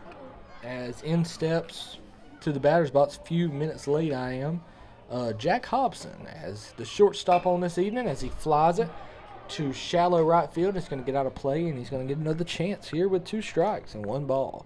Nobody out in the inning. Runner on at second is Boot Knight. You know, Boot Knight Flagler had a point guard named Jack's Boot Knight. So I wonder if there's any relation there. That's a very similar uncommon name. Yes. Very uncommon name. Very similar, though. So wonder if there's any relation. We'll have to check after the game. Fact check. Yes, we love a good fact check. Wow, that what a one is jump. driven into the gap. Looks like Aiken is about to drive in another run. Yeah, he's held up at first as Boot Knight comes to the plate and claps his hands, says, "Here we go." And Avery knows all about "Here we go," being a Dak Prescott lover himself. Here we go. Don't get me Back started to on Cancun him. and not to the playoffs. Wow, Don't get me we're started throwing on him. shots in the booth in March. I can't even argue against it. That's the At thing. least the Falcons are doing things. You know, at least they went out and got a quarterback. Hey, they signed a long snapper. The Cowboys Shut did. up. Shut the front door. They did not. Are you serious? Yes, they did. I'm not kidding. Super Bowl Falcons confirmed. Just go ahead. No, and take not that the to- Falcons. The Cowboys signed a long The snapper. Cowboys. Oh, goody. Oh, that's just what you needed. Not a new coach, a new owner, Hey, a it new is- quarterback, a new running back. It is baseball season. That's all I'm focused on. Avery, what are you doing if they trade away CeeDee Lamb? Go Falcons. Crying. Go Falcons. Howagren comes off the mound to a big applause. I can't tell if it's for Howagren or the oncoming pitcher, but there was a huge erupting of the Jaguar fans. Yeah. He stormed off. He looks a little frustrated. I'm sure probably because he did give up that one run. Yeah. As he's throwing he tosses his glove very aggressively in the dugout. I think he's pretty frustrated for getting pulled from the game. Obviously, he wanted to keep pitching, but he didn't. He threw a good game. He threw really well. I mean, giving up one run, that was a good hit. There's nothing you can do about that. Yeah, and Logan Howell comes on with some Johnny Cash in the background. We do not own that music. A 5.40 ERA on the season. He has a 1-1 record for the Jaguars. Logan Howell came in up big against Newberry last week, trying to shut them down. Unfortunately, Jaguars did not come out on top after going out up 8-0, lost 15-8. So that happens sometimes in your midweek. But we'll be right back after this short break.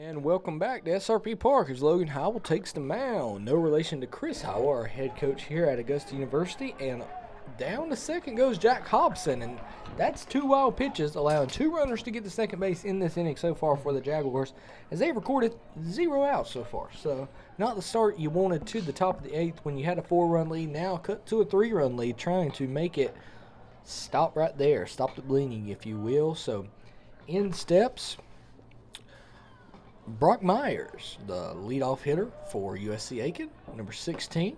Man, I'll tell you what, this kid's got some energy over there on Foul Ball Hill, man. Like, this kid's been running around all night. I love that name. Is that the actual Foul name, Ball or did you Hill? come up with that? I just came up with that on the That fly. was Foul I'm Ball telling Hill, you, man. That was good. Foul Ball Hill. And over there, off to our right out of the booth, we can see Dominic Macias, one of the comm department students, out here tonight taking some pictures. Yes. Hello to Dom. Talked to him before coming to the field today. We had the same class, and he was telling me he was going to come take some pictures. Him and Church. Church is doing some video. We mentioned him earlier. Go check out the Unranked movie tomorrow night at Maxwell Theater on the Somerville campus of Augusta University. Logan Howell comes on and throws a curveball in the dirt for a 2-2 count. Great block by Kyle LaRoche to keep the runner at bay at second base. This has been a great broadcast. I'm glad we got the chance to do it. To be able to call a game in a minor league baseball park like this is I would say a dream come true, but the ultimate goal is to do it every day. It's a dream come true to get the opportunity to do it, but I want to make, you want to strive to do this often. So Absolutely. It's a great start, and it's a great experience, and it feels really good getting one thing I've noticed over the last year in my life, getting a media pass and just going wherever you want is the greatest feeling in the world. It's my favorite part about this industry is just everybody knowing you belong. That's the coolest thing is that one's fouled back by Brock Myers. But yeah, we did have some trouble with Avery's media pass. Yeah, they didn't make him one, man. Yeah, I got a don't know what ticket. that was about, but he got a keepsake ticket. They spelled my name wrong. And Patrick's, of course, was perfect because Patrick What is is now? perfect. What is? Hey, wait a minute. Come on now. Because that one is drilled out to right field, and it's going to be a long, lazy fly out like we've seen plenty of times today as Brady Lochran Is going to make a drill strong that throw. all the way down to third base. The thought runner about at it. second base Yeah, did not you have a might chance. want to stay on base, 41. Stay home at second. Yeah, stay home, Mr. Hobson. So now we have an out here in the top of the 8th. Logan Howell, one of Chris Howell's most trusted pitchers, came out of the bullpen, pitches a lot in the midweeks to lock down the wins. Pitches a lot on the weekends to lock down the wins. Maybe we get to see our friend Britt Kelly. We I talked hope about so. it. I was wondering if he was going to save him tonight or see if things maybe did get out of hand. And Britt has been someone that has been able to come in and either shut the lock door. down, shut the door, and either dig them out of a hole or help them, lock down. Yeah. So I We do think have someone warming up. Yeah, do. well, We'll it's see not a who that left-hander. I was looking for there that. it is, right hand, yeah. But Britt did pitch yesterday, so we might. He only Ah. pitched an inning, but I would think if this game gets any closer, we'll see him to shut it down. If it gets 9-7, 9-8, we'll see him. But right now, let's hope they keep it at 9-6 because, as fun as extra baseball would be, we might fall asleep up here. As that one is missed out and away for a 2-0 count, and the hitter is Josh Sharp. He has been very sharp today as he has dominated at the plate and been really good in the field as well. Aiken's trying to rally again. Yes, they are. Yeah, it's been a fun baseball game. You can't has ask for been. anything better than 9-6, and probably going to be more by either squad scoring again. I would imagine we see some more runs before this one is all said and done. As Logan Howell comes set with a 3-0 count and misses, and that's going to be ball 4. And Josh Sharp is at first with Capers Molinarali up at the plate, which, if you know anything about USC Aiken, this is not the guy you want up at the plate if you're Augusta. He's batting .374 on the season and 107 at-bats, 40 hits, 5 doubles, 19 runs, and he's got 20 walks, and he's only struck out 11 times on 107 at-bats. So, a phenomenal season by Capers Molinarali. I hope I'm saying that right. If I'm not, I do apologize. I'm not great with names. We do struggle weekly on the podcast with names. There are several times that we have to backtrack and make sure we say things right. But at least you're getting good content. If you're getting A+ content. You're getting A+ content. You're gonna hear me and Patrick say some crazy things. Avery, he tries to stay reserved over there. You guys think that just wait till the Braves come out. You're gonna hear some things come from Avery. That's true. It hasn't been Avery's season yet, but it's about to be. It's about to be Bubba's season. So if they get swept by the Phillies, I don't think I should be on the podcast after that. You're gonna be bleeping a lot of stuff out. Justin might just let it fly and just not care.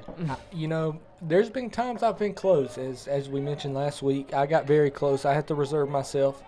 There's some things I think about some players in the major leagues, Bryce Harper, that I do not. What are your thoughts on Bryce? If you go listen last week, you'll know my thoughts. But we have a 1-2 count here for Logan Howell as he throws it in the dirt. It's another curveball. Hobson thinks about going from second base, does a little secondary move, but heads back to the bag. Howell's got him in a position, a confusing position at the plate because you don't know where he's going with a 2-2 count. He has a ball to spare, so he doesn't have to go fastball, but there's always that possibility he's trying to get you out right here with the fastball. So we'll see what Howell chooses as he comes to the plate. Goes with the curveball, leaves it hanging as that one is drilled, but it's caught in the gap by Harrison Olds. What a ball! What a catch, by the way. That one looked like that had some lift to it. I was like, ooh, is this one about to go out? That had some lift to it. And like I said, I think the ballpark's keeping them in tonight with the wind and the weather. Gone out. That one would have been way out. We'd have had a tied ball game. So, but that's not to say that some of the other ones that have been hit like that. Yeah, so it could be a lot different game. It really could. So a great catch by here. I think I'm more surprised that USC Aikens runner Hobson at second didn't tag up. Ball was deep in the gap, and he didn't even go back to the bag to tag up. He got halfway. So, that's obviously something him and his coach discussed. But now we're sitting there at 2 outs. Yeah, have a chance to get out of here as Logan Howell drops in a curveball to lead off the at-bat. Howell's been throwing that curveball with some command and has been doing a good job at it as he comes set again already. I think the Jaguars getting out of this inning with 0 more allotted runs and going to maybe score just one. Just one the next inning might just. As that was drilled and Parker Ingram under the glove. Just as I say that. As he's going to be safe at the plate and the throw is going to be cut off by Parker Ingram. And we have a 9-7 ball game, We do. folks. We have ourselves a ball game. We're rallying a little bit now. First and second, driven through the left side by. Excuse me while I get his name. Driven through the left side by Luke Parker. So Luke Parker getting an RBI single, advancing the runner to second as well. That would be Josh Sharp that advances to second. So now got something going for Aiken. We really do. Got something going as Logan Howell is still on the mound. The all clutch Logan Howell has pitched out some big jams this year. We'll try to do the same here as he faces. Now, we knew coming into this game tonight this was not going to be a cakewalk for either team. This was going to be a slugfest. This was going to come down to the bottom innings. And we did see Augusta run away with it a little bit here, but it looks like the Pacers are going to kind of claw back here and try and make this as much of a game as possible. So I do think that we are getting the game that we all anticipated tonight. 100%. As that one is in for a strike. First pitch fastball, first pitch strike for Logan Howell. Going to try to limit the damage done by Aiken as the Jaguars lead only 9-7, cut down by the Pacers. If you look out on the scoreboard out there, got the good old-fashioned scoreboard on a new technology. So yeah, it looks good. Cool. It does. I like when they can put the name. I like when they don't just have home and guest on there. I like when they have the names of both teams. It's a good touch to it. Adds to the picture. So a great, you got your ads out there. You got a screen out there. Easy Go ad on there right now. Not a paid promotion. SRP picnic patio. Yeah. So. You got lots of advertisements. I didn't even really notice all the advertisements until you pointed it out. There are a lot out there. They really do a good job of advertising. What? Budweiser, Augusta one, an iBrew, Kicks 99, Country. We got Bridgestone, Premier Network. Phoenix Printing. Looks like we got a handyman one out there. I can't read that. Looks like it's got a bear to it or a dog or something. That one is missed. I can't see it either. I promise you. Wow. Looked down the middle to me. We need we had to need like a screen right here that shows us down the middle one so we could see if this. I can hear my dad right now though. He'd look at me and say, "Was it called a strike?"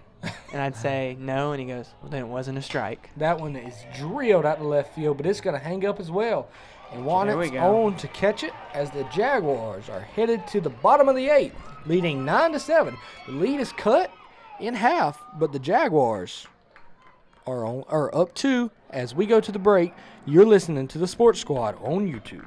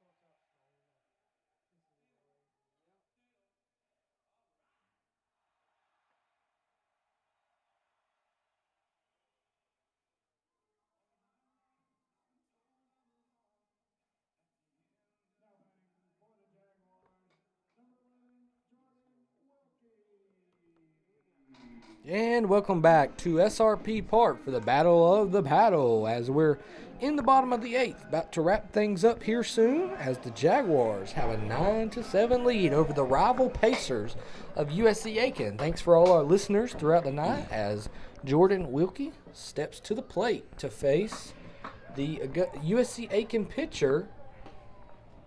We'll have Number here for you 39. shortly. Number 39. Number 39 for the Pacers is Jared Hughes. Yeah, talking about too many pitchers tonight. Nice. It was Wilkie, grounds it to the shortstop. Shortstop Hobson makes the play, throws it on over first. I think the one thing that I've noticed about tonight, sorry to cut you off No, there. you're good. You're good. Go ahead. They run hard. It doesn't matter what it is. They run hard, and I think that's really good for the team camaraderie and just showing how much they really care about the game. I mean, whether that's a line drive to center field or a ground roll to shortstop, they really do. They run hard, and I think that's really good to see that. Yeah, I agree. I think that's a good analysis. In the MLB, you don't see that, but I do think that has a lot to do with 162 games and trying to reserve their legs and stuff like that. But it is great to see that at the college I don't know. level. Austin Riley for the Braves, he's always hustling it out regardless. Yeah, but, you know, I think in college, the real reason because anything can happen is that one is drilled in the, thought it was in the gap, but they had him played perfect as the center fielder comes on. Playing a little more shallow. Yeah, center fielder Brock Myers comes on to make the play, and the Jaguars are about to go down in order. I believe for the first time today, as up steps Kobe Ayala, the hard-hitting second baseman for the Augusta Jaguars. The gold glove guy, kind of caliber guy out there at second base. He's been big for the Jaguars this year and has been for some time now. But yeah, I mean, I think the Jaguars have played a great game tonight. Mm-hmm. I mean, hats off to the Pacers as well. I mean, this has been their. That one's drilled up the middle. Look Right at up that the shot. middle. Yeah, that was a good shot right there. Yeah, the Pacers haven't been. This has historically been an excellent baseball team, winning multiple conference championships, always in contention year in year out, and they are just not having their year this year. I do think, because it's this kind of rivalry, I think their game is elevated. And I think Augusta, like you said, has played a really good game tonight too. I think that the bats maybe are not quite as hot. I mean, they have put up 9 runs with 10 hits, and those 2 errors have come from the first inning. But regardless, I think that maybe they might be feeling like a little slump tonight, and maybe they weren't playing their best ball, but I do think they are playing very good ball tonight. Yep. Great analysis, Patrick. Any thoughts, Avery? No, I agree. I mean, definitely shout out to the Pacers. I mean, 13 hits. Their bats have definitely been hot. But on the other hand, shout out to the Jags for being able to stop. 13 hits is a lot of hits in baseball, and to only put up 7 runs and still having the lead is very impressive. Avery, I got a question about the Braves. Do you think that one That is drilled down the line? Fair. They're going to call it fair. Wow. Juanet's rounding first. As Ayala's rounding third, he's going to get held up. And I thought we were going to have a play at the plate, but it would not have went well for the Jaguars. Nope, and that would have been the third out, too. It would have been the third out. So a great single or double down the line by Dylan Juanet. First baseman does not seem to agree with the call. He's holding his hands out. He is very upset with this umpire who is enjoying his night at the ball field, not giving any way to anybody. Nope. He is. It is his way or the highway That's tonight. right. He enjoyed the Apparently. rain. He enjoyed. He's enjoyed every bit of this ball game. He has not tried to make it get over it faster than it needed to. So now Jaguars are cooking something. A few minutes ago, it looked like they weren't going to do anything. Now Kyle Lodis steps up to the plate with runners on second and third. The ever dangerous as they're going to put him on first base. I figured that was coming. Well, not yet. We're going to go to the mound. Every time he comes to the plate, they change pitchers. I would imagine you're going to see them put him on first, but I'm not 100% about that. We need to ask Coach Howell what his thoughts are on this. With such a Swiss Army knife like Kyle, always every time he comes up, I think that we see. I think we see an intentional walk here. Yeah, I would have to agree. You probably have. There's no reason not to put him on first base with second and third right now. Between him, but they do have 2 outs. Yes, they do. But between him and Olds, you'd rather see Olds, even though they hit for nearly the same average. But Lodis just kind of has that clutch factor that a lot of kids don't have, to where he's going to get a hit in big moments. They don't change pitchers here, and they're going to face Lodis, which is a very questionable move. Seems like they do walk him. They are going to walk him. They are going to walk him, as we They are going to speculated. intentionally walk him. 4 walks on the night and 1 hit by pitch in 6 at bats. So What a night. what a night! He has made his fair. He has probably walked 10,000 steps to first. He's got his steps in today. Jabin Hayes up to the plate with the bases loaded and 2 outs. See if we can get some. Again for the Jags. No. Yeah, bases loaded, 2 outs. We'll see if Haynes. I would still like to know why Harrison. I did say Harrison Olds because I thought he was still in the game. I would like to know what happened with Harrison Olds. Hope he is all as well. Maybe just as that one gets ball's gonna away, get and away. Kobe Ayala is going to come in for The an speed- insurance run. Looky there. Don't think that was the intention of the walk. No, I don't So- either. You can't walk somebody and then throw a wild pitch. Never a recipe for success as the Jaguars extend their lead to 10-7. They might be taking a little pressure off of Jabin. Now you got 1 run in. They've got that little Got extra the insurance insurance run. run, You get on base.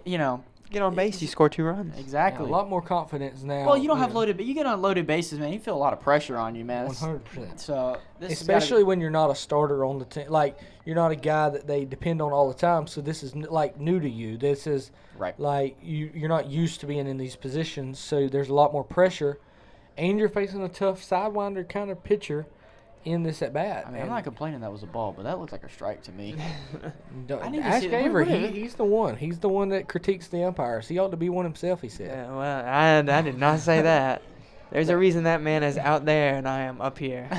That one is swung on and missed by Haynes to a 2-2-2. 2-2-2. Two's wild on the There board, you as go. they say. Jabin going to try to drive in some runs here and come to class happy tomorrow, as that one is in the dirt for a 3-2 count. Runners will not be on the move without a forced play, but you can bet your bottom dollar if the ball's hitting the outfield, Lodis will be rounding third, headed for home. They're running on anything. The pitch missed Walked in the him. dirt and walks Wow. Jabin Haynes. And now you face somebody you don't want to face, and that's Mr. Brady Lockring. The guy has been locked in all game. He has been feeling it. I believe it's 7 RBIs of the 10. Could be wrong right there. But he's had an incredible game so far. I believe it's 4 hits. That is correct. I see it over there. 4 for 5.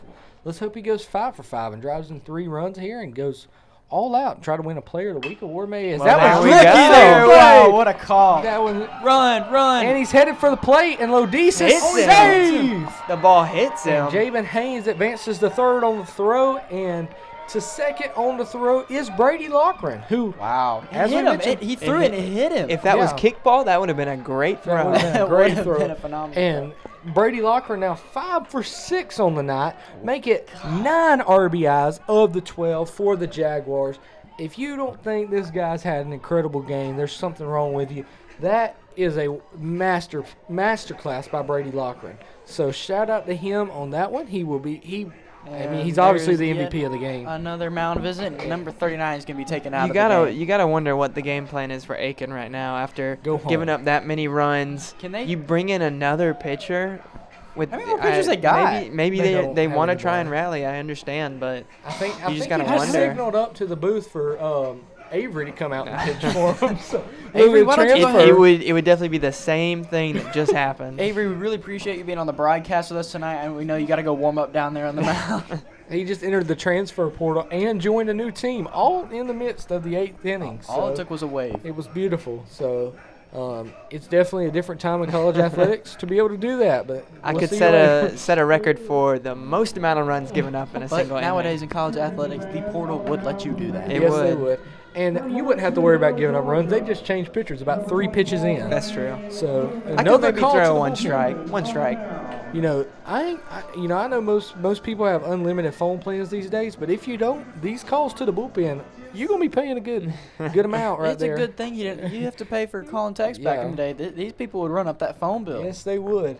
You know, you gotta love the screens out in the outfield. The new technology here at SRP Park makes for a great watch, Absolutely. especially when you bring kids to the ballpark because they love screens.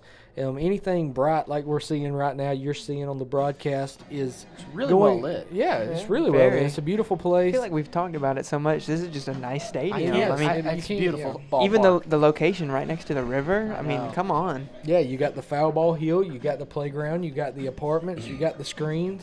You've got plenty of sheltered places to sit. Well, here's my thing. So, for those that don't know, the old stadium was at Lake Olmsted. It was. And it's very run down, and it's Very. very beat up, and it has seen better days. But where would you park? I mean, we go there for practice, and obviously they would probably all park in that gravel lot, but there's not really a whole lot of parking over there. There's some on the side of the road, but other than that, It's just a weird location, honestly. it for is. Like, it doesn't feel like a very ballpark-esque area, but Yeah. having this here this really elevates the Braves organization, this Green Jackets I totally organization, agree. and just the community. I mean, I think a family's going to want to come out here more.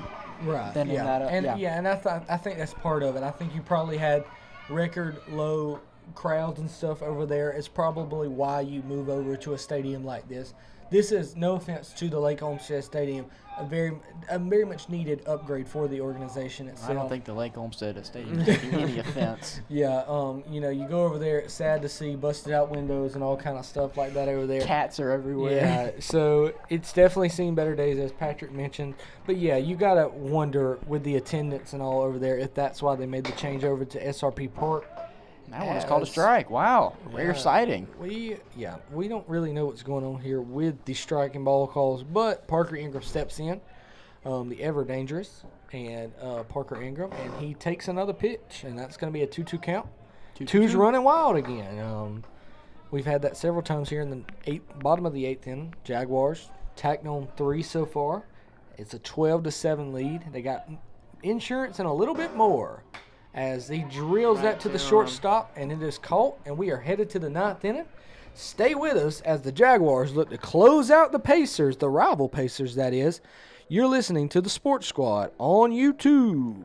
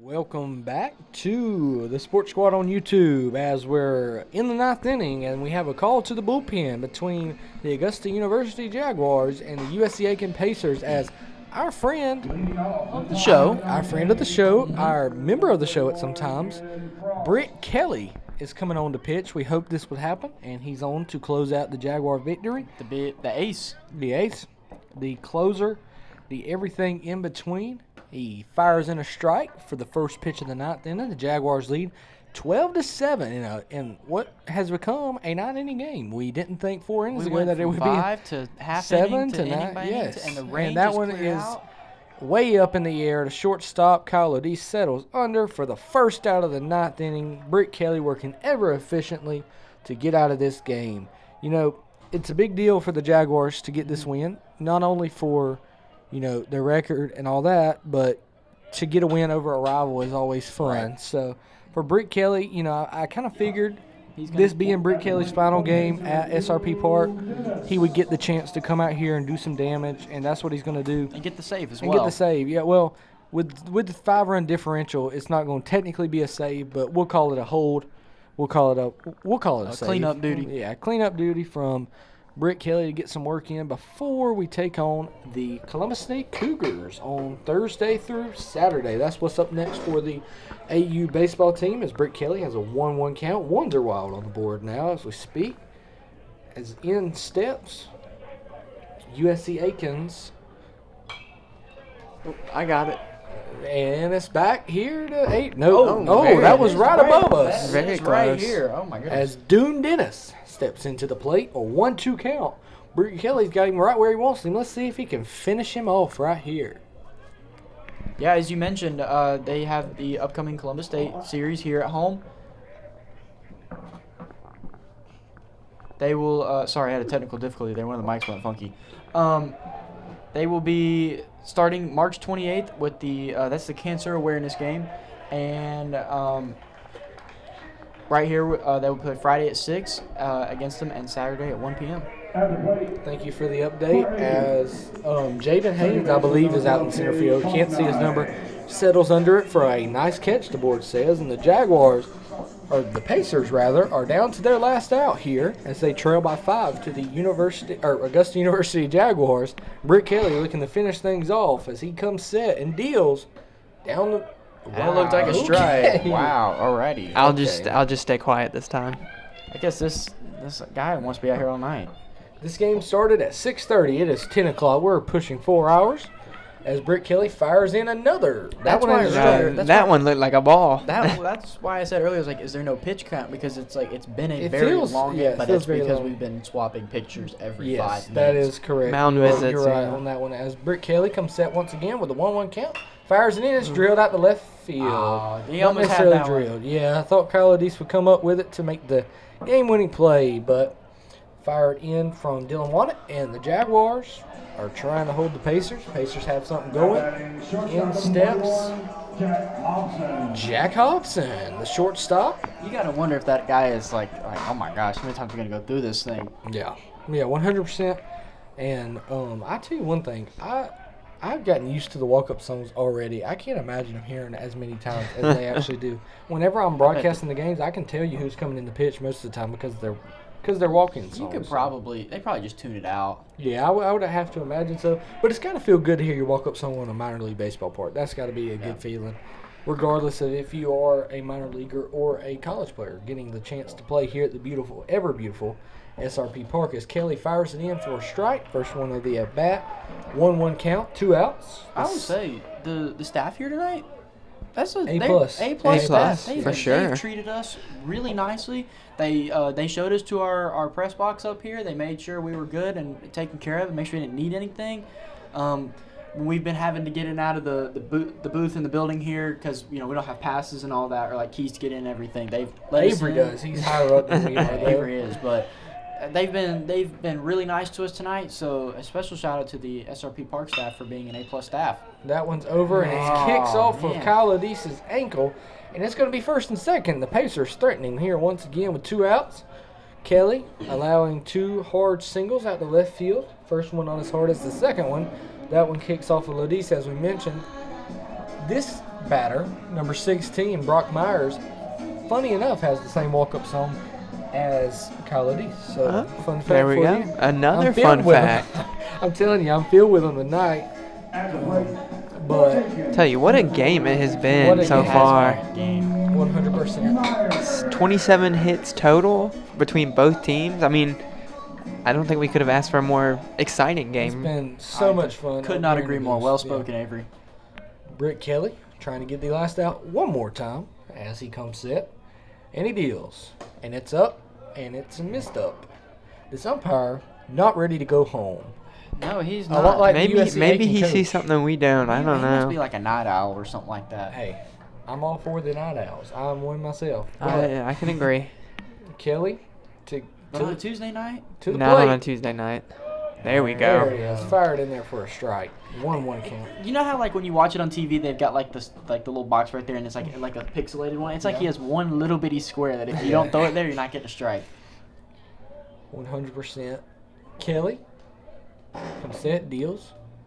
Up in his zone, and that's a miss. So, And notice how LaRoche was like, he pointed down right away. He said, "Throw him lower." This guy's calling low. yeah, he does not like the high strikes. And that's Kelly's game. Kelly likes to throw it low in the zone, just missing a few times here tonight. Pitched yesterday could be a little bit to do with it as Kelly comes set once again. He heads to the plate, and it's another ball. 3-1 count here, and LaRoche again telling him, "Get him low." you have the tying run sitting in the hole. I know there's 2 outs, but Anything can happen. anything can happen. We've seen a lot of stuff, including a lot of rain here, but it has cleared up. It's been a beautiful night. It's completely stopped and tapered off. I'm really glad they did not. Kelly flies or throws it. It's flied out by Myers, and it's caught by Brady Lochran, and the Jaguars take home a big victory in the Battle of the Paddle for the 2nd year in a row as the lights go crazy here at SRP Park.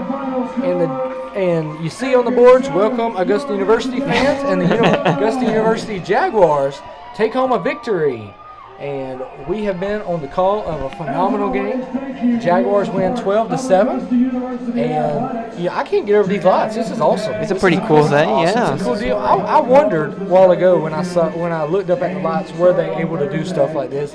And I was proving that they are. So, big win for the Jaguars. Back-to-back Battle of the Paddle wins. Absolutely. Big deal. Very big deal. In case you don't know the history that Avery gave us earlier on the Augusta versus USC Aiken pass. So, guys, what are your thoughts on the game? I know we beat it to death, but a lot of hitting. There was timely pitching. Great pitching. So, what do you guys think? What are your thoughts on the game? I think just to wrap it up, I thought the pitching was really good out the bullpen tonight. I thought that the hitting was better because of how many pitchers they faced tonight. I thought it was really good to drive in 12 runs with that many pitchers on changing on a consistent basis. So, good job to the Jaguars tonight. Yeah, I mean, being able to rally back, especially falling down early in the game, I think that's just a great way to start and a great way to finish. And to carry that momentum into this PBC series that they have coming up against Columbus is really important. Like we said, this one doesn't count. Still matters, though, because this is a conference opponent. So I think they can carry this win and really try and maybe get that sweep this weekend. Yeah, and some bragging rights as well when you play your rival school like USC Aiken. A big-time rival, more so on the basketball court. Mm-hmm. But, here in baseball, it's still a pretty big deal to these student athletes. It's known that USC Aiken and Augusta don't really like each other too much. Not to say there aren't some great people in Aiken, but we've had our fair share of going at it in basketball and stuff like that. So, Definitely. So always a good time when we play these guys. So to wrap it up, the Jaguars pick up a big 12-7 victory as they head into Cancer Awareness Weekend back home at Jaguar Field. Patrick, tell us a little bit more about cancer awareness before we go off the air so you can be informationed up by our information guy. Yeah, to wrap it up tonight, the cancer awareness game, Augusta Athletics always works hard with the Cancer Research Center here for Augusta University Medical College. They do it for basketball, baseball, softball, volleyball. All the major sports do something with that to bring more awareness and more funding to cancer. and all those patients and anybody who's going through that. And here at the Sports Squad, we all wish those people a healthy battle and to get better and to get back to their families and whatnot. But I want to say, lastly, thank you again to Jasmine Garcia, Dr. David Bullitt, and Khadijah Dickens, and SRP Park for letting us have this booth tonight. This was an outstanding night at an outstanding stadium, and I couldn't have asked for a better crew myself. So Avery and Justin, thank you guys for also calling this game with me. It's been a fun night. It was a blast. You know, like he said, thank you to all the people that made this happen. Thank you to SRP Park for opening your arms to us. We had a great time in the booth. Sorry for the critique on the booth. But we had a blast, and we look forward to next season's Battle of the Paddle. And like we said, time and time again, we have this will be on YouTube, and we have the podcast coming out tomorrow, Special Braves edition, along with our normal podcast coming out over the next few weeks. But thank you for listening in. And as always, go Jaguars. You're listening to the Sports Squad